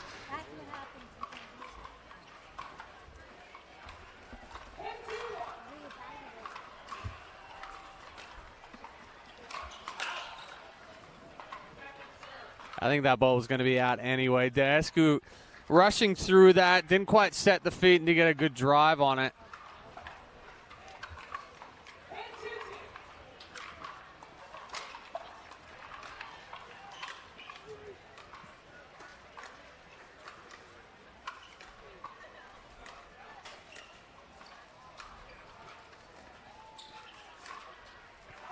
And they get it to fall. The game point for Daescu and Tioni. They battle back after falling in game 1 to take a dominant game 2 victory, 11-2 over Christian Keenum and William Sobek.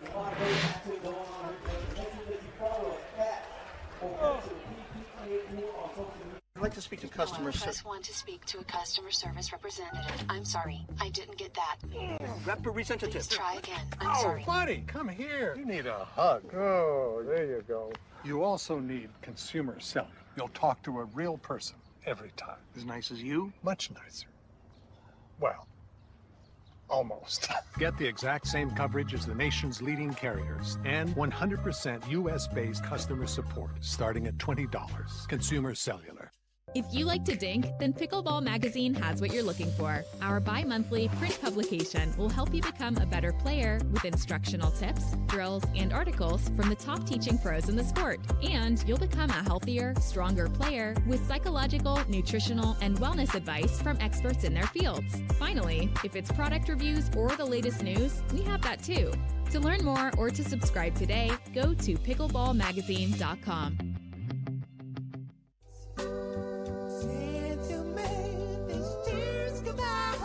After 30 years, we say goodbye to beloved Fat Tire. Goodbye to a taste that's attracted millions of loyal fans. Because after 30 years, we've changed our recipe. Say hello to a crisper, brighter, still carbon neutral, and dare we say better, Fat Tire. Thanks to DiscountTire.com, we have more time to hang with our new friends. What do you like to do for fun? Well, with DiscountTire.com, we save a ton of time. So we're always trying new things. The APP is presented by SunMed, PowerPlate, and Gamma. Welcome back to the 2023 APP Mesa Open, a decisive Game 2 victory there for Andre Daescu and Pesa Tioni after William Sobek and Christian Keenum had an impressive comeback to win Game 1. Tioni and Daescu forcing a Game 3, a decisive one at that. This is the Go to Gold match, so whoever wins this one gets to play on Championship Sunday. The team that does not win has to play again today to try and fight for Sunday. Yeah, so like you said, winners bracket final. Winner will go through to gold. Loser will drop down to play in the bronze.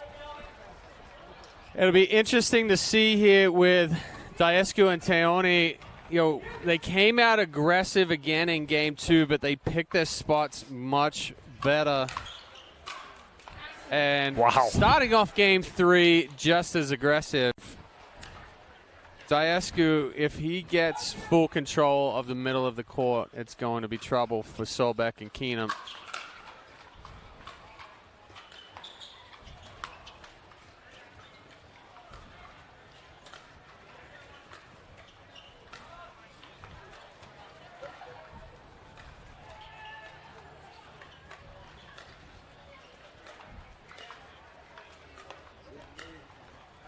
Keenum leaving that dink short, hits the net there. So Daescu and Tioni still with the serve, up 2-0 early in this third game.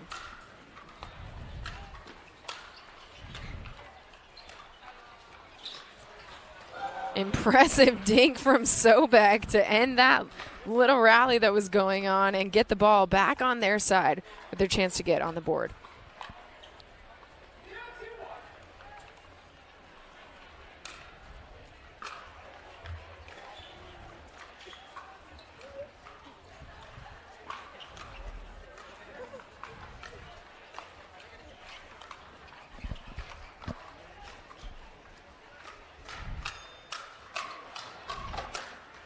The firefight goes the way of Sobek and Keenum, staying in there nicely. Well, Tioni couldn't get out of the way of that last one from Keenum here. He gets on top of that forehand nicely and gets him and Sobek on the board.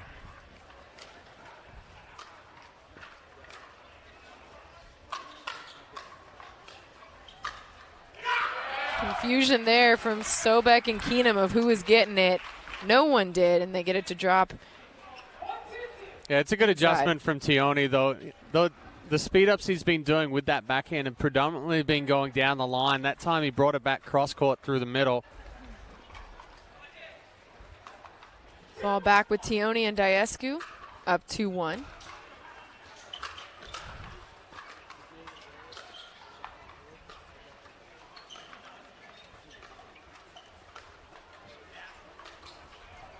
That one cannot get around the post. Little ambitious. Did you guys plan that? We've been commentating together for a while. Scary.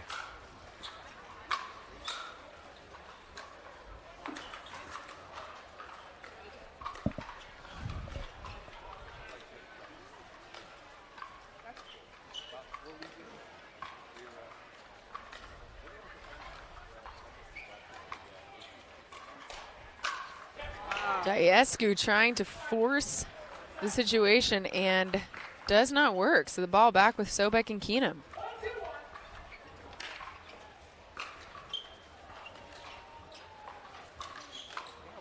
Well, Chad, I want to get to your point. You said it earlier, is when Diescu's going to speed up with the two-hander, like it's there. Whenever he puts two hands on it, that's the speed up.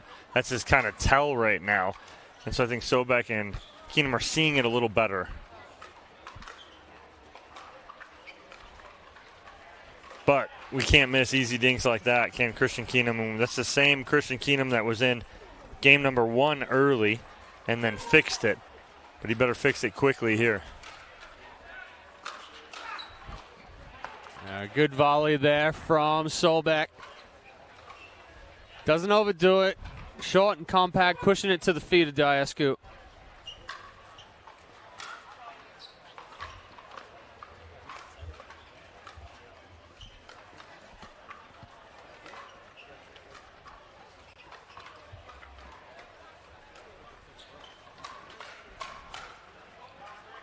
Speed up, and it's too long for Sobek. So 3-1, Tioni and Diescu with the lead in this third game.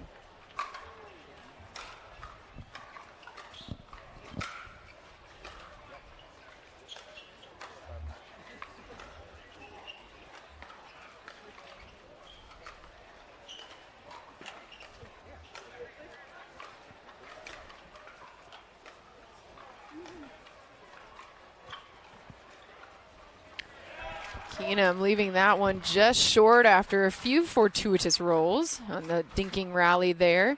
Tioni and Diescu with a 4-1 lead on their second serve. Oh, there's that little jump volley from William Sobek that we see so often. Again, get these athletic players doing that. Makes it tough. It almost looks like a put away, and it's not.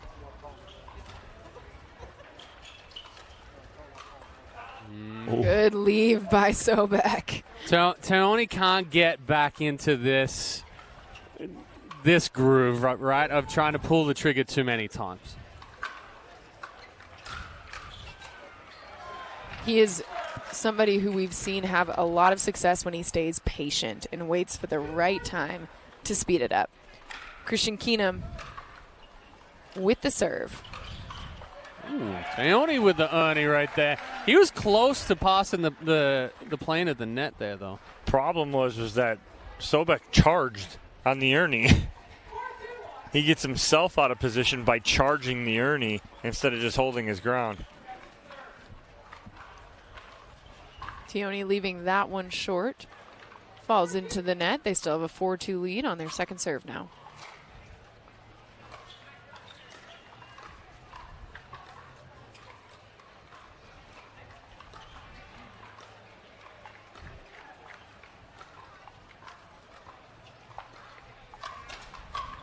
Diescu speeds it up and right into the body of Keenum. Keenum better check his body after this game. He's got hit a bunch of times from Diescu already. A couple of tattoos. But the issue here is that they're not testing Diescu. They're not keeping him honest. They're going at Tioni, but Diescu is just creeping more and more and more.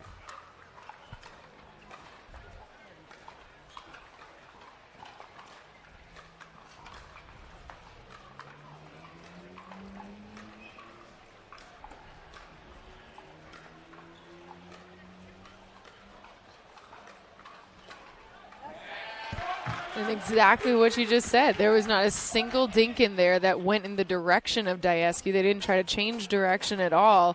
And it's just a matter of who makes a mistake first. And it was Christian Keenum. Yeah, and what's happening now is, and this is where Tioni has to stay, right? He'll get his opportunities to speed the ball up. But right there, he was dinking with a purpose, was a little bit more aggressive on the dinking. But he was staying in that rhythm. He didn't try to change it. It wasn't forced like some of the speed-ups that he's done we've seen.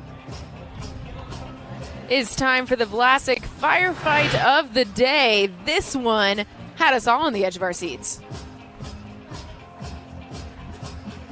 Yeah, good coverage initially from William Sobek on the little around the post from Tioni.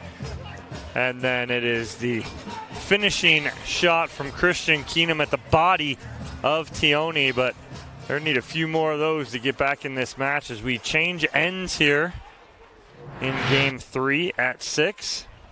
Let's see that one more time. What are your guys' biggest takeaways from this firefight? Oh, it's how short, well, with the last swing there, of an exception of that one, but how short and compact the swings are, create those faster hands. Keenum kind of got away with one with the big take back and the body up of Tioni.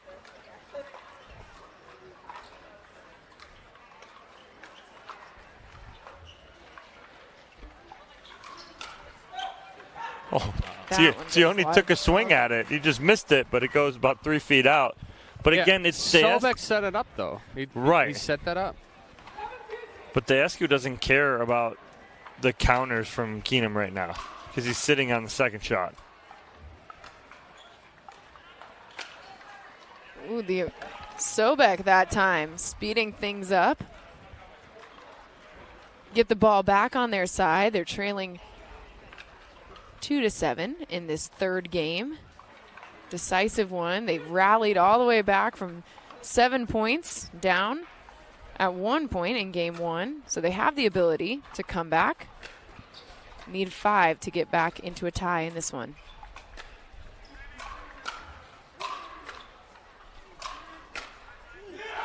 Diescu getting his forehand and overhead just way too vicious for them to return. Oh, he's adding a little bit of a grunt there with that one as well.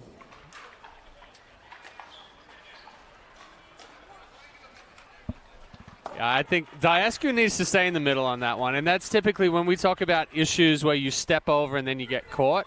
Diescu steps over, speeds it up, tries to go back across, and then ends up off-footed.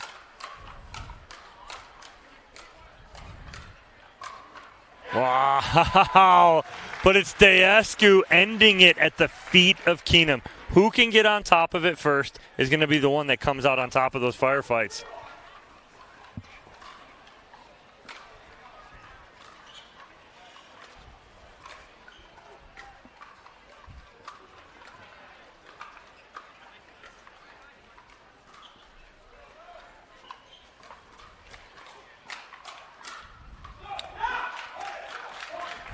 I guess I've always why, because it was not long. No. Almost looked good from our angle. Got the replay there, but still hard to tell.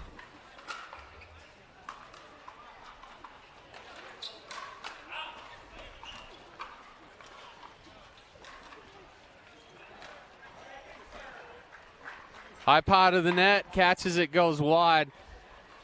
I mean, it's one thing to say, you know that the speed up's coming every time Diescu puts his second hand on that backing. And he's still beating you with the speed up.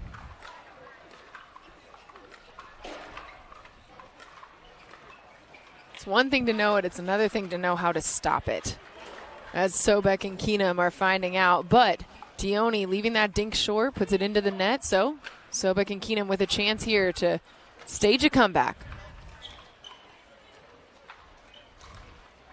Again, over high part of the net. So, and it's close to the net there. It's closer than any of the other speed ups. Well, in that time, too, he tried to go down the line. And other times he's going towards the middle. So, again, that lower part of the net, like you pointed out, Chad, makes it more difficult where he went that time.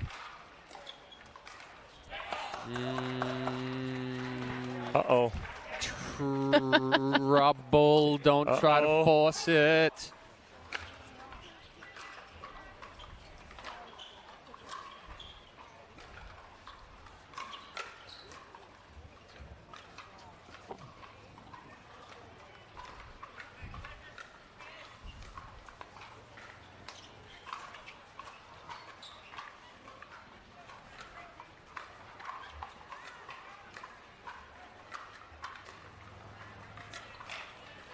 Great misdirection there from Keenum. Getting eyes wide open going, I'm not sure if that might have been the right spot, but he gets away with it right there. So a timeout here from Deescu and Tioni as Sobek and Keenum are right back in this within 2.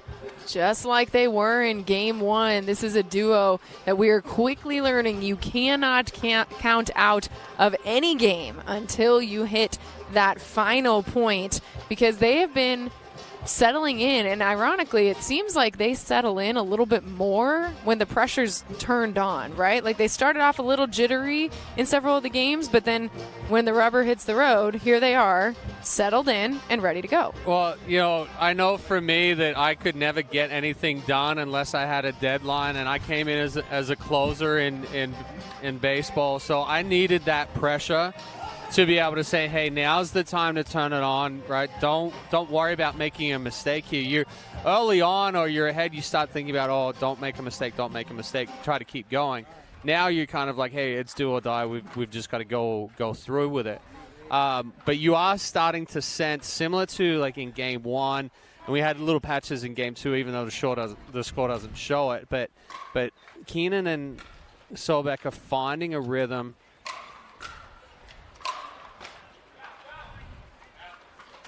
And the surest way to get them out of it, I guess, is to talk about it, because that was a point, that forces them into their second serve.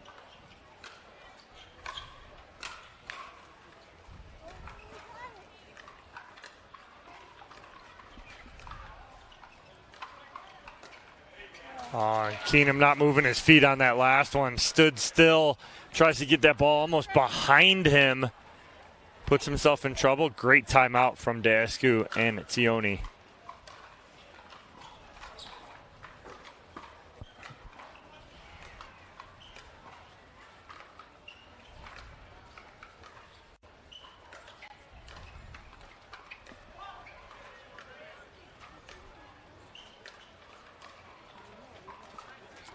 And again, leaving it short. Sobek with the dink. I'd like to see Sobek go cross court. That's where he's getting that pull on Deescu.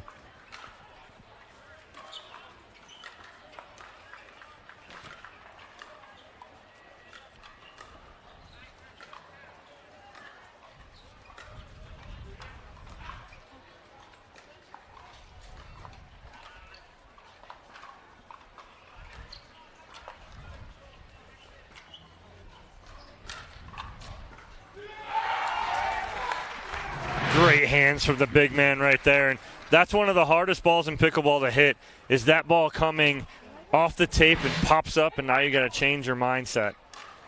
Well, match point for Deescu and Tioni. Deescu wants it back. Chad is singing now. It was sitting right there on his paddle.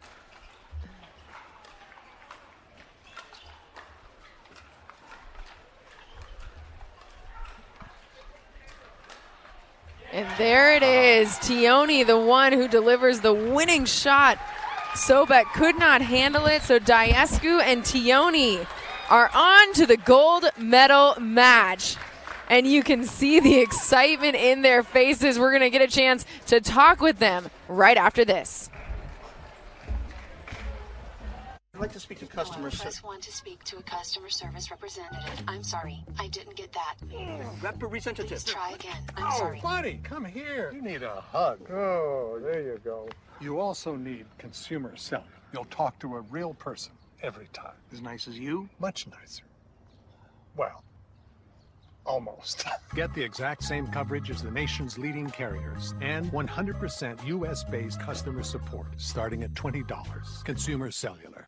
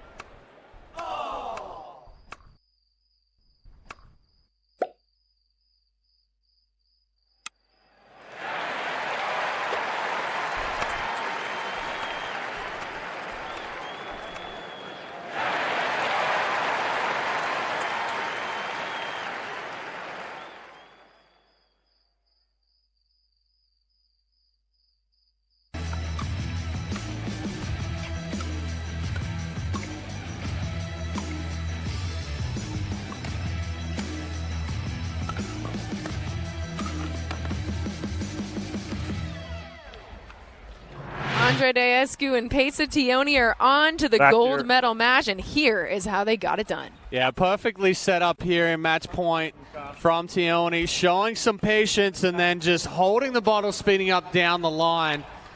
And we've got Dom Catalano down courtside with Pesa Tioni and Andre Daescu. All right, I'm with Andre Daescu, Pesa Tioni. You guys punch your ticket to Championship Sunday. Andre, first let's go back to game number 1. You guys are up 8-4. They score 7 straight to win that. What changed in game 2? We stuck with what was working. You know, they're a great team. They played some really good points there at the end. We didn't do too many wrong things at the end of that first game, but they played really well. They got it, but we came back with whatever was working. We stuck to our patterns, got up to a really quick lead in game 2, which helped. And then, closed it out in game 3. So really excited to be back out here on Sunday for men's doubles as well.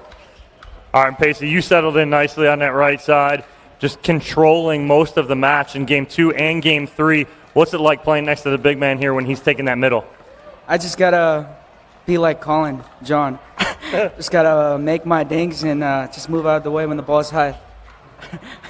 It's simple and easy from Pesa, but Pesa, you guys are moving on to Championship Sunday. What's it mean for you to be done now for the day, and you're sitting pretty tomorrow?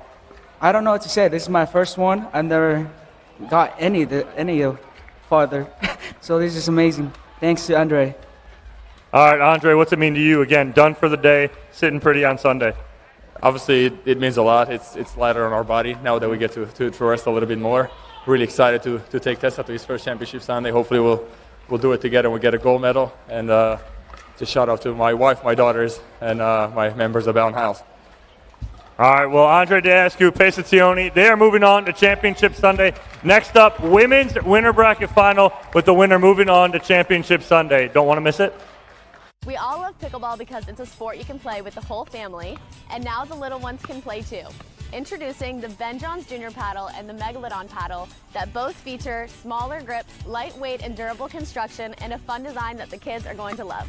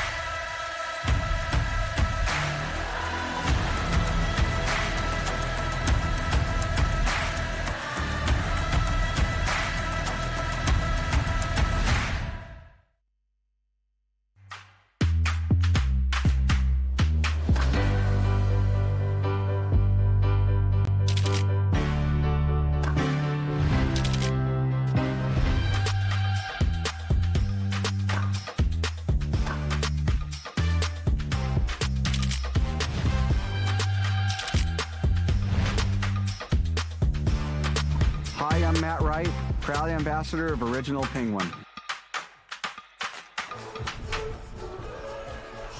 And we're back here at the APP Mesa Open 2023, taking a look at Megan Fudge. 4 APP medals this season, 36 out of Bel Air, Florida, and most recently spending time on the road with family and traveling around in an RV. I'm Megan Fudge. I'm from Bel Air, Florida, and we're now on the beautiful Daytona Beach. During COVID was the first time we heard people talk about pickleball, and we drew up this chalk court in our drive yard. We played, we started battling, we're super competitive. All of a sudden we see all our neighbors staring out of the windows, cheering us on while we're competing against each other. And we signed up for our first tournament in Orlando, and we actually got to see the pros play. And we're like, we don't want to do what we're doing, we want to do what they're doing. That looks really cool.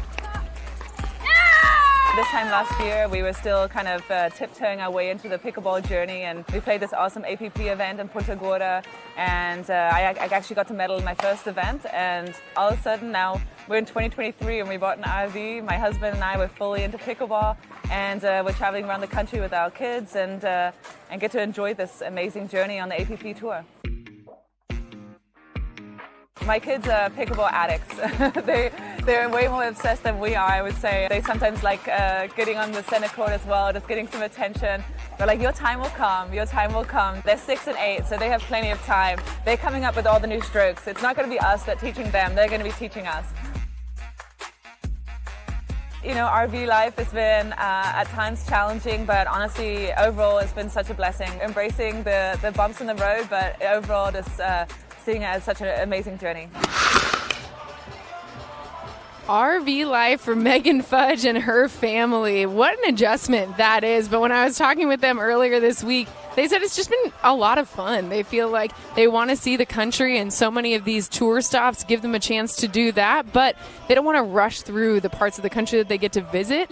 And so they've talked a lot about the routes that they're going to take to different tournaments, what they want to see, the monuments, the hiking, all of it. Megan talking about how that's a big part of her kids' education for her. More power to her. We've already discussed it. I love my kids, but put me in a confined space with them. And, of course, Megan Fudge playing this evening, I guess, at 5:30. It's now evening with Susanna Barr. Susanna Barr, 45 years old, out of Boise, Idaho. She was the Daytona Beach silver medalist. And playing against them, we have Simone Jargin and Paris Todd. This is going to be this is a stacked go to the gold match. Well, this is a rematch of the gold medal match from Daytona. So, again, they're meeting in the winner bracket final here. Winner will move on to gold. Loser will have to go through that bronze medal match. But these four ladies very familiar with each other, with each other's games.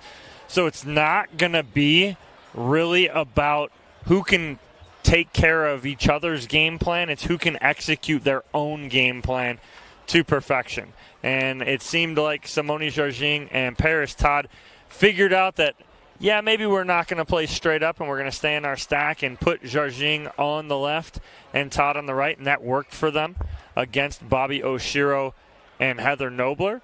We have yet to see Megan Fudge and Susanna Barr today, but all we can tell you about them is they've only given up 13 points all day. All day. Not in their last match or anything like that, but all day. So I think they're playing pretty well too. So these are our top seeds here, and so we kind of expected this matchup. So let's get at it here. Excited to do that. This is going to be a fantastic match, and like we mentioned, rematch of the gold medal match in Daytona. Today, these two teams are fighting for the chance to make it to Championship Sunday. The team that loses is going to have to play again. They would like to make it to Championship Sunday this evening. I don't know why I keep doing that. Megan Fudge and Susanna Barr, though, I want to talk a little bit more about them since we have not seen them on championship court during this live stream. Maybe give our listeners, our viewers, a little bit of insight into the type of play that you're expecting from these two.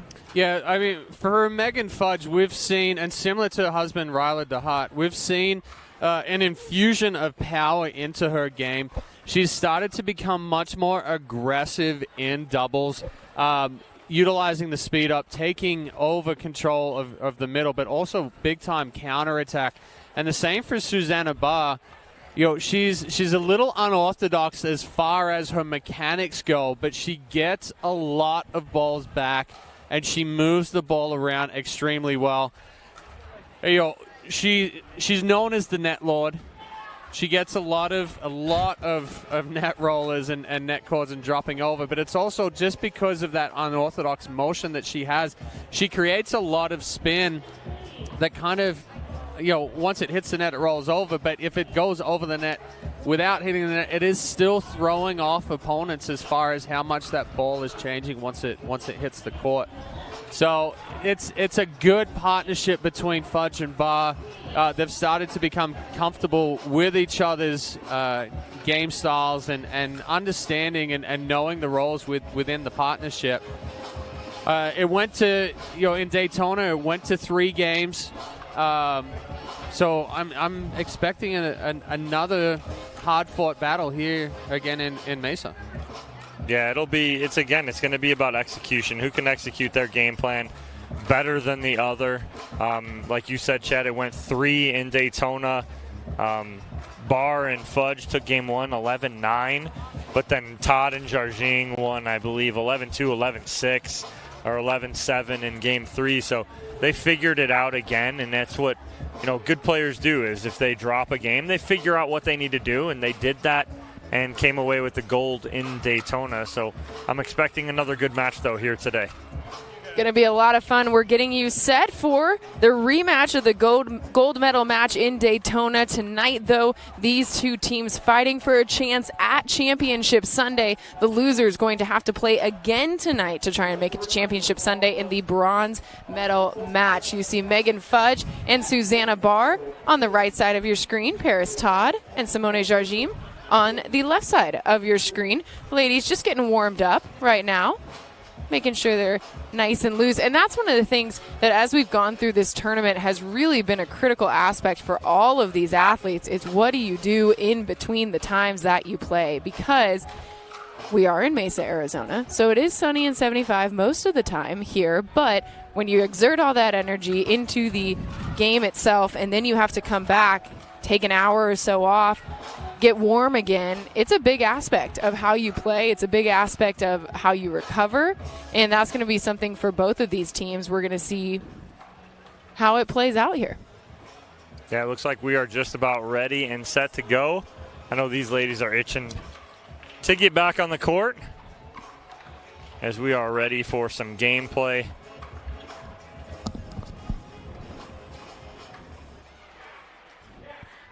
How about this? What is your X factor for this match for each of you? All right, X factor for Jarjing and Todd. My X factor is going to be Todd on this one. It's going to depend on how controlled she can be with her attacks.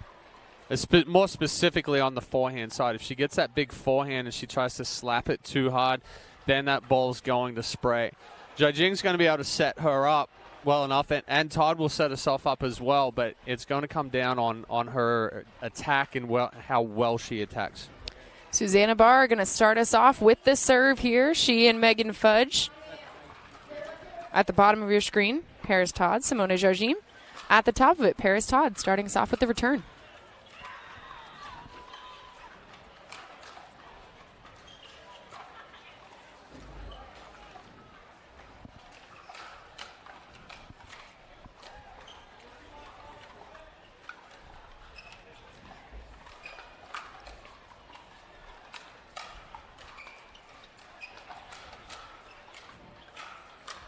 Are you serious? Right off the bat, that's how we're going to start here? I mean, there's resets, lobs, forehands, like just everything in the middle of all this. Well, it's a rematch of a gold medal match for a reason. These two teams know how to get it done. They know how to work together, play off of each other's strengths, expose the other team's weaknesses. We're in for a good one. That's a great ball from Jarjing going inside out forehand dink. Well, and that's how it's got to be set up, right? Because we just saw that even when Todd and Jarjing are attacking, Fudge and Barr were getting everything back. So it's got to push out wide, open those holes up. Little miscommunication there possibly between Todd and Jarjim. Looked like Todd was thinking about going for it, and then Jarjim called her off. So second serve for Todd and Jarjim. Simone with the reach, but it goes wide, giving the ball back to Fudge and Barr. Up 1-0 very early in this women's winners bracket final.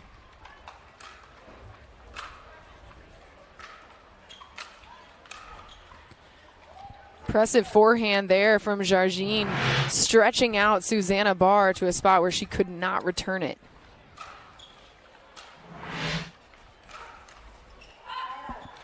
So quick side out there for Barr and Fudge. I think for Jarjing and Todd, Todd's got to give Jarjing just a little bit more room in the middle, allow her to hit that forehand.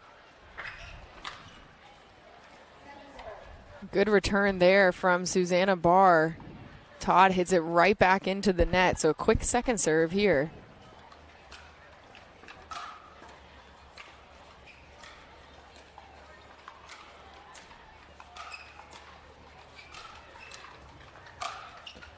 So we start off with a really long first point of this match and then very quick side outs. Again, Chad, it's what you and I talk about all the time. And Susanna Barr does it probably one of the best at hitting angles on overheads.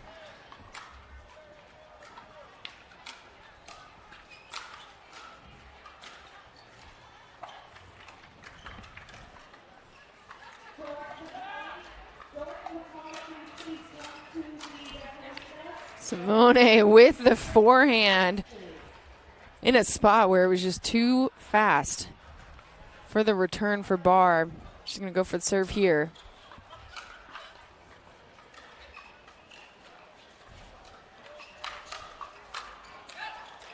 Oh, what in the world happened there? Todd, it was like organized chaos. Well, Todd's sliding over to hit a forehand again, and then just taking judging out in the process. Set a screen. How many other sports are we going to reference? We got baseball, we got football, that was basketball. We got a few more. We'll do plenty. Georgine and Todd on their first serve, still looking to get on the board here in game number 1.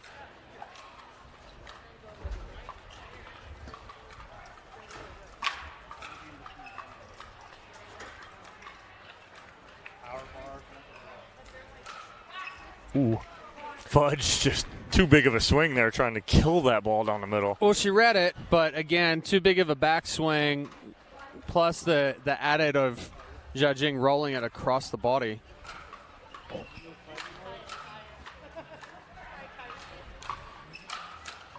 Fudge with the, or Susanna Barr with the overhead winner. Just gets it to a spot where Georgine cannot dig it out. Missed opportunity there for Todd. She had a good serve, and she had Barr in transition zone coming up. All she got to do is get that over.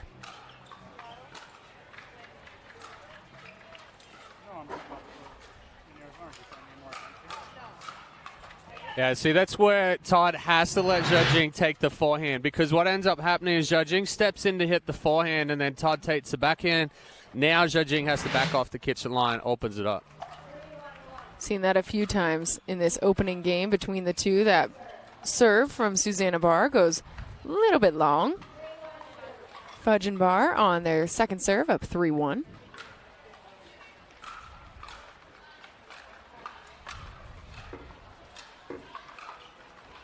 Georgine with the overhead there, and Barr cannot get it back over the net. Get the ball back over to the side of Todd and Georgine, trailing 1-3.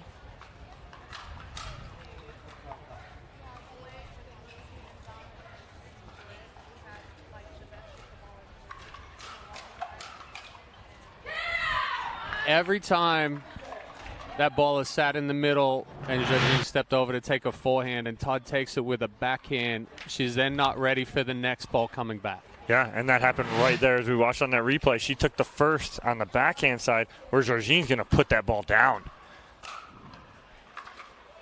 Megan Fudge, who's someone who's going to take advantage of that every single time she can.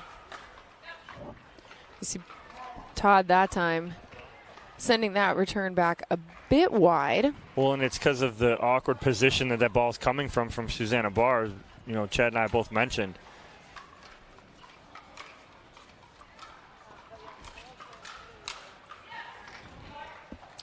Fudge and Barr finding a bit of a rhythm here as they increase their lead 4-1.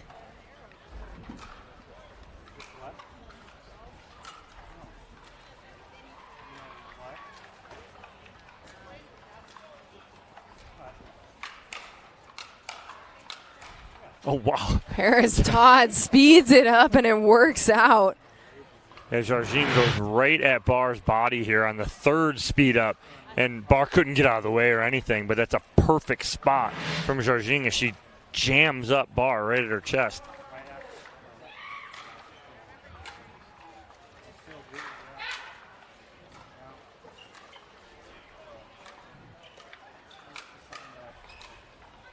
Oh. Well-placed ball by Georgine. Gets that one to land a few feet in front of the baseline. That's just a good read from a veteran player. She sees Fudge move to the middle. She just goes right behind her.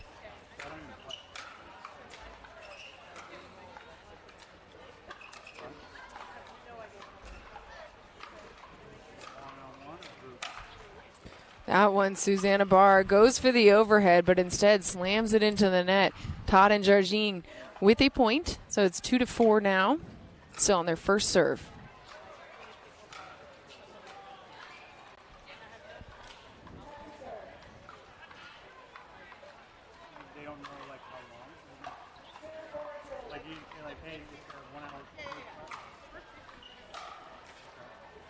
Good serve there by Todd. Susanna Barr cannot return it. So now Todd and Jargine with a chance to tie things up in this first game.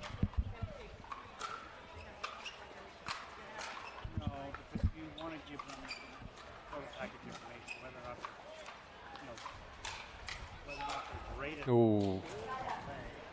Barr getting jammed up there again. And Todd just getting a little too big on that put away.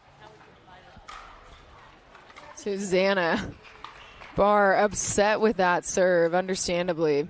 Unforced error, especially against a team as dynamic as Todd and Jargine. That is just not what you want to do. This is going to be a hard enough game as it is.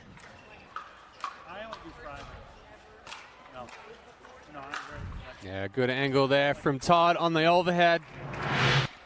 Barr and Fudge, definitely two players that you have to use that angle because they're going to get a lot of those balls back that are going through the court. Yeah, good spot right there from Barr in the middle. Had Paris Todd getting through the transition area. That serve goes long. Another unforced error from one of these players, which is just not often something that we see. No, not out of these four.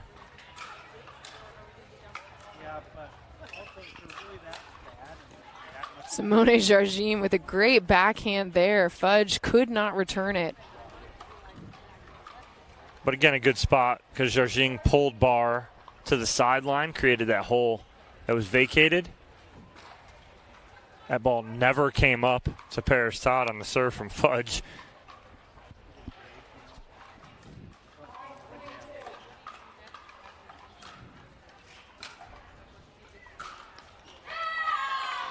Down the line, Fudge paints it. Gets it to fall. 6-3, Fudge and Barr take the lead. Well, and that's what you talk about, Chad, is you talk about how Paris Todd gets caught pinching middle with her backhand. She's got to know that Jargine is there, right? And she doesn't need to pinch that hard. And because she did right there, it leaves the line open for Megan Fudge. Yeah, good play, good consistent play from Fudge and Barr here. They've done a solid job on defense, and then we saw the passing shot down the line there, past Todd. I think for Jargine and Todd, they've got to try to move the ball around a little bit, and Todd just think about taking a step to the right, work on covering the line, give up the middle. If Jargine gets pulled out wide, then step over and take that middle. But right now they're both getting locked up in the middle of the court, and it's giving Barr and Fudge plenty of opportunity. But yeah, you pointed out real early when Paris Todd took that ball off the forehand of Jargine that it was, and the angle was to Jargine too, right? So that ball was going away from Todd's backhand. So it wasn't even like she was going to get a good, solid shot on it. So again, that's that communication. Hopefully they were talking about that right there.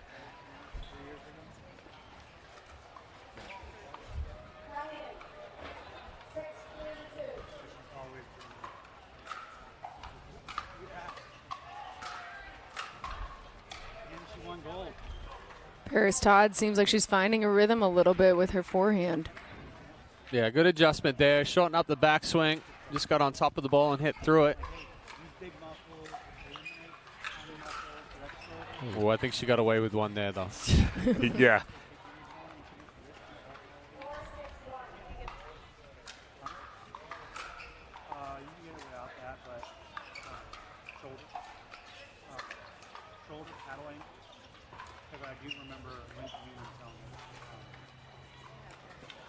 So again, right, there's hesitation. Simone goes for the ball in the middle, but Paris has been stepping over, so now she doesn't take that ball early.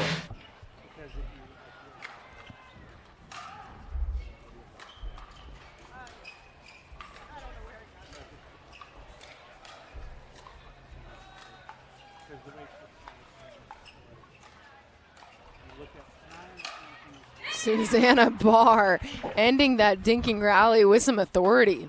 She's sitting on that forehand right there, ready for the speed up. Puts that ball right back down the middle. But Todd and Jarjing do answer, get back within 2.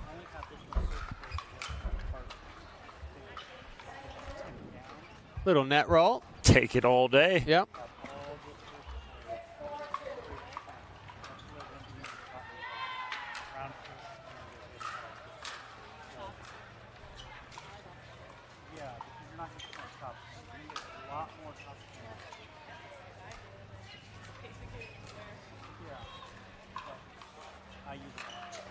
Todd speeding it up and right into that spot for Susanna Barr. That, like you guys are saying, just kind of makes it hard for her to get her full swing in.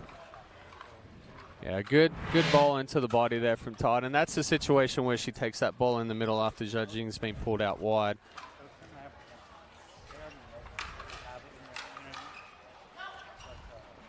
Just wide on the ball from Susanna Barr, but great pressure from Jarjing.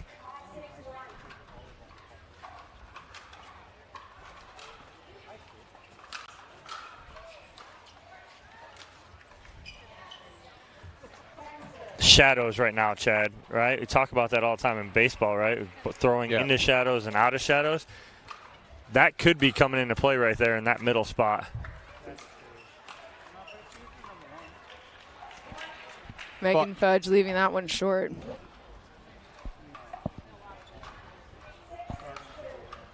Ties things up here. Ooh, too big of a swing there from Barr. And the issue that we see with her a lot of the time is she's got enough power. When she tries to do too much, she leads with the shoulder, and then it brings the paddle down.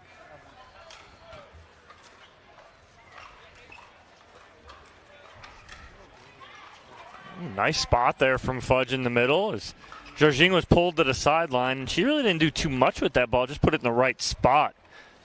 But Todd and Jarjing answer again and take a lead here in game number 1, their first.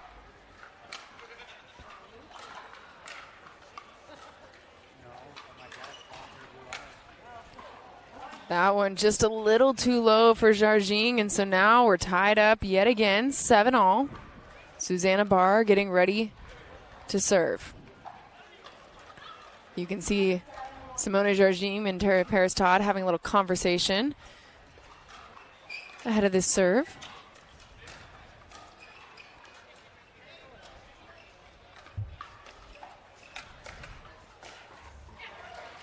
Yeah, good reach in there from Jarjing. Fudge came over and took that ball early, so it ended up switching Barr and Fudge.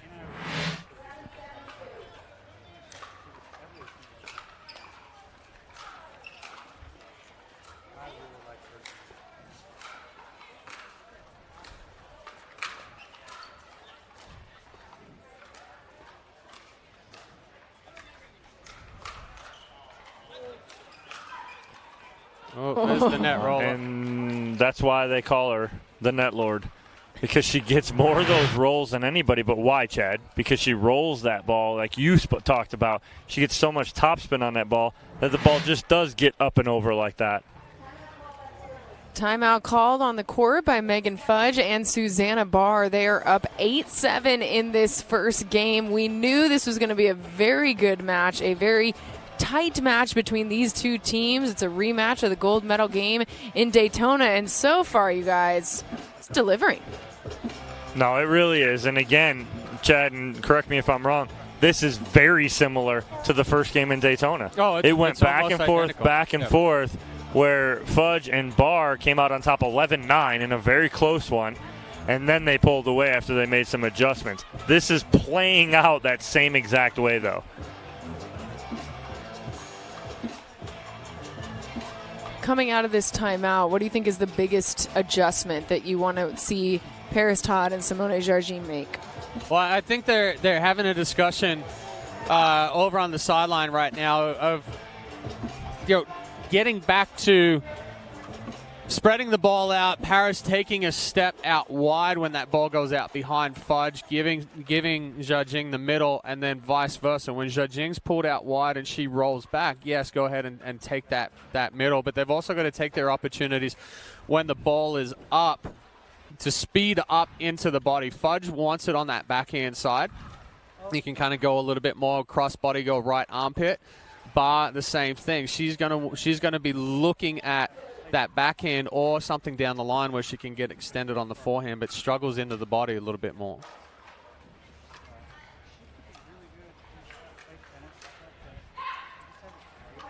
Wow. Terrence Todd made the call to leave that. From here, it looked like that ball was out. I think it just caught the line there, but Todd definitely getting twisted up right there.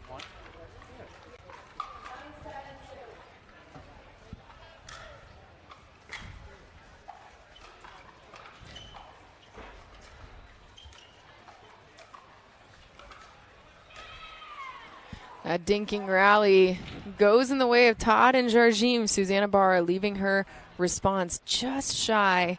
So often she does get those net rolls, but that time just a little low.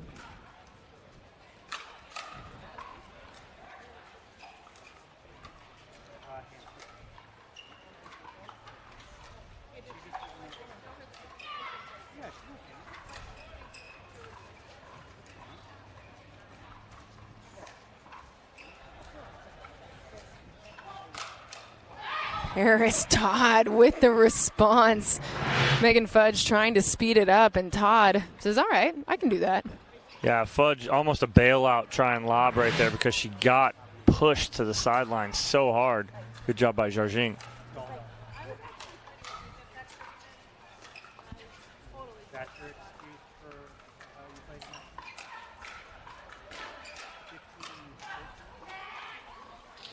Yeah, two good attacks there from Zhajing into the body of Fudge, and then Todd with her own.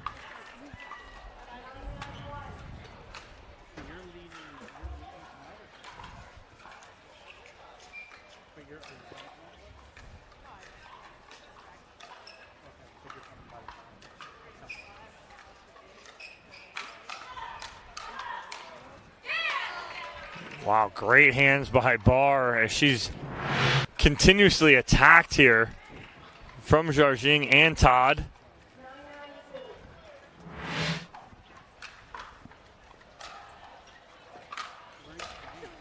Getting caught on the uncoil from the stack. Yeah. Right there is Susanna Barr, and Barr returned that straight down the line and just did not give herself any time to get cross court with it.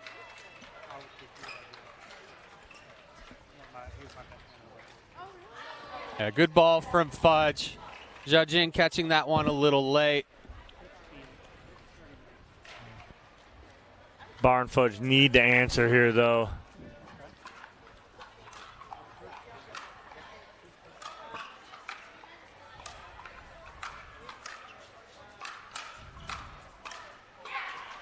A little too big on that swing from Barr on the reset.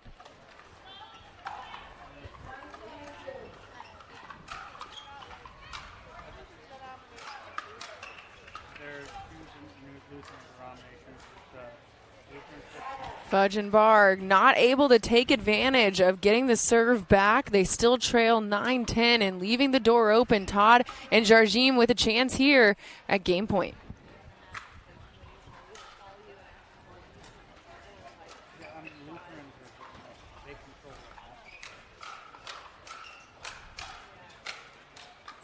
And they get it. What a first game we had between these two teams. Paris Todd and Simone Jarjim taking game one 11-9 over Susanna Barr and Megan Fudge. So we have another game left to play to see if Susanna and Fudge can respond. We're going to have more pickleball coming up after this.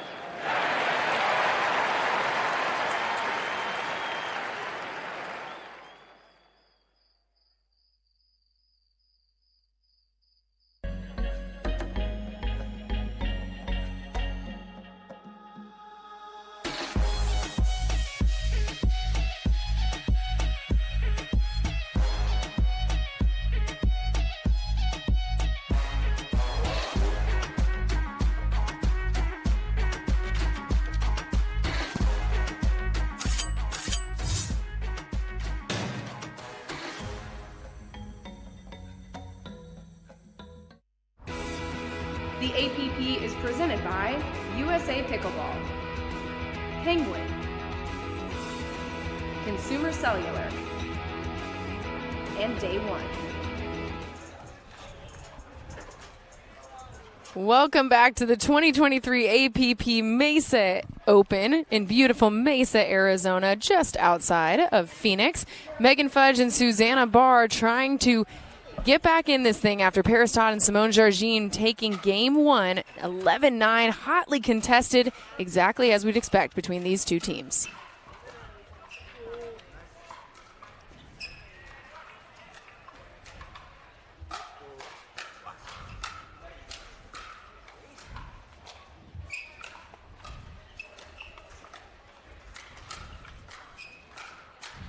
Oh, my goodness. And this game starting out exactly like the first one with a crazy first point to get us started. Cow, that's how game one started exactly, AJ.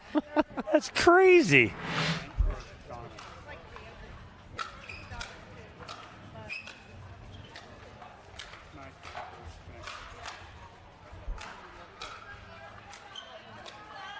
Who said defense isn't important in pickleball? Not us. Definitely not us. In football, they say defense wins championships. Well, defense is important everywhere.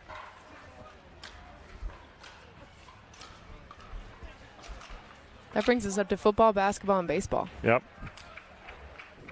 Don't know how we're going to bring golf into this one, but we'll figure it out.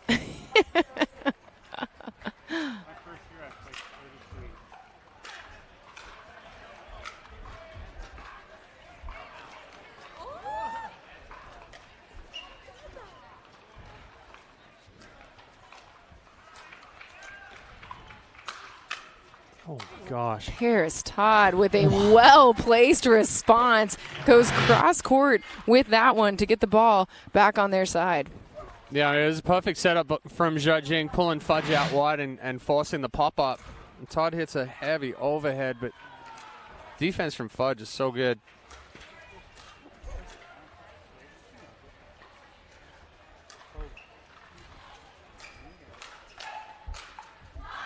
Again, getting into the body of Susanna Barr, but she was able to respond that time, forcing Jargine to get her response out wide.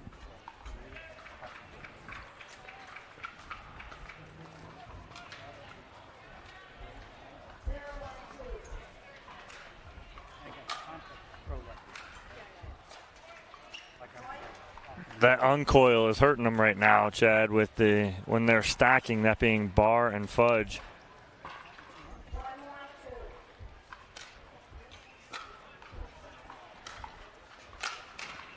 Oh, wow. No.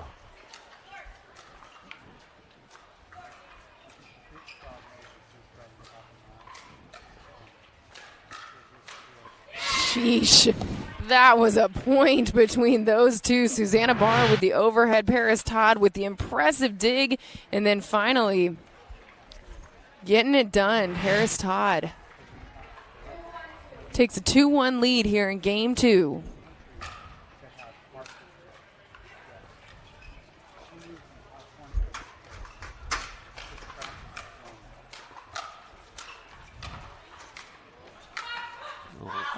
Wow, Fudge just misses that. She read it beautifully, but that paddle trailed just a little bit instead of being able to just punch that out in front, and she goes long. As does that one from Simone Jargine. So it goes back to the side of Fudge and Barr. They find themselves in an early 1-3 hole in this second game.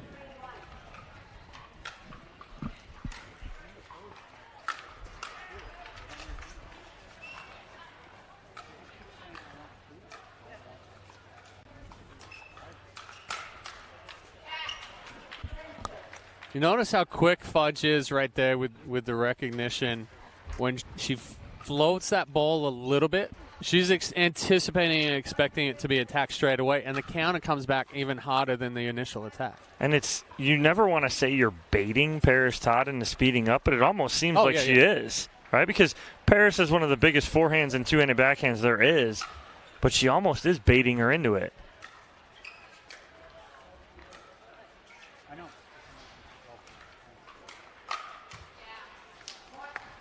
Yeah, not the best spot there from Zhajing. Bar sitting all over the backhand. Needs to go a little bit more into the body or go right hip there on that speed up. Yeah, that's exactly right, Chad, because we see when Bar gets extended, it's good. When you get her at the body, you jam her up a little bit.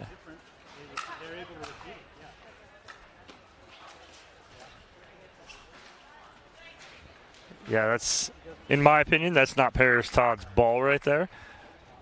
That's Jarjim's ball where it's coming right into her forehand.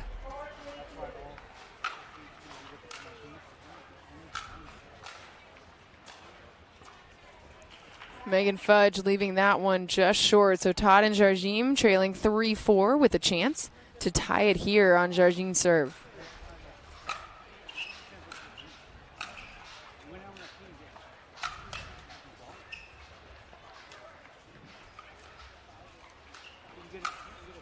Those are some incredible resets from Paris Todd. Twice off the paddle with Susanna Bar.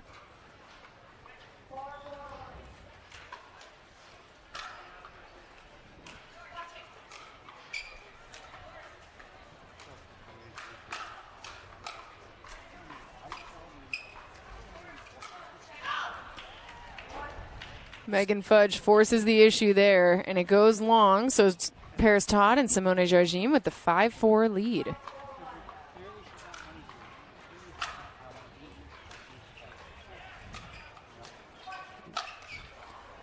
That one set up just a little too high. Not much Todd can do about that one. Zhajing paddle face just too open on the transition. I think Susanna Bar was sick of Paris Todd getting that back, so she goes right at the body of her instead of letting her extend her arms.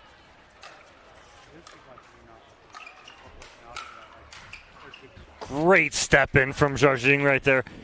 And the first one wasn't meant for a put away. The first one was to put pressure. She got it and puts away the second one.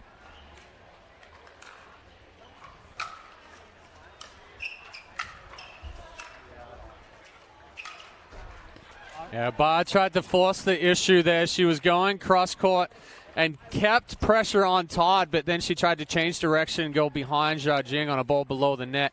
Very tough to do over high pot.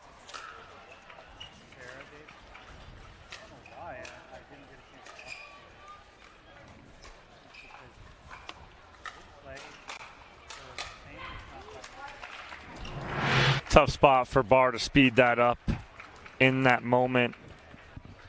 And Todd and Jarjim double up Fudge and Bar.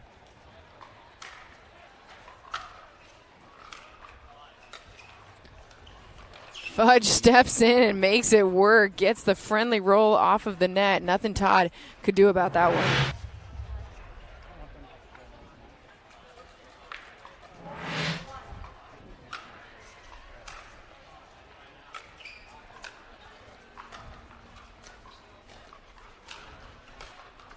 Oh my goodness. That's just fight it off. And just like his ball's coming right at her face basically off the bounce. Great job by Megan Fudge.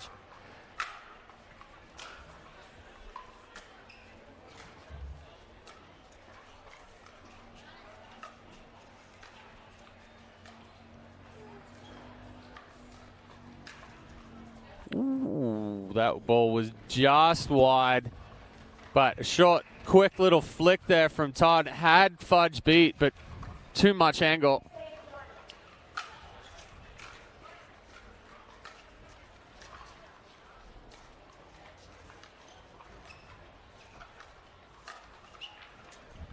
Goes for the lob and just gets it to land.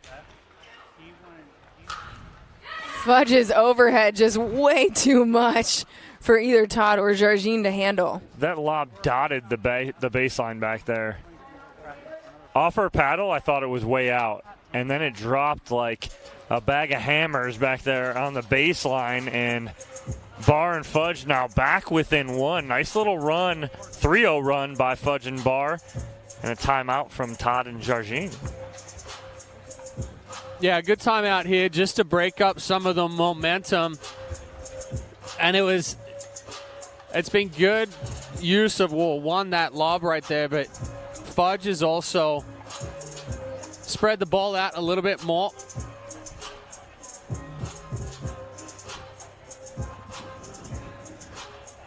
So a reminder, this is the match between Simone Jardim and Paris Todd, and then Susanna Barr and Megan Fudge. It's the rematch of the gold medal match in Daytona. We are now in Mesa, Arizona at the APP Mesa Open, and we talked ahead of this one that we were expecting a fantastic, closely contested match between these two teams, and so far it has more than delivered on that front. Jardim and Todd taking the timeout there after Barr and Fudge go on quite a little rally to cut the deficit and now leave much, much less room for error for Todd and Jardim. Susanna Barr getting ready for the first serve.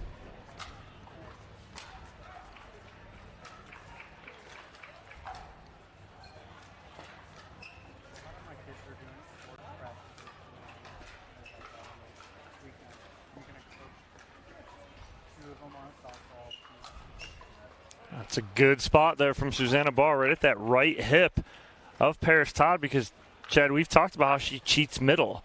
All right, so if she's cheating middle of the two-hander, the right hip is the right spot, even though it's her forehand. A leave there from Megan Fudge. It goes long. Looks for confirmation from the official. Yeah, that ball is definitely out.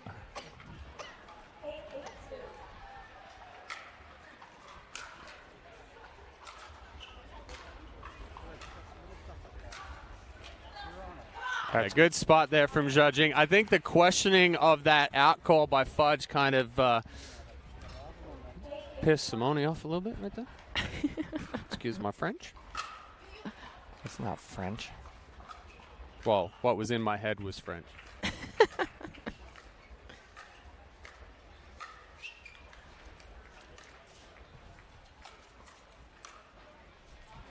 Again, that lob. Todd just stood there and watched it, though. It wasn't a deep lob. No.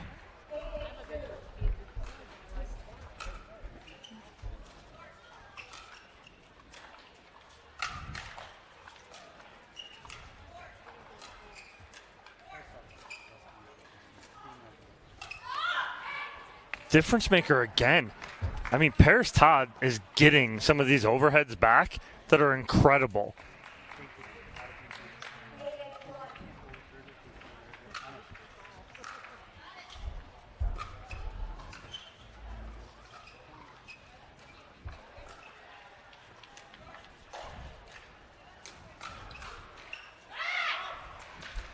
Little volley back and forth there between Todd and Fudge. Todd getting the advantage. Force them into their second serve in a tie game. Little volley and volume from Paris Todd right there, too, as she's starting to get a little louder.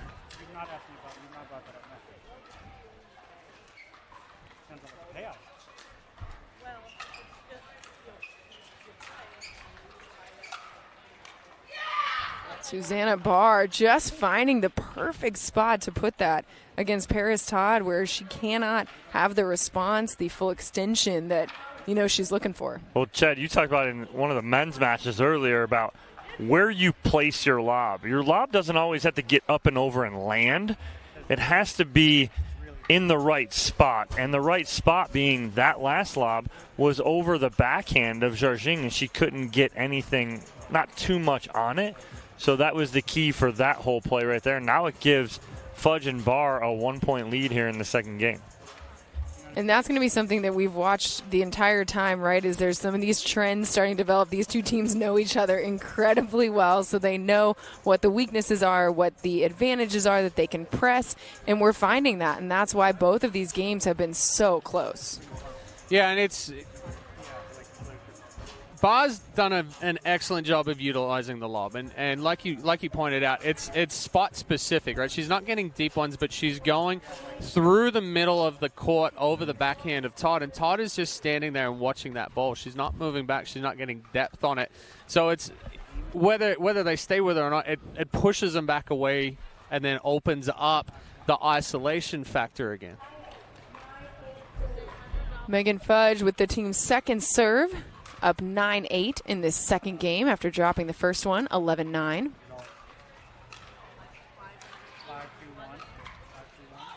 Susanna Barr leaving that lob just short. Yeah, a little short right there. Need to get that one up and over and force them to play and get that game point for yourself.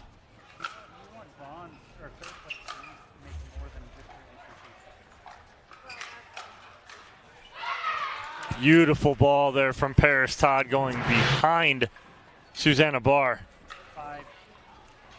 And they came out of the stack for that one, Barr being on the left.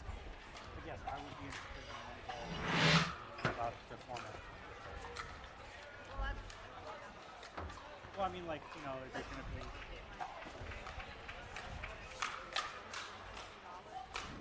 be. Todd speeding things up and forcing the issue. It works out, getting her and Simone Jardim into a game match point. Match point. I was about to say, if Fudge and Barr don't take a timeout here, be shocked. Yeah. So, good aggression there by Todd the last 2 points. She's chosen the right balls and really gone into the body of both Fudge and Barr. And that's created those pop-ups where she's sped up before. She was giving a little bit more room and trying to beat them with the speed up itself. But like we said, the last 2 points going right into the body and really applying the pressure.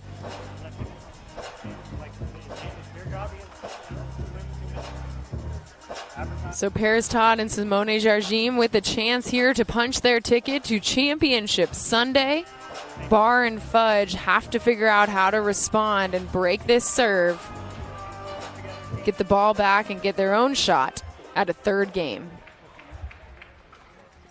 And winner of this match moves on to championship Sunday. Loser of this match gets the winner of Ivy Cheddar and Ava Kalis taking on Shelby Bates and Rachel Recker.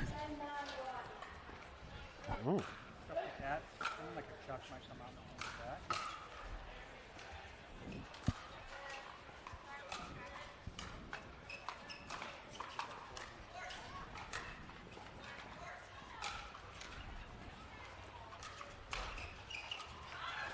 Simone Jardim and Paris Todd have punched their ticket to Championship Sunday, getting the win over Susanna Barr and Megan Fudge. Back and forth battle that entire match, but Todd and Jardim just edging out Fudge and Barr.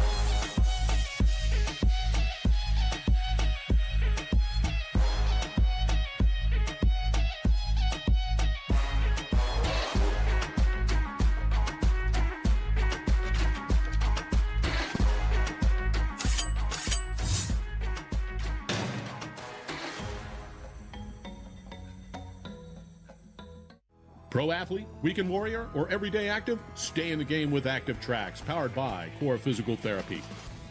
Core's team of physical therapists and athletic trainers promote injury prevention, rehabilitation, and fast recovery to keep you from being sidelined. We use cutting-edge technology to treat the chronic conditions and injuries from high-impact, high repetitive activities. Step into an Active Tracks tent in your community or visit one of our clinics. Core Physical Therapy, treating everyone right.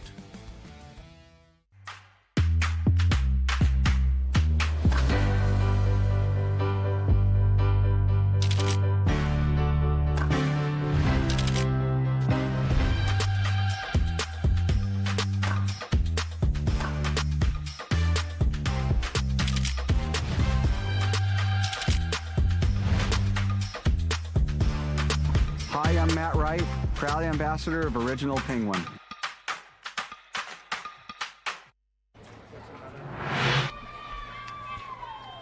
Simone Jargin and Paris Todd are playing on Championship Sunday. Here's the match point of how they got it done. Yeah, another good back and forth battle. A little unlucky here on match point with that speed up catching off of the net cord. Bar not able to catch up to it. And Jargin and Todd moving on 11-9, 11-9. We're going to throw it down to Dominic Catalano courtside with Simone and Paris. All right, I'm with Simone Jargin and Paris Todd. Congratulations, first and foremost. You guys are moving on to Championship Sunday. But Simone, first with you. You're playing against a team that you met in the gold medal match in Daytona. Very familiar with them. What was the game plan going in against them? I think for us today was really executing a game plan, having a strategy going into it and figuring it out as we go. I think, we now have played enough times against each other that we kind of know what each other likes and what each other doesn't like. So it's just adjusting as the day progresses, and, I guess we will keep adjusting because we are going to be playing each other a lot of times. So, but yeah, I think it's good for Paris and I. Ultimately, I know the pressure is on us, and it always will be. So we just got to come up with the goods. No big deal. No big deal at all. And then Paris, moving on to you with, playing next to Simone, you had some absolutely incredible digs and some overheads that you were getting back and just keeping you guys in play. How is that playing next to Simone where she's coming over and putting those balls away? Well, Simone can get anything from anywhere in the court. She's sliding, she's falling, she's doing whatever. So I always know the ball's going to go back in play. So having her as my partner, I know it's always going to go back. So it just makes me feel confident in attacking when I need to as she sets up the point for me. All right, well, ladies and gentlemen, congratulations. Simone Jargin, Paris Todd, moving on to Championship Sunday. Next up on Championship Court, our men's pro doubles bronze medal match. You don't want to miss it.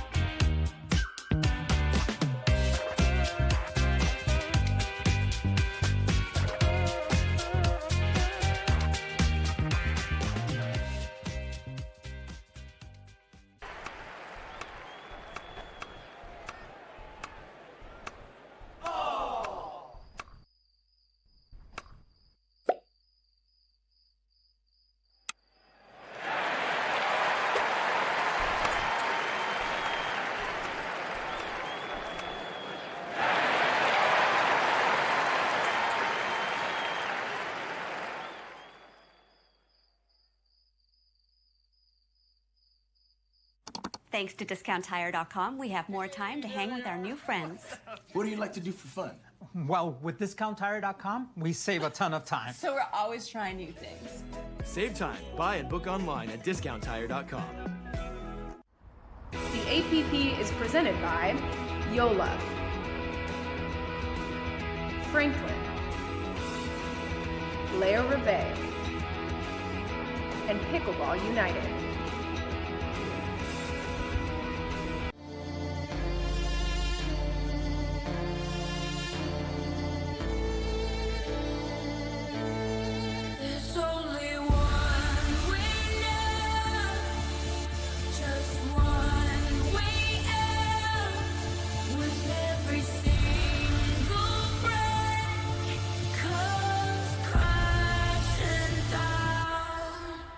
Only one.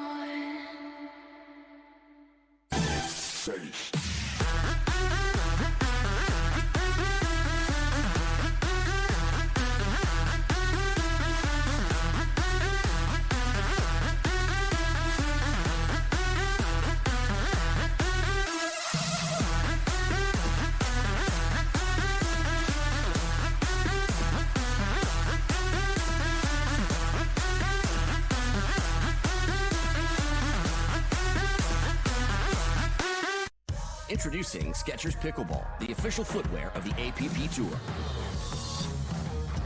They're ultra lightweight and responsive for incredible speed.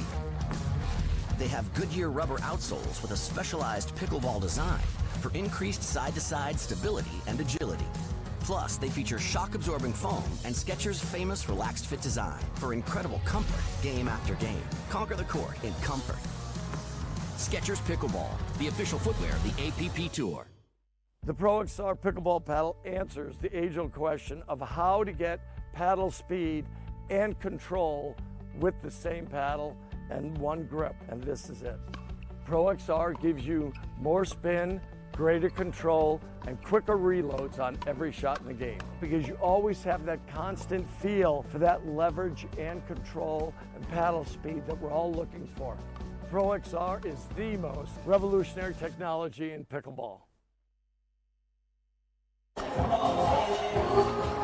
Welcome back to the 2023 APP Mesa Open. You're taking a live look at Hunter Johnson. He and his brother Yates getting warmed up for our bronze medal match here on Championship Court. They had to play 2 matches in the back draw to get back here to center court. And the reason they had to play those 2 matches are because of Christian Keenum and William Sobek, who they now face in the bronze medal match with the right to play on Championship Sunday on the line. Let's learn a little bit more about Hunter Johnson. I'm Hunter Johnson. I'm a professional pickleball player, and I live in New Braunfels, Texas. So growing up, my twin brother and I started playing soccer, baseball, tennis. The sport that stuck to us the quickest was tennis. Yates was born first. I got a little more nutrients in me and a little taller. He says he's the better looking one, but I'll fight him on that. Getting an offer to try to go play pro pickleball, and we honestly thought it was a crazy idea, but we also looked at it as an innovative idea of let's get in early, let's try to get as good as we can. There's now 36.5 million people playing pickleball. That's a huge number. Love to see the game just keep growing, especially on the pro side. 2023 is an exciting year. Obviously, you want to be number one. You want to win as many tournaments as possible. But we'd really like to try to dominate together in doubles and see kind of where that takes us.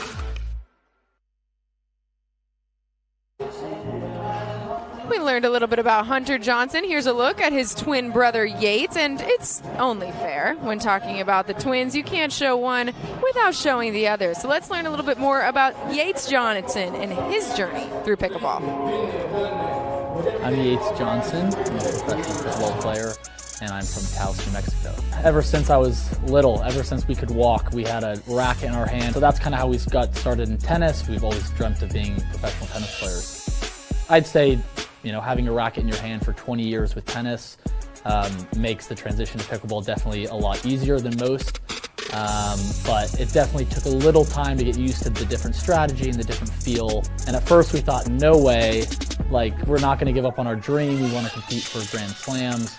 But we saw how fast of a sport pickleball was growing, just kind of the opportunity we could be as the pioneers of the sport. It's a lot of fun, and there's a reason why it's the #1 growing sport in the country. I'd say there's really no ceiling. It could be in the Olympics one day, and that's really exciting. Goals for the 2023 season would probably be get my first gold, but also get our first medal in doubles and see where that takes us. Welcome back to the 2023 APP Mesa Open. Now that we've gotten to know the Johnson twins a little bit better, let's see them service off here in the bronze medal match. Like I mentioned, they are playing William Sobek and Christian Keenum, who are the reason that they had to play through the back draw in order to get back here. Championship Court with a chance to play tomorrow on Championship Sunday, but very quickly, Sobek and Keenum getting the first side out of this match.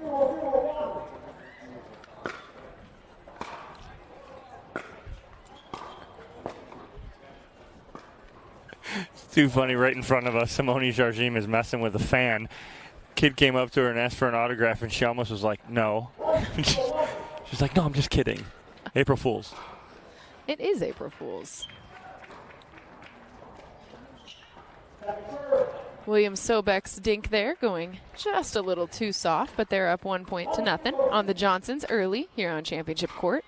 very tentative on both sides right now. Yeah, it's like neither one of them want to lose, but we're like 2 points in, boys. Let's go. Let's get this going. Someone take charge here.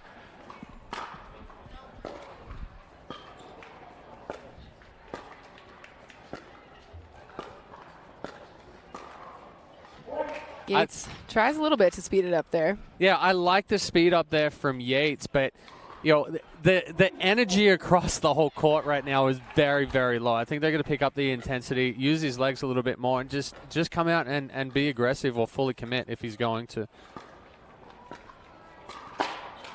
Kind of like that. Right there. I was going to say, I'm curious to know if the fact that these two played each other so recently in the day, if that's sort of playing into not wanting to give away a strategy. If you're just sort of playing tentative, not giving away what you're trying to do in this bronze medal match early.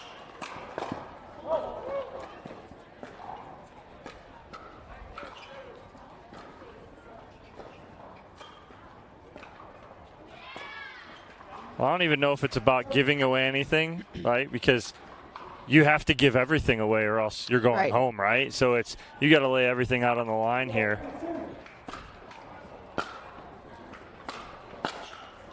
Right now, Sobek and Keenum getting the advantage. They're up 3-0. A quick side out off of that friendly roll off the net from Sobek.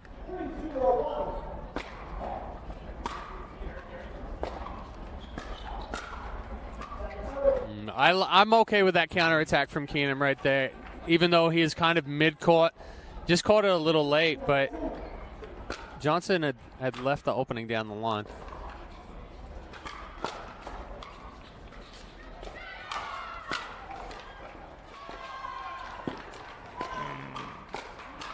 Yeah, William Sobek making the 100% wrong decision again.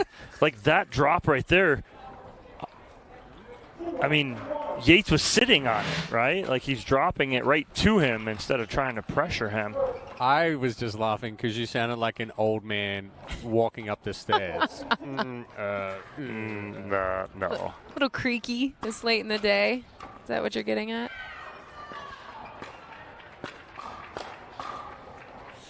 Yates into the net. Yeah. Oh, you too. I was. Yeah. Yates is all over that, but one of the big issues that we've seen for him a lot of the times is that he stands too tall and he gets jammed up because he's not getting that chest over the toes and being able to separate his arms.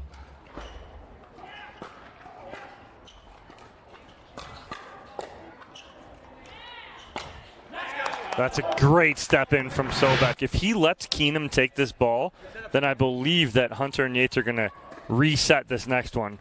But Williams steps in front, and eliminates that time and pressure.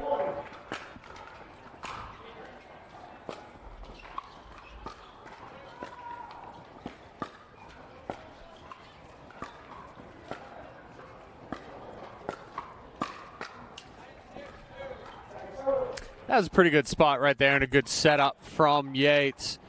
Kind of just baited Keenan into that slower progression and then run right up at center of the body. Yates' response there gets the side out, so he will take the serve, trailing 0-4 in the first game of this bronze medal match. William Sobek, though, trying quickly to get the ball back. Very aggressive with that forehand. Yeah, good step over there from Sobek.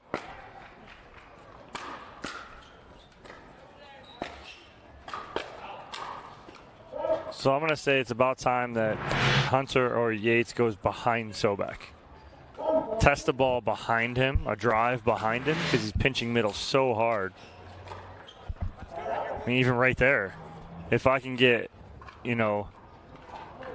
Yates to drive that ball flat down the line instead of going to the middle or trying to go to Keenum so much, you may open something up by keeping Sobek home.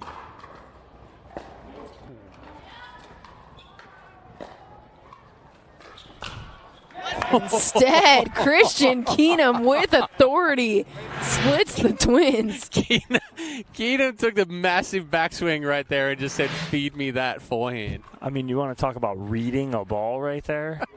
He moved before Johnson even stepped back to hit it. mean, with that amount of power, he had the firepower of the quarterback that I accidentally said his name of earlier. Case Keenum, right? So right here, beating yourself. Yeah, you are. So again here, Chad, we saw in the gold medal match in Daytona, it was Andre Deescu and Kyle Yates who took out Yates and Hunter in the final. One thing that Kyle Yates said in his interview that we did with him after the match was that we're going to see these guys a lot. We're going to get used to these guys a lot, but we're going to see these two a lot, meaning Hunter and Yates Johnson. And the reason he was saying that is because of the speed of play that they played. Because there were just no holds barred. They were going at Andre, they were going at Kyle Yates, and they were playing aggressive. Right now, they're not at all.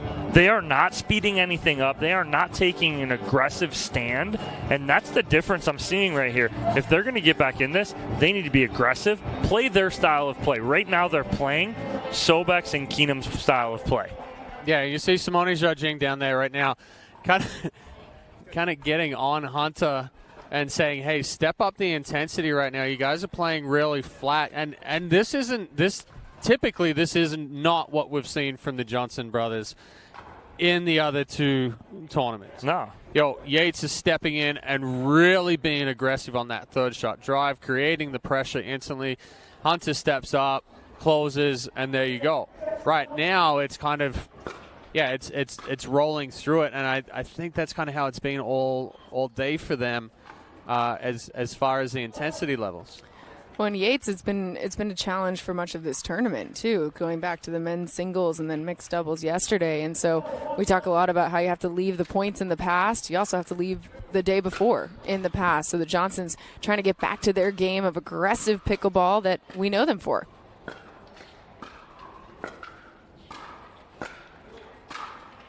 That right there. That's the epitome of a Johnson and Johnson point right there, is aggressive, reaching in, taking those balls out of the air, putting pressure on their opponent.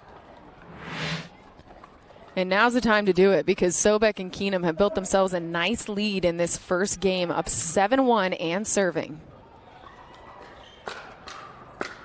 Let's go! Christian Keenum having none of it. None of it right now. Said you will not pick on me. No.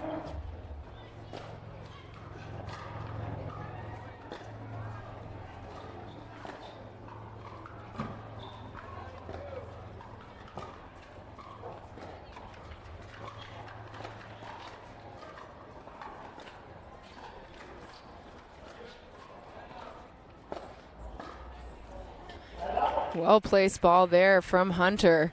Sobek goes for the swing, but misfires, and so the ball back on the side of the Johnson brothers. Hunter serving.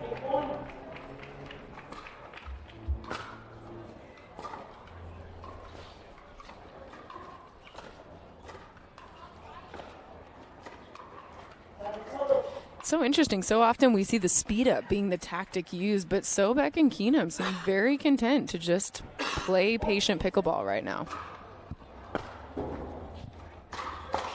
That's the ball right there from Yates Johnson that we like to see. He needs to use that drive to his advantage.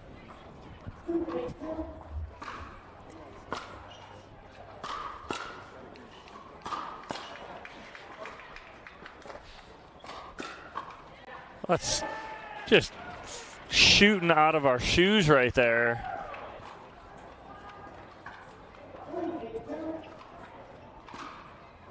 Oh.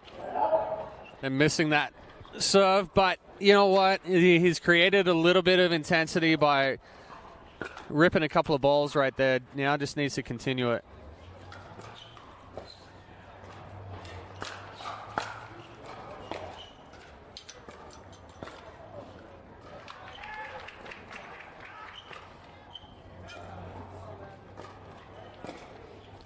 Well-placed ball from Sobek.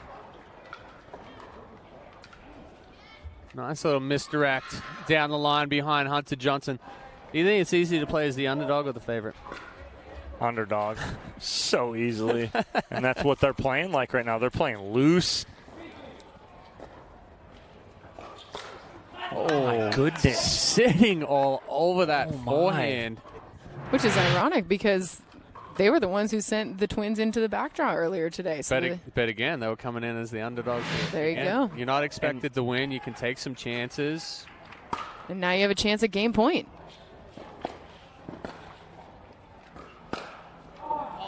Doesn't get it done on that one, but they do have a second serve. That's the second time we've seen Sobek throw up the paddle right before his opponent's about to hit. I'm thinking he's got to be careful with that one as far as a distraction.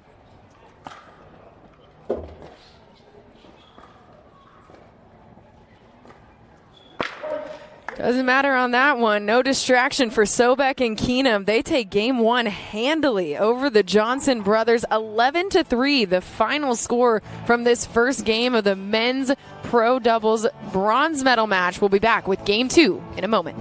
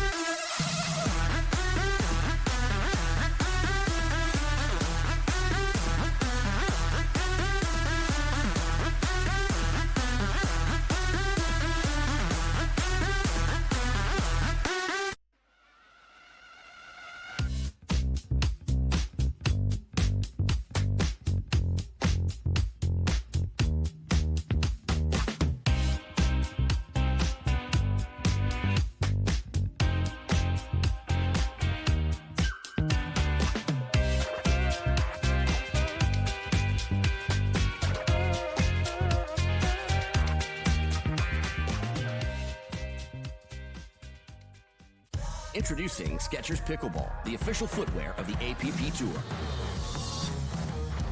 They're ultra lightweight and responsive for incredible speed.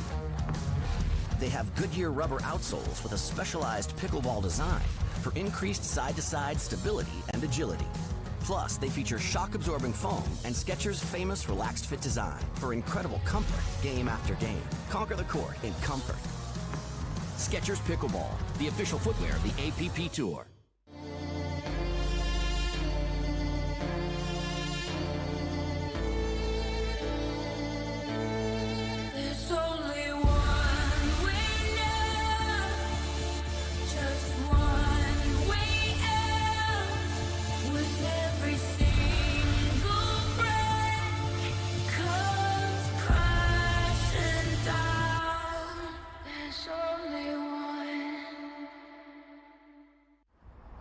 APP is presented by Skechers,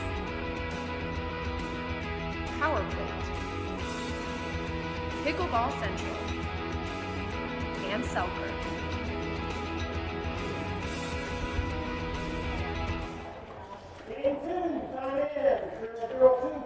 Welcome back to the 2023 Mesa Open. William Sobek and Christian Keenum taking game one handily over the Johnson twins, 11-3. But Yates Johnson there with a quick start for the twins. Still in the seconds, still now goes back to the Johnsons. The ball does. So it's going to be Yates with the serve.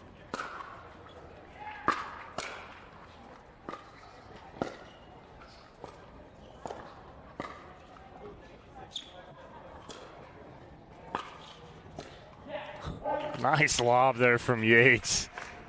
Perfectly placed. And you could see the confusion there between Keenum and Sobek of what are we going to do with this one.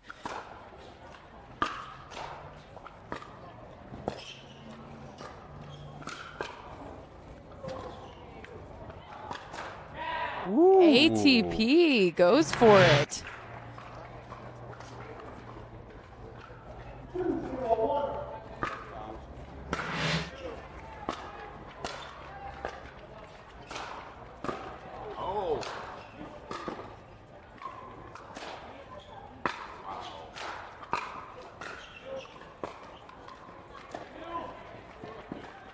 That's a tough decision.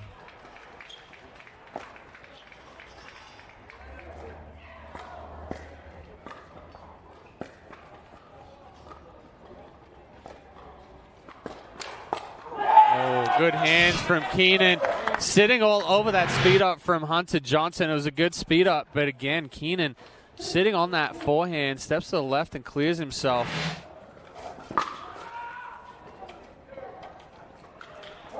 And the Johnsons finding a little bit of rhythm in this second game that they could not find in the first, up 3-0 on William Sobek and Christian Keenum with Hunter serving.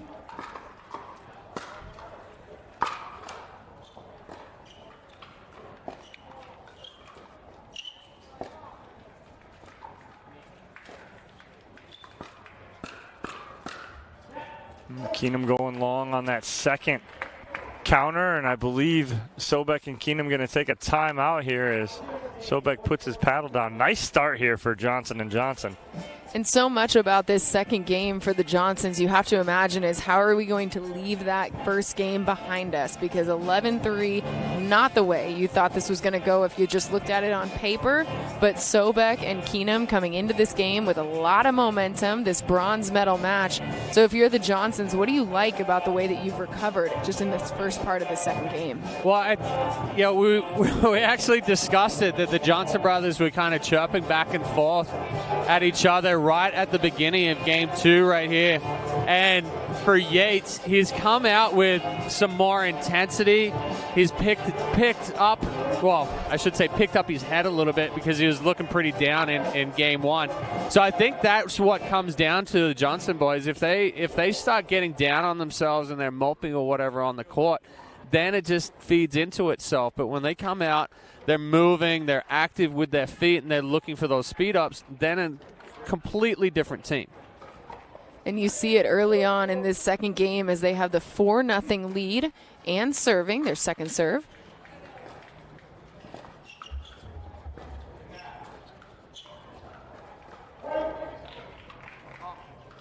And they continue to roll here, up 5-0 now.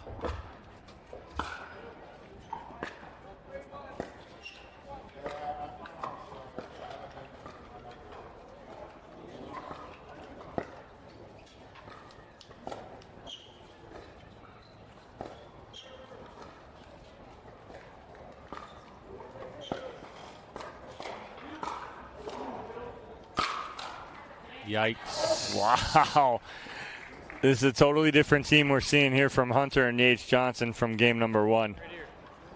Much more aggressive like we wanted them to be. And it has made a huge difference. As you can see, Sobek with the return into the net there.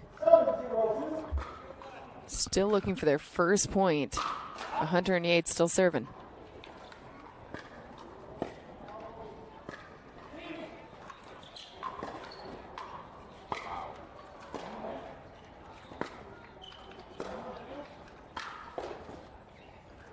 Ball going wide too. Wow. Yeah, perfect choices there from both Yates and Hunter. Sobek was pushed back behind the baseline. When the balls bounced into the kitchen, they rolled them back at Sobek until that ball popped up and they could go at the feet of Keenum. That is a absolute missile off the paddle of Yates Johnson right there.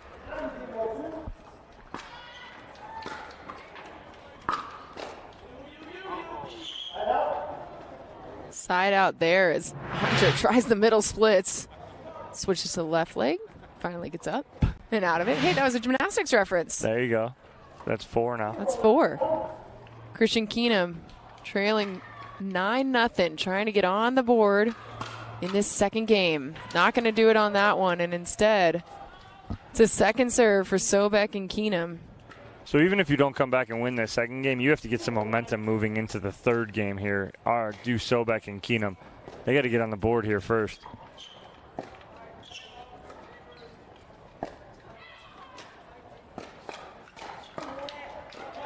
Oh, yeah. So Sobek with the right toes. He was trying to tiptoe, but took half a step forward. Couldn't stay out of the kitchen there.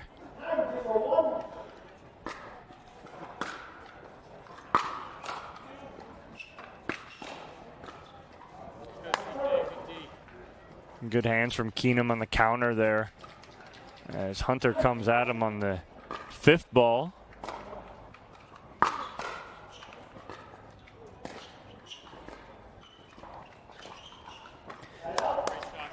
Sobek with the nice placement down the middle.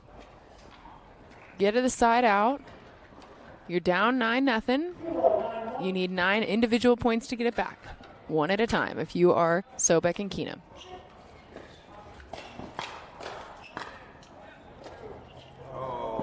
And there's one. An impressive dink there from William Sobek to get Keenum and Sobek on the board. Still a monumental task ahead of them in this second game.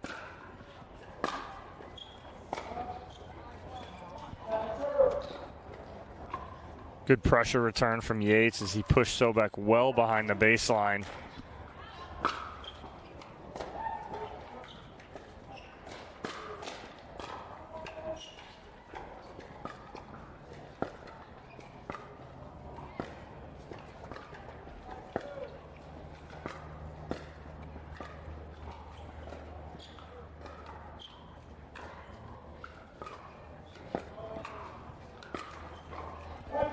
It's point number 2. Yates standing up. That's the right ball to speed up for Yates, but he's standing up tall, never fully gets underneath that ball. Just got to use the legs a little bit, get the paddle head underneath the ball, and then he can explode and accelerate up through that speed up.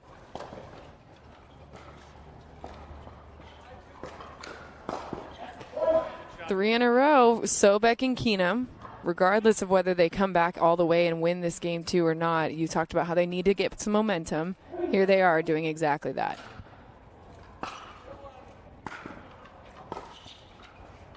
Well, do not count anybody out, and we're going to get a timeout here from the Johnsons. And it's pickleball. Crazier things have happened than a 9-0 return and comeback here. And looks like Keenum and Sobek are well on their way right now, but they are on second server. That's a huge key, too. Well, and it's something that we've seen from Sobek and Keenum already several times on this court today. They were trailing by 7. They came back. I mean, they have been able, for the most part, to stick to their game plan and exactly what they want to do, regardless of how many points stand between them and the game win. Tall task here, though, for Keenum and Sobek. They took game 1 handily, 11-3. Now trailing 4-9. In this second game, the Johnsons would like nothing more than to force a decisive game 3. Sobek and Keenum trying to end it right here and put themselves through to Championship Sunday. Yeah, it's a huge answer for Hunter and Yates Johnson to go up 9-0, but a good answer on the flip side from Sobek and Keenum to get back in this.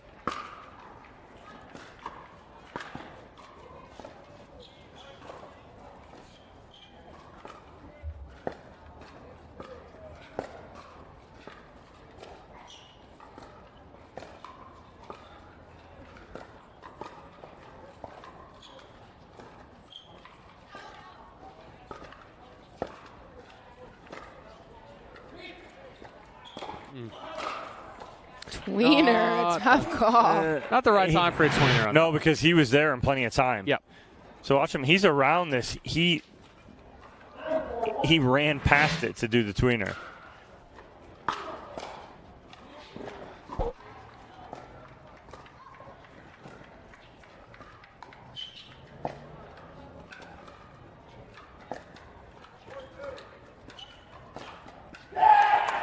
Wow. Backhand around the post there from William Sobek, set up nicely.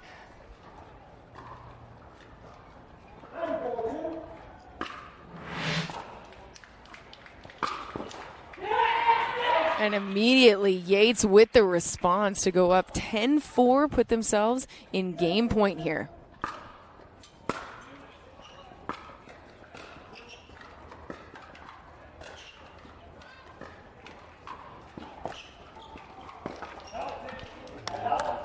Side out for Sobek and Keenum, trailing 4-10. Big hill to climb to get all the way back into this second game. Keenum with the serve. Oh, that's a tight third right there from Keenum. Got to get that up and over. Got to give yourself a chance, especially at this point.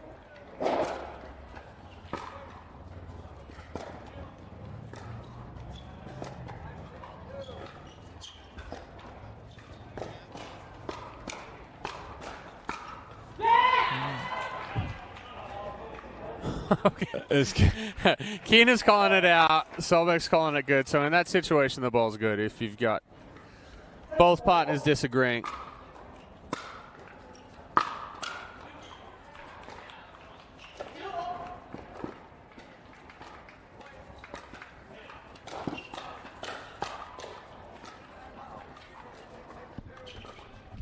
Oh, good coverage there by Keenan. Strung out in the middle of the court. He's all by himself. Look at this. He's playing singles here. Great replay there by our crew to find Christian Keenan playing a little 2-on-1.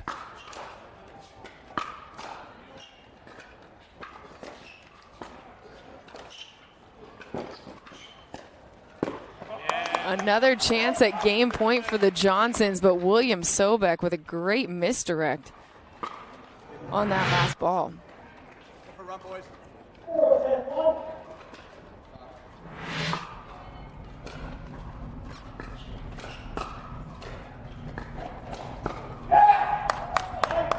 Sobek and Keenum with the point on their first serve. Trailing 5-10 in this second game to the Johnsons, but refusing to back down.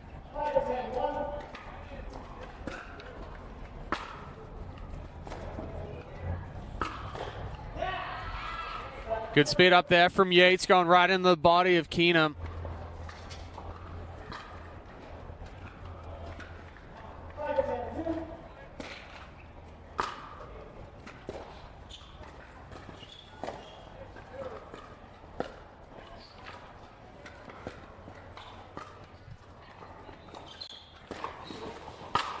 Oh, Sobek ends up in the barriers. Back beyond the baseline, can't recover and get back in. Another great lob. Yeah, a little bit of dust on the court there. Sobek tried to push off after going back and getting that lob and just kept on sliding back through the barriers. So here we are, Hunter and Yates Johnson with a shot at game point. Their fourth opportunity here. Make it 5.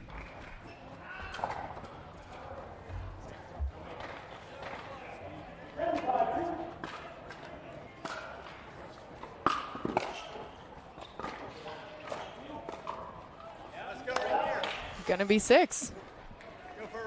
Maybe, oh no, maybe not. I'm so sorry. Maybe. I'm so sorry. We're switching sides here. That was a side out. There's that timeout. The universal sign for a timeout and sound of a timeout is the paddle drop. And Keenum and Sobek are right back in this. You can see the conversation between the Johnsons right now as they just feel like they had this game so in hand, right? They were up by a massive margin over Keenum and Sobek, and really that margin is still pretty big. 10-5. But come out, stop twice here. Big serve, big drive, crash. And it's over, right? Game over. Simple. But the feel of You've heard it here first. But the feel of it on the court is so different. It's not that. Yeah. Because Sobek and Keenum are just staying strong. They are forcing the issue. They are refusing to back down and making the Johnsons earn every single serve, every single point. Well, the Johnsons have a ton of work to do here as Sobek and Keenum are still on first serve here. So they got to hold court twice to get that serve back.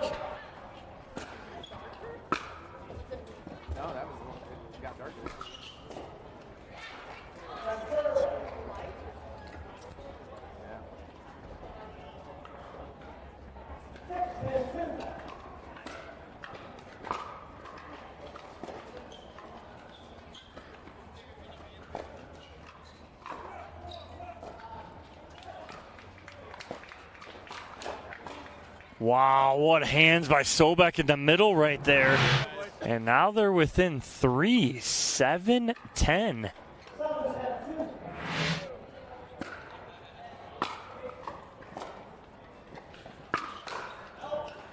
That one goes wide though, so goes long, excuse me. So the Johnsons, with a chance here, they're 6th at game point. Big serve, step in, drive it, crash, finish. No.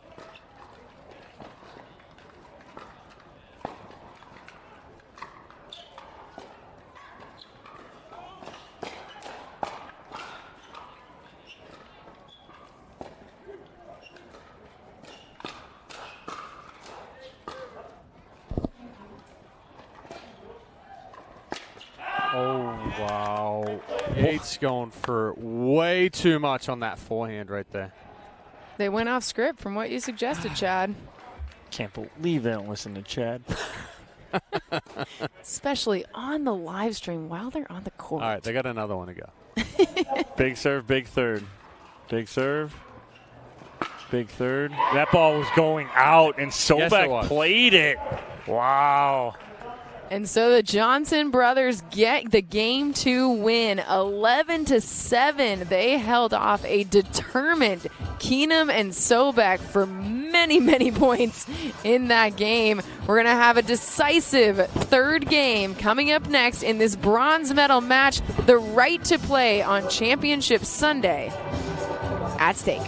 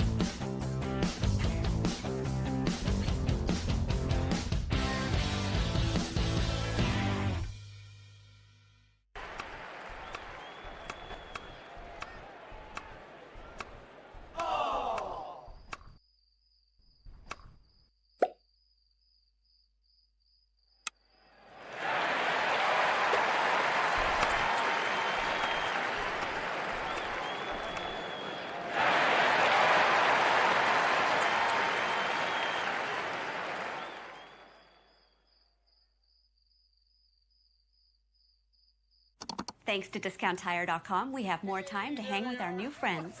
What do you like to do for fun? Well, with DiscountTire.com, we save a ton of time. So we're always trying new things. Save time. Buy and book online at DiscountTire.com. The APP is presented by Franklin, Level Up, Pickleball Magazine, and SunMed.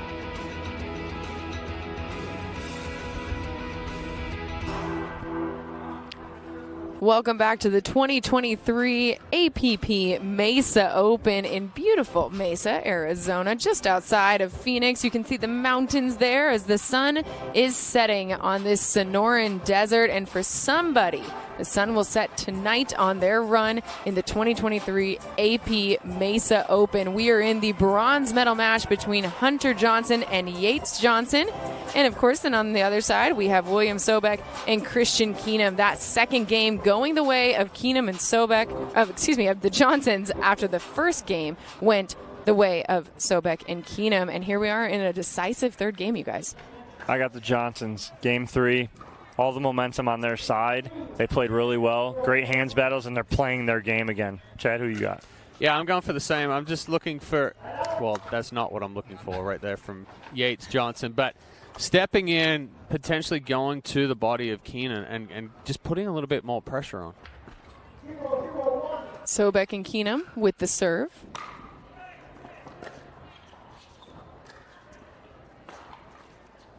The lob from Hunter.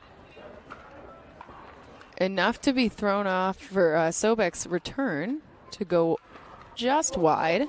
Yeah, he tries that overhead on the lob and just goes a little wide. He couldn't believe it. And that affects the next shot because he's thinking about that overhead right there. Visibly frustrated. You see him trying to shake it off.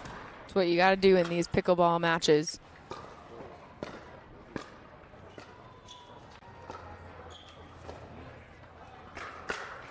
Let's go. Aggressive from Keenan right into the body.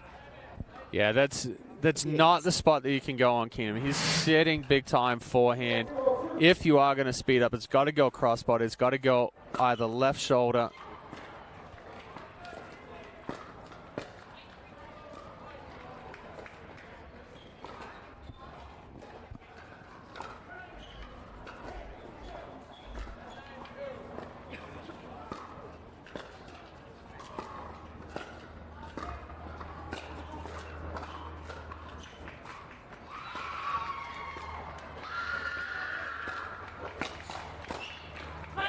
Speed up there from William Sobek.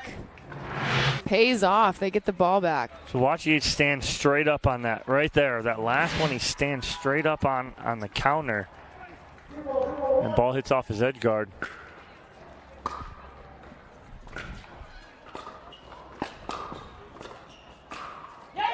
Sobek came all the way over. Keenum tried to cover again like he did in that second game, but the Johnsons take advantage.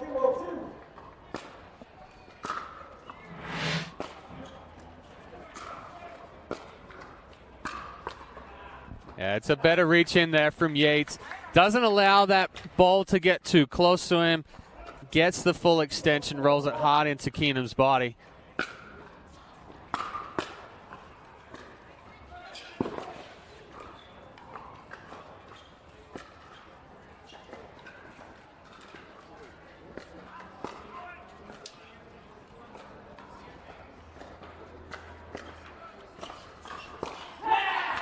Good hands from Yates, especially as Sobek goes to pull the trigger that clips the tape. Very difficult ball to block and do anything with.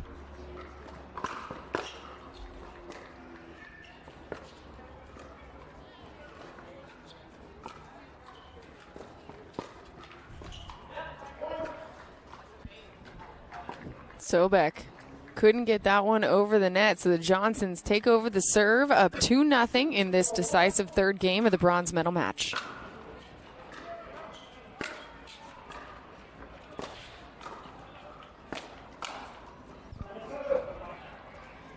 But we know one thing about this duo, and that is that Sobek and Keenum will not be deterred. They're going to fight for every single serve, every single point, give nothing away, including that side out there for Sobek and Keenum.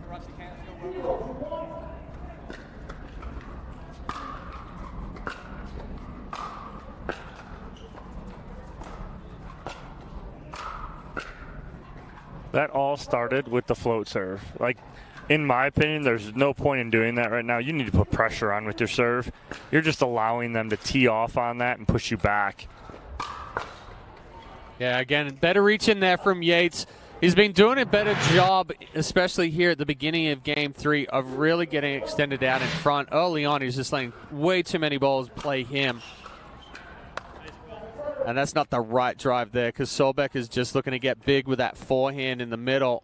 If you are going to drive, go behind him on the backhand side or go into the body of Keenum.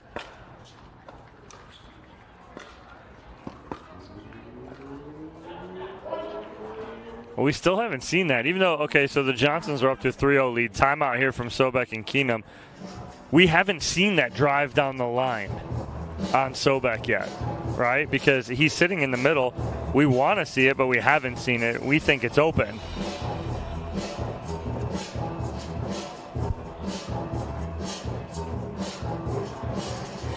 Paris Todd giving a little bit of insight there to the Johnson brothers of what she's seeing on the sideline. Everybody getting this opportunity to get coached up. William Sobek getting the same. From Dad Rusty Sobek on the sideline there. Johnson's off to the early lead here. 3-0 in Game 3 of our bronze medal match here at Championship Court at the 2023 APP Mesa Open. If you're Sobek and Keenum, what is your first priority out of this timeout, Chad? No, you've got to try and get back into throwing the Johnson brothers off balance. Sobek has done a good job of getting big in the middle, but if Yates and Hunter continue to control the tempo, you've got to try and slow it down. Right? We've seen that Yates has kind of struggled in those dinking rallies throughout this one. He's looking to be more aggressive, take those balls early. If he can get it down and into the body, then it's going to play into his weakness.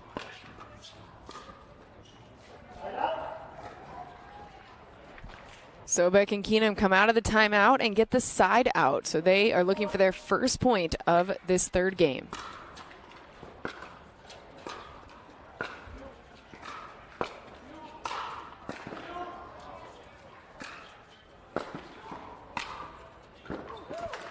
Nice angle there from Yates Johnson on a backhand angle nonetheless here. Beautiful spot.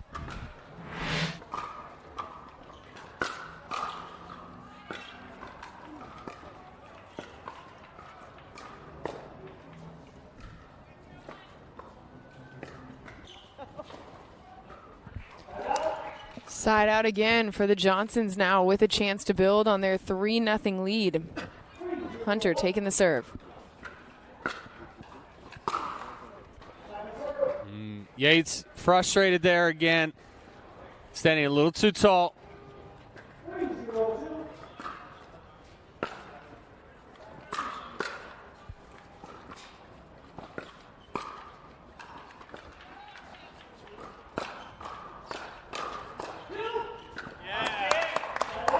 Good hands there from Solbeck. Recognizing the speed up from Yates and then counter-attacking. Christian Keenum on the first serve, trying to get their first point of this game, and they do it because Yates just wide on that response. He's trying to keep that ball away from Solbeck in the middle right there, and Solbeck's pressure caused that point. Oh. A thud off the paddle right there. Solbeck looks down at his paddle going, where'd I hit that?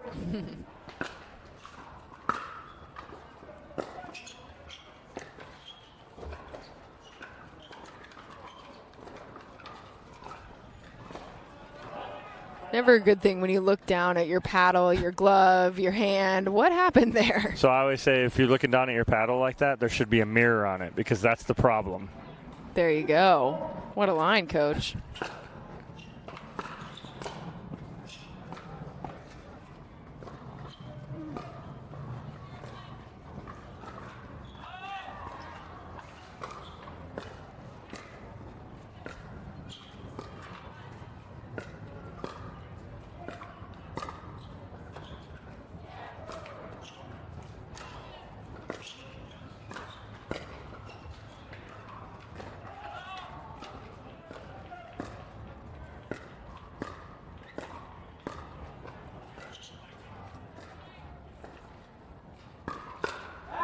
Good spot there from Yates and good patience from both the Johnson brothers there.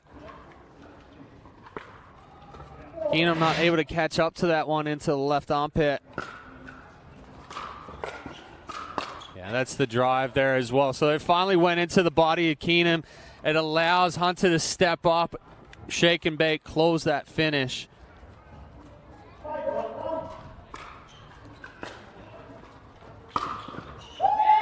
Oh, and then they went down the line. Finally, it only took to the end change in Game 3 for them to go down the line with that winner, and it's a clean winner down that line. And so a 6-1 lead here on the end change for the Johnson brothers. Building off of what they did in that second game, they had a massive lead over Solbeck and Keenum, but those two refusing to go away, and the Johnsons coming out with just a lot more confidence, a lot more of their style of play in this third game that we're used to seeing and didn't see as much, particularly in Game 1, but even a little bit in Game 2 as Solbeck and Keenum just hung around. You could see it throwing the Johnsons off their rhythm a little bit. Here, they're finding it again with a 6-1 lead in this Game 3 with a shot to play a championship Sunday.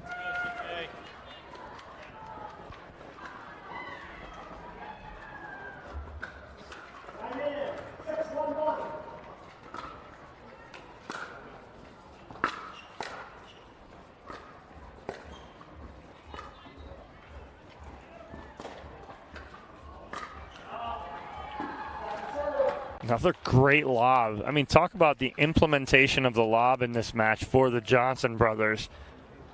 Doing it at perfect times, too.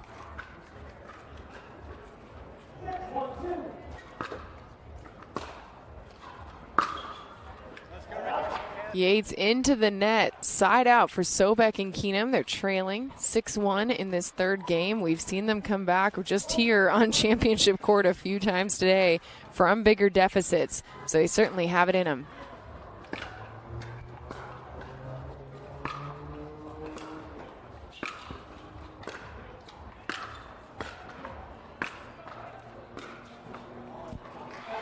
Continuous pressure from Hunter Johnson right there, making himself big in the middle and just keeping Keenum and Solbeck back.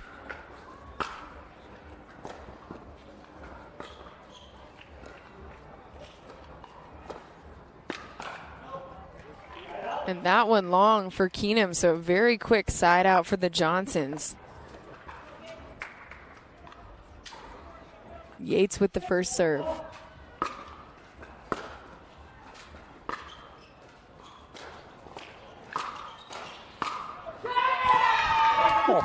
Great placement. Hunter goes for the chest bump. Hunter tries to go for the chest bump, and Yates just gives him the shoulder. There it was. Oh, no help there from Hunter as he just stood there in the middle. I think he thought Yates was right behind him.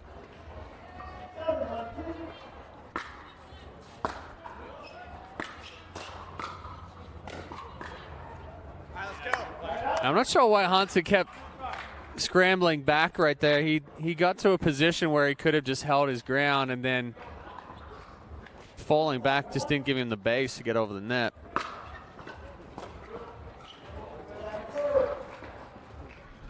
Sobek and Keenum having a very difficult time taking advantage of their serves.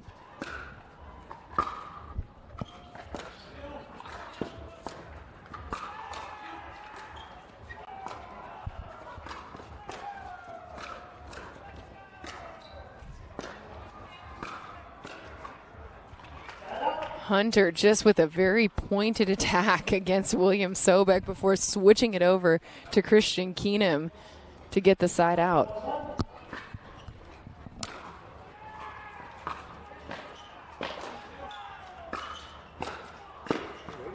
Nice move from Yates right there. Not a bad time for it either. It was the lob to drive.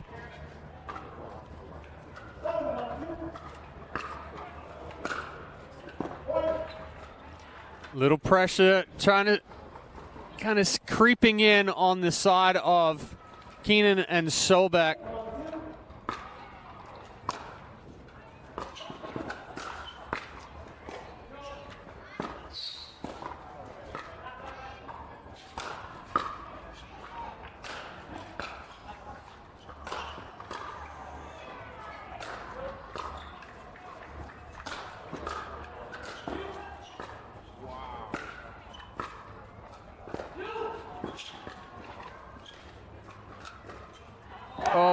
What an exchange between those two teams.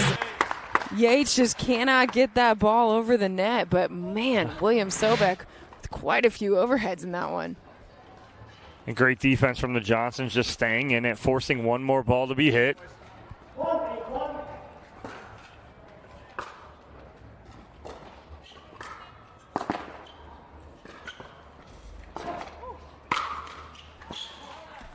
Sobek is all over the court right now.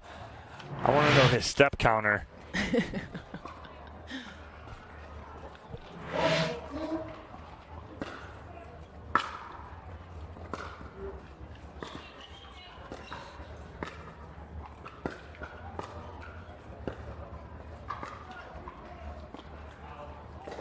Ooh.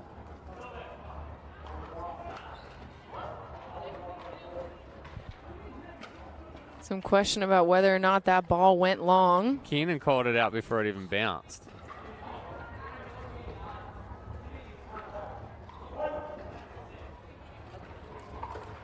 Sobek confirming, as did the official.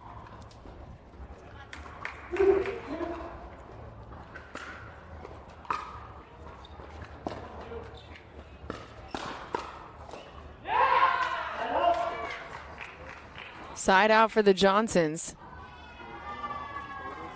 3 points away from playing on Championship Sunday. Yates with the serve.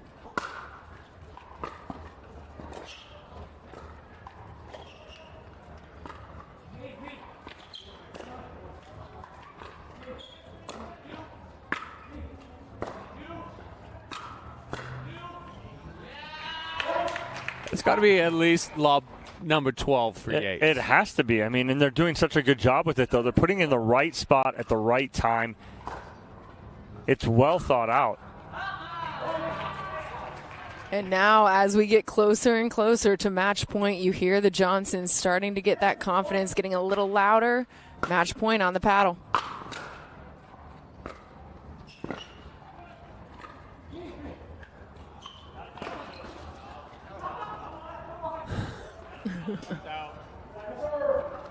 That one looked out. We're sitting pretty close to the baseline that Sobek and Keenum on their side of the court.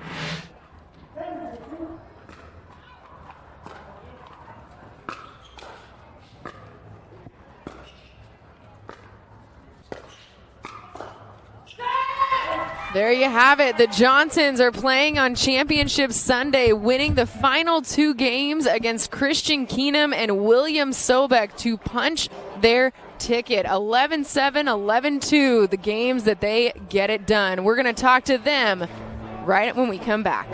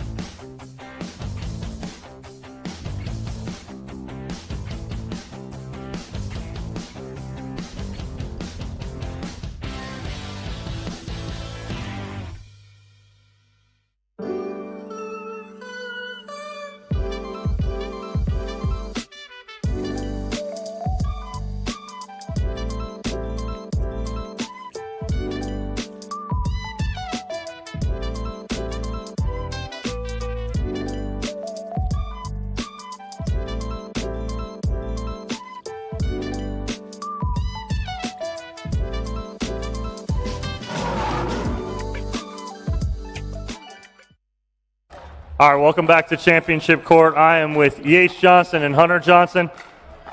For your guys' sake, let's just skip to game 2 here. All right, what did you guys change, though, going from game 1 to game 2 as they were in control early on? Yeah, I mean, they're a good team. We played them earlier in the day, had some trouble with them, didn't play our best. Yeah, we tried to forget that game 1. It was pretty bad. But, yeah, we kind of just kept it together and worked together and stayed positive and kind of change up our game plan a little bit and stay consistent, and it paid off.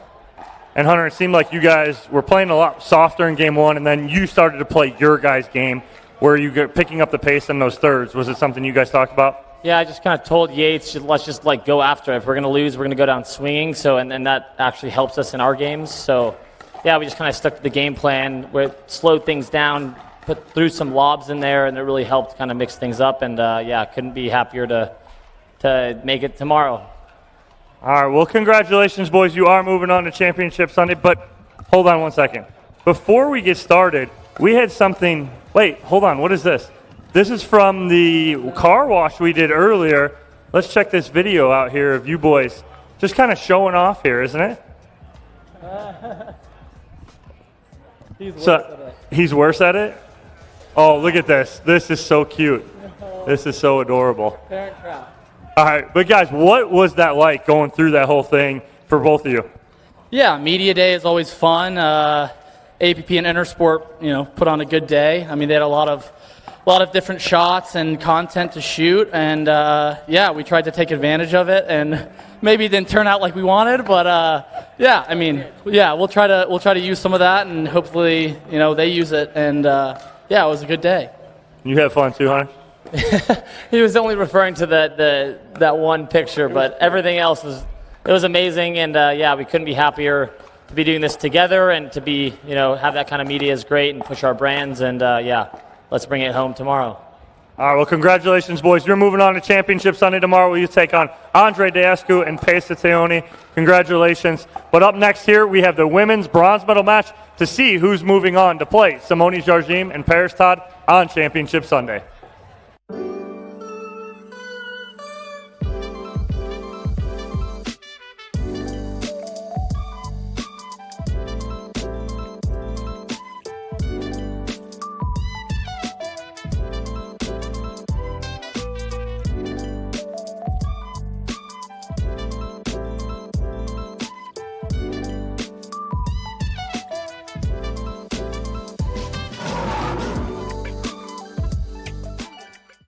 Having a tough time getting better? Our 3-day Level Up Pickleball camps feature a low student pro ratio and offer personalised training from the best pros in the game. Level Up will take you full circle through the point building process by teaching proper stroke mechanics, positioning and winning game strategies. Each camper also receives a personalised before and after video, an instructional manual, product discounts and more. Discover how good you can be with Level Up Pickleball camps. Visit us today at leveluppickleballcamps.com.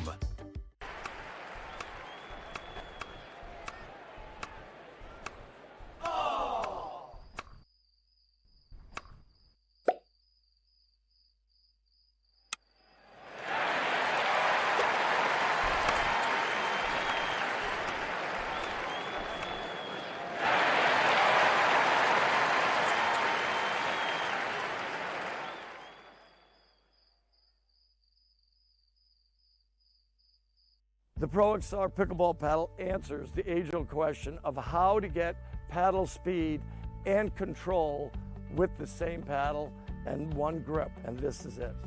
Pro XR gives you more spin, greater control, and quicker reloads on every shot in the game because you always have that constant feel for that leverage and control and paddle speed that we're all looking for.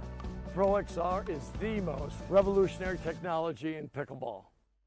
The APP is presented by Pro XR, C&D Nets, and Discount Tire.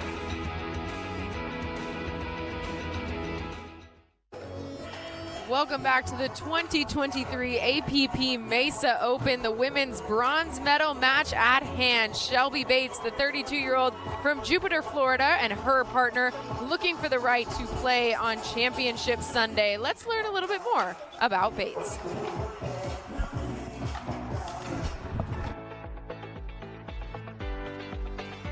I'm Shelby Bates. I'm originally from Jericho, New York, and I live in Jupiter, Florida. I grew up in New York on Long Island, just outside the city, playing junior tennis. I played Division I college tennis at Coastal Carolina University in Myrtle Beach, South Carolina. I turned pro in August of 2022. I cannot remember the first time I played pickleball, but once I was told that I was not good, there's never been a day that I haven't played pickleball. That lit a fire underneath me, and I have just gone from there, and here we are today, playing on the APP Tour as a professional pickleball player.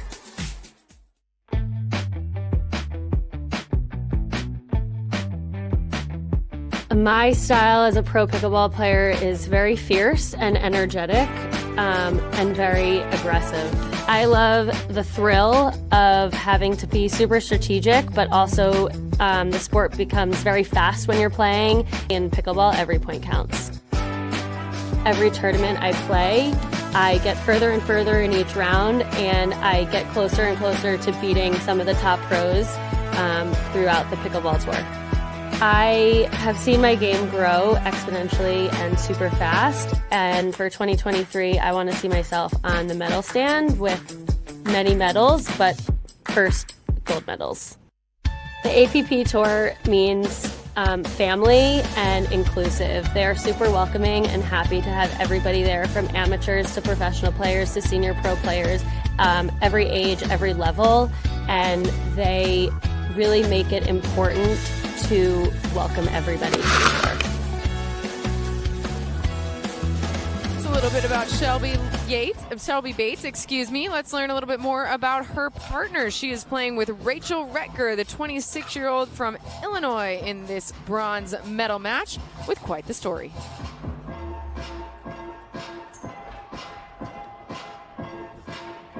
Rachel coming in to this match with Shelby Bates. They had to battle their way through the back draw to get the chance to play against Megan Fudge and Susanna Barr. Of course, the winner of this one gets a chance to play on Championship Sunday against Simone Jardim and Paris Todd.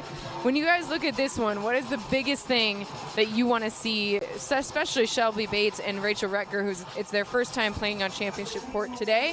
What can we expect from that team? Well, Bates and Retker, they're going to fight. They're going to battle. They come in with a lot of firepower, so that's what you're going to see out of them. They played 4 matches in the bottom side of that draw, so they're well tested on the bottom side, facing elimination 4 times, so they're battle tested. But you're playing one of the top seeds here in Megan Fudge and Susanna Barr, who just lost to the top seed Paris Todd and Simone Jardim 11-9, 11-9 in the winner bracket final. They are looking to win this and get that hopeful rematch against Jardim and Paris Todd on Championship Sunday. So there you have a look at Megan Fudge and Susanna Barr getting ready for this bronze medal match. Like you mentioned, they just lost to Simone Jardim and Paris Todd in the previous match that they faced. So here we are with another shot for them to play on Championship Sunday. Sun has fully set here in Mesa, Arizona. But we are getting ready for our final match of the Saturday action. And it's going to be Bates and Retker serving first.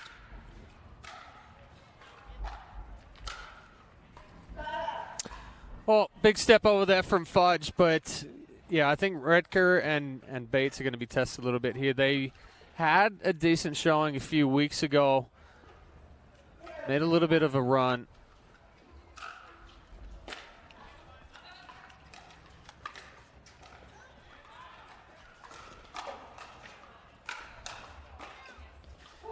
Nice stepping in the middle from Bates. I thought that was going to be a winner here. But Susanna Barr closing ground too.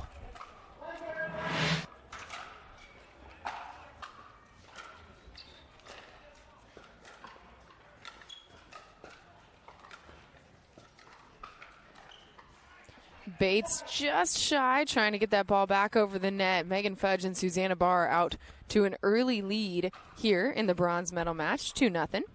With Susanna Barr still on her first serve of the match.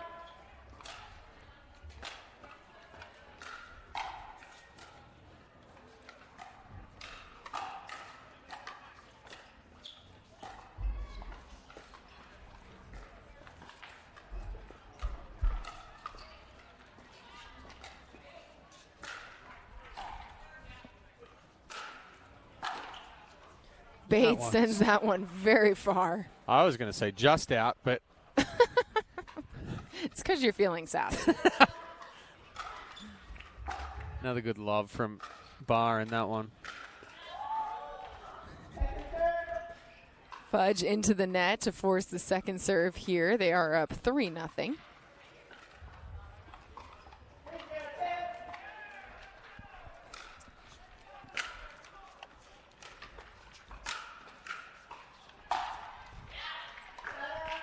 Bates with a nice overhead winner there.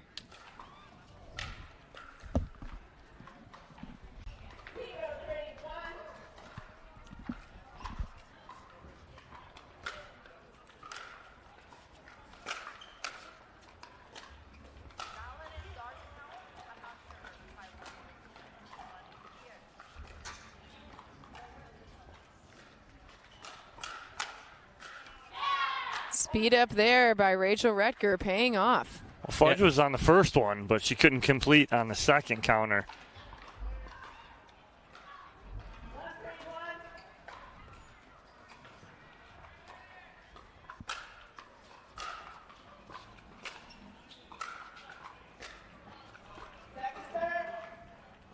Second serve coming up for Bates and Retker, currently trailing 1-3 in this first game.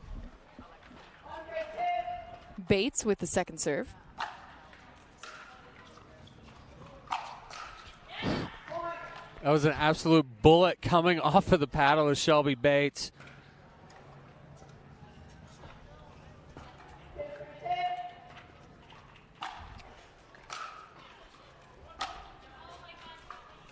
Bates sending that And- one pretty long. I mean, that's the second ball she's hit that's been at least 10 feet out. So the ball is coming off of her paddle extremely fast right now. It's super hot.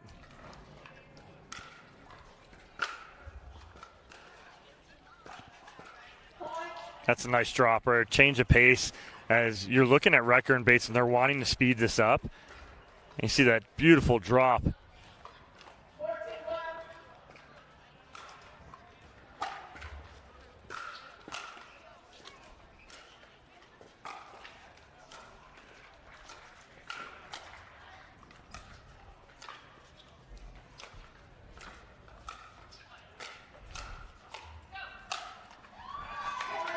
Recker with some impressive recoveries in that point, but Susanna Barr putting an exclamation point on it.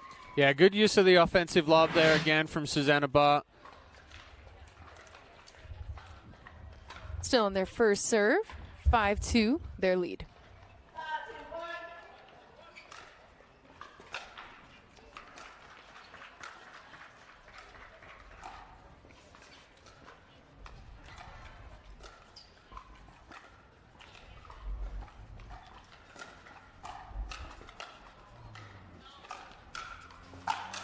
Yikes. Get out of the way. Shelby Bates means business here with that forehand. Honestly, I've never seen her hit a ball that hard. Making the recent switch over to Onyx. That's third ball that's gone long. That's the balance you have to have with that much power is when you're directing it down, it stays in the court most of the time, but you really have to make sure you watch how long it goes. Oh, nice lob there, and Recker giving it back to Susanna Barr and Megan Fudge on the lob. First serve coming up. They're trailing 2-6 in this opening game of the women's bronze medal match.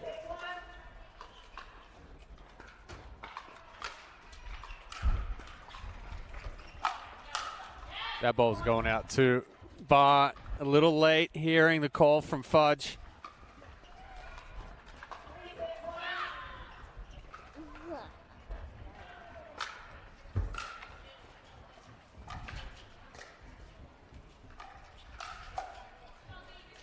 That time it was Susanna Barr making sure there was a lot of power off of her paddle.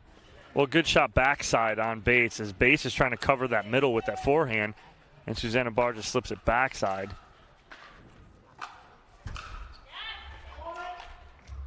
Nice change of pace there from Bates. Instead of going constant power, she goes about 50%, creates some shape on that.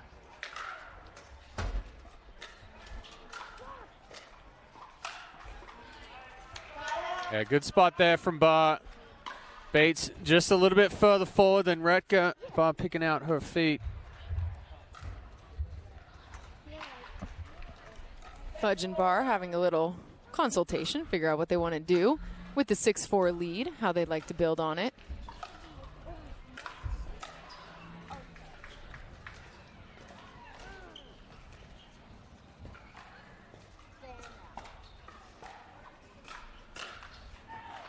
Rutger sending that one into the net. So 7-4, Fudge and Barr building on their lead slowly with this serve.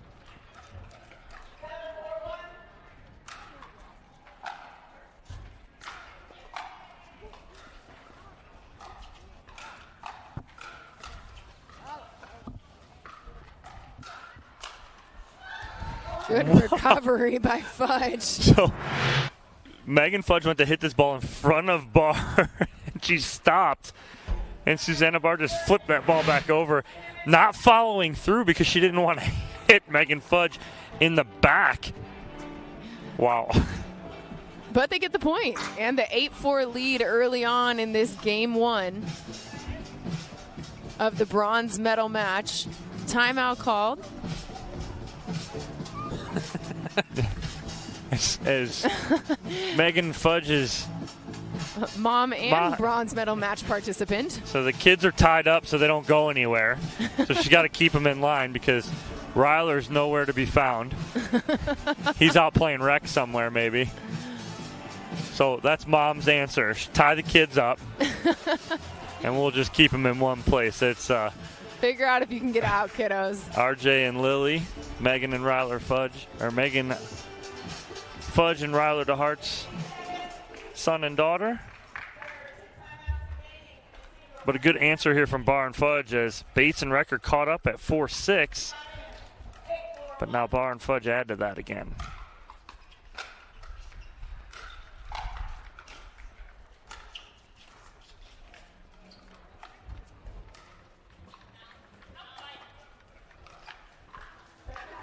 Yeah, good ball there from Bates, pulling Bar out wide.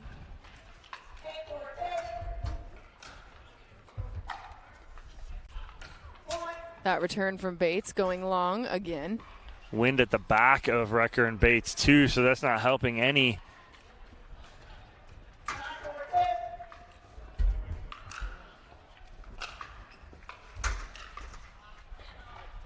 That return from Susanna Barr falling just short of going back over the net.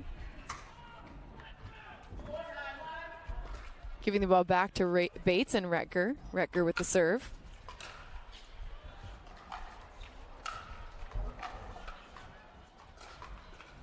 Oh, that's just Change. That's dirty. That is dirty from Megan Fudge. Change of pace there. Shelby Bates couldn't get up in time.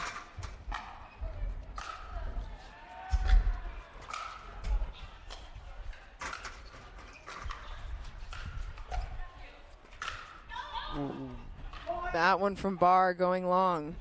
That was a funky motion right there, too. She kind of came up to hit an overhead, then dropped down, and somewhere in the middle there, she slapped it deep. Little sidearm action.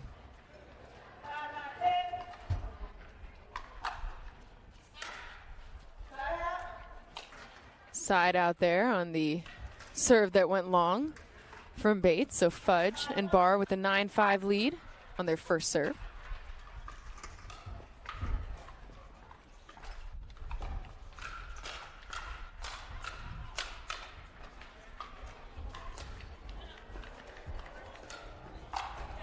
Recker and Fudge going back and forth in that one before the redirect to get Shelby involved.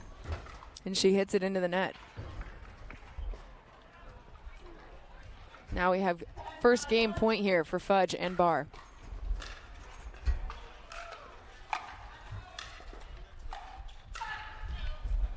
Oh, it dropped. The wind, again, played a factor in that ball dropping back at the baseline. So game one goes to Susanna Barr and Megan Fudge, taking it 11-5. We saw a lot of power in that first game from both teams. Fair amount of volleying at the kitchen line. What's your biggest takeaway from this one?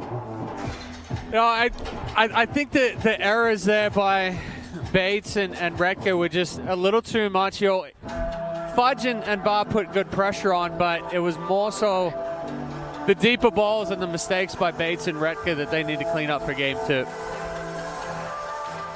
Well, it's 11-5 right now. We have this.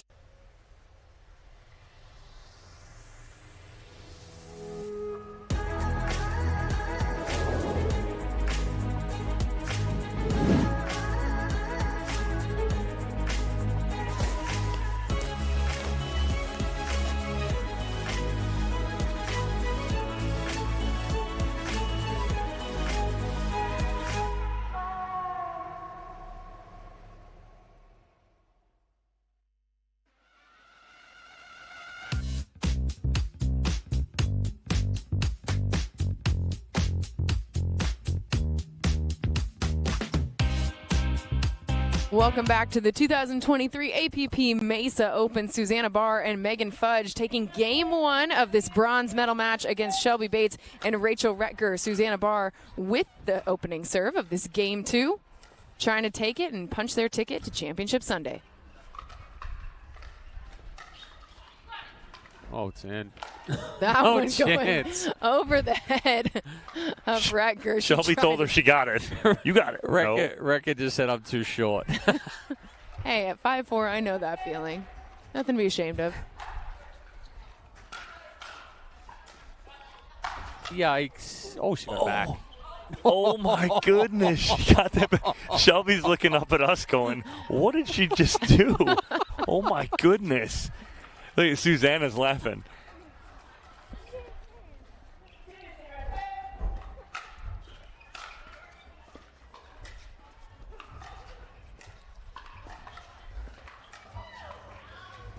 That one goes long from Susanna Barr. The lob falls behind the baseline.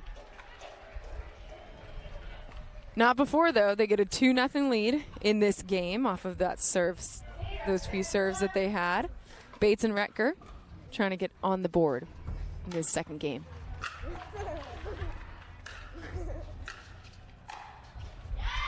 That's a nice ball down the line from Bates.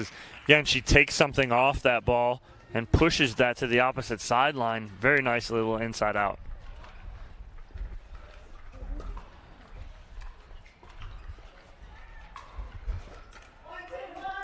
Retker getting ready to serve here.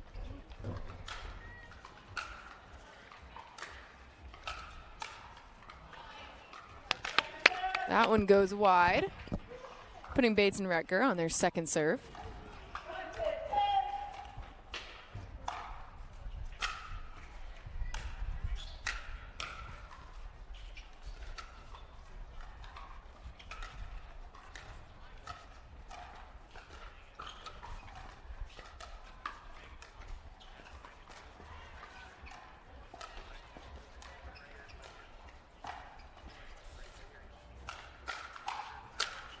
Oh, Fudge was all over that.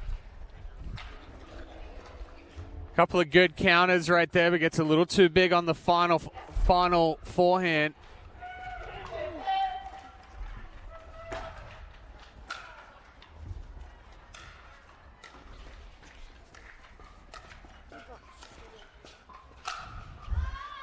That overhead, though, from Susanna Barr right at Retker. Like you guys are saying, sort of jamming her up. She doesn't have the space to get the swing in that she wants.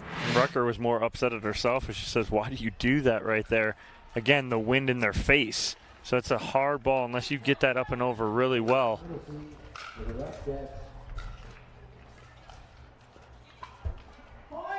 Cannot get the friendly roll for that one, so the point goes to Fudge and Barr. Take a 3-2 lead in this second game, a women's bronze medal match. That serve was deep.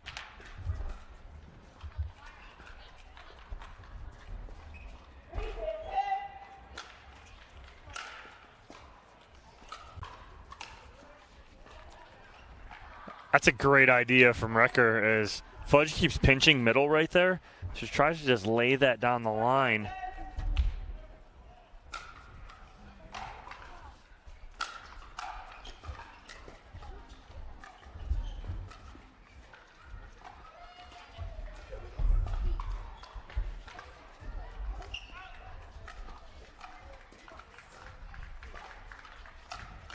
That is a dirty cross-court dink from Megan Fudge. That set up the put-away from Susanna Barr. And they take the early 5-2 lead in this second game, looking to close things out and send themselves to Championship Sunday to get a rematch against Simone Jardim and Paris Todd. But Shelby Bates and Rachel Retker not going away quietly. A timeout taken on the court. Oh, and the kids got out of their... They escaped. They escaped. They're out. They're on the side now, ready to give Mom some advice. Here's what I think you should do, Mom. Lily's coaching. Well, they are two kids that are very good at pickleball as well. You see them, they shoot videos with Mom and Dad all the time. So, but a nice commanding lead here in game 2 so far for Barr and Fudge. Bates and Retker trying to fight them off here.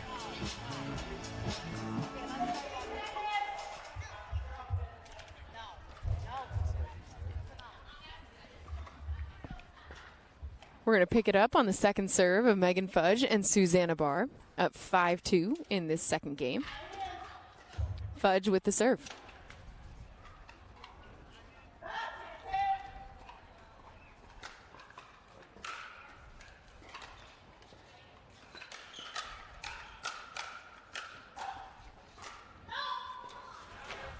Rachel sped things up on that one, and then that one, the response from Fudge going well long.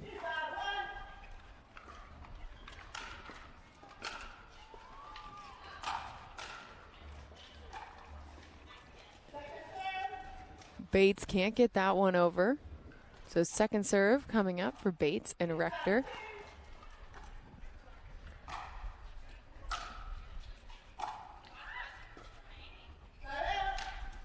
Side out after that one.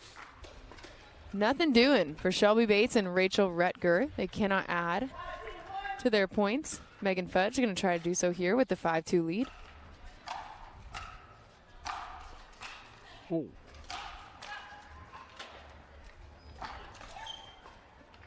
Did Bar go left-handed? Lefty behind Fudge, throws it back up. Just add to the uniqueness. She used her glove, finally.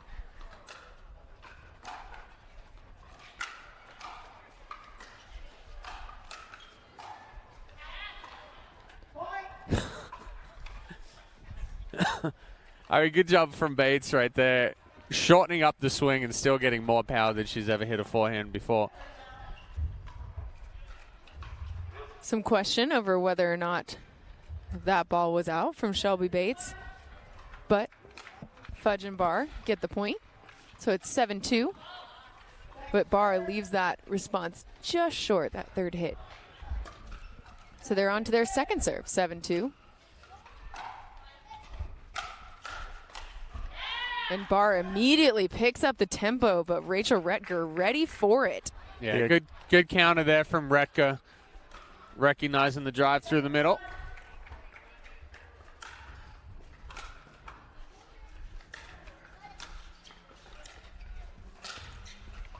Impressive overhead slam there from Susanna Barr.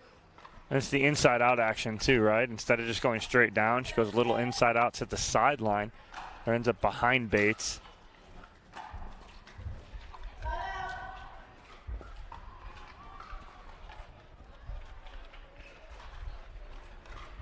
Another side out here. So Megan Fudge, Susanna Barr with a chance to build on their 5-point lead. Already took game one.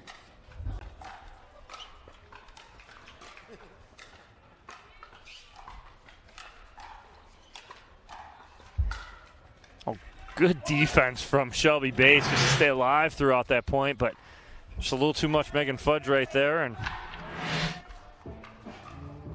add to their lead. Timeout called there on the court. Barr and Fudge with the 8-2 lead over Shelby Bates and Rachel Retger. Going over to get some coaching advice. If you were in their corner, Chad, what are you telling him? Yeah, for Retger and Bates, it's almost a little too late to like fully take a big strategy change right here. I feel like they just need to try to keep that ball down a little bit. They're allowing the balls to get pushed into their body and ending up on the back foot and just leaving those balls up. If anything, drive a couple more thirds when you get the chance to put a little bit of pressure on. But we saw with Bates, she had a couple of good drives, but then a couple of them way deep. I think for Barr and Fudge, they're doing a very good job of keeping Bates and Retger off balance. As demonstrated by this 8-2 lead in game number 2. They already took game 1, 11-5.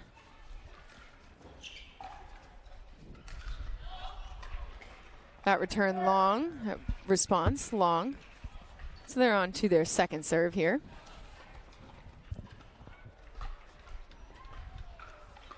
Gonna grab another ball. You see Rachel Retger keep putting her hand in the air. It feels like the wind has changed quite a bit, just on and off in this match. So imagine that trying to get a test of what the wind direction and speed and power is all doing.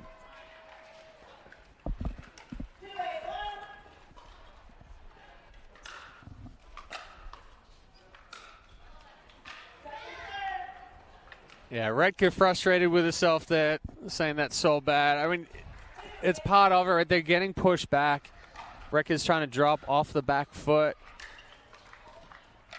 That's two in a row right there, too. And that's the epitome of what going in with a game plan, right? She makes a mistake, I'm going right back at her. Yeah. Force her to try and do it again.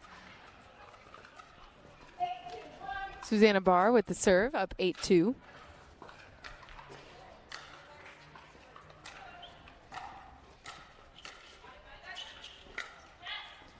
Fudge was there. Good talk and communication, and she was slipping in right underneath Susanna Barr.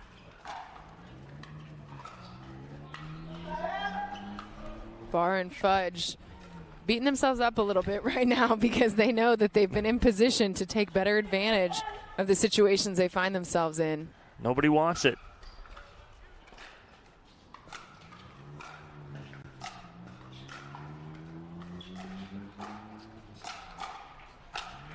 Susanna does, actually. Susanna says, I would like it. Thank you very much. Some great digs from both Recker and Bates to stay in that, but again, they just kept getting higher and higher.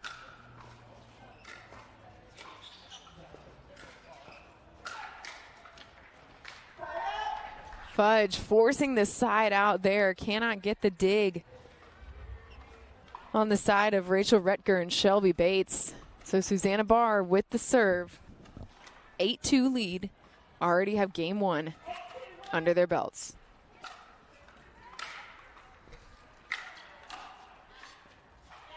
Oh. Some miscommunication there between Fudge and Barr. You don't see that very often between the two of them.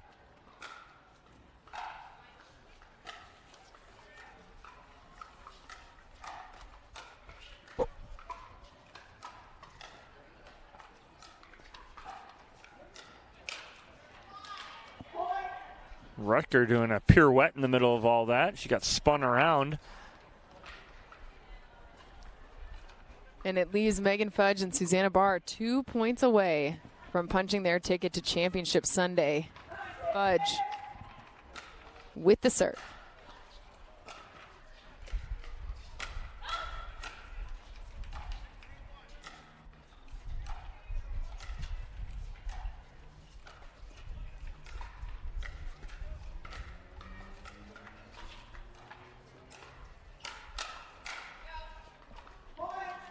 I don't mind it though from Recker. No. It was a good point construction from her. Just goes wide on the counter, on the second counter. That's what I was going to say. That's probably the best constructed point for Bates and Recker throughout this whole match right there. And Recker just getting a little too big with the backhand.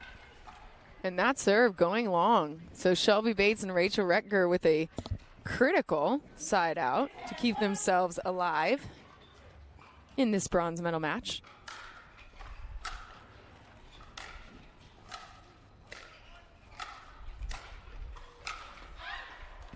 That's the same thing you talked about, Chad, earlier. She kind of dropped down sidearm, right? Trying to go three-quarter, throw that slider in there.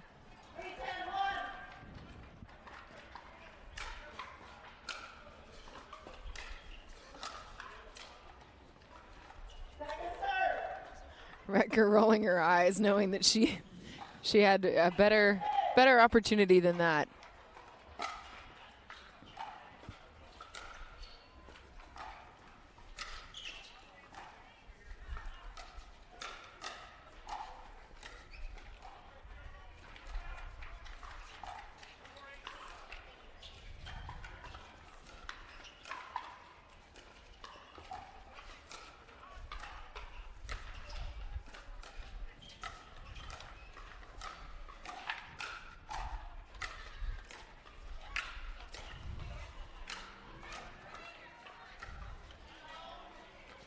Oh, Megan Fudge with the change of pace, and even Shelby Bates going into the splits there cannot get there in time.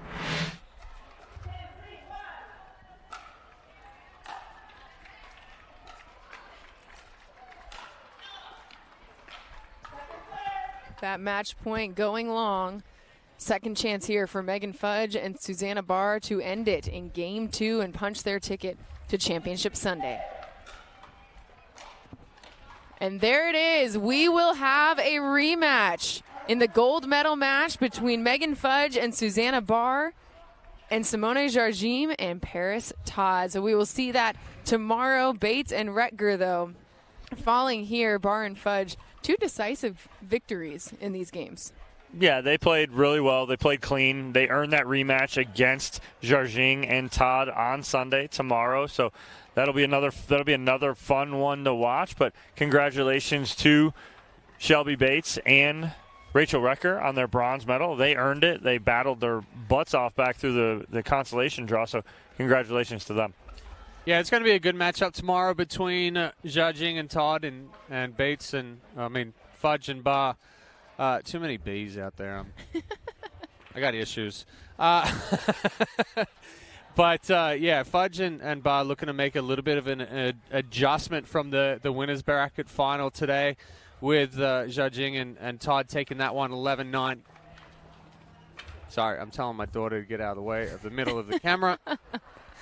A lot going on right now. Everybody, you're not just a commentator. You're also it's a family show, as we saw with Megan Fudge. It's a family show. Having to deal with that, but we are going to have some fantastic gold medal matches. Congratulations to all the bronze medalists today, because we really saw some fantastic matches in the men's and women's doubles. And so we will be back tomorrow for Championship Sunday. We have 5 gold medals to hand out, and we'll do it tomorrow live right here, back on the stream.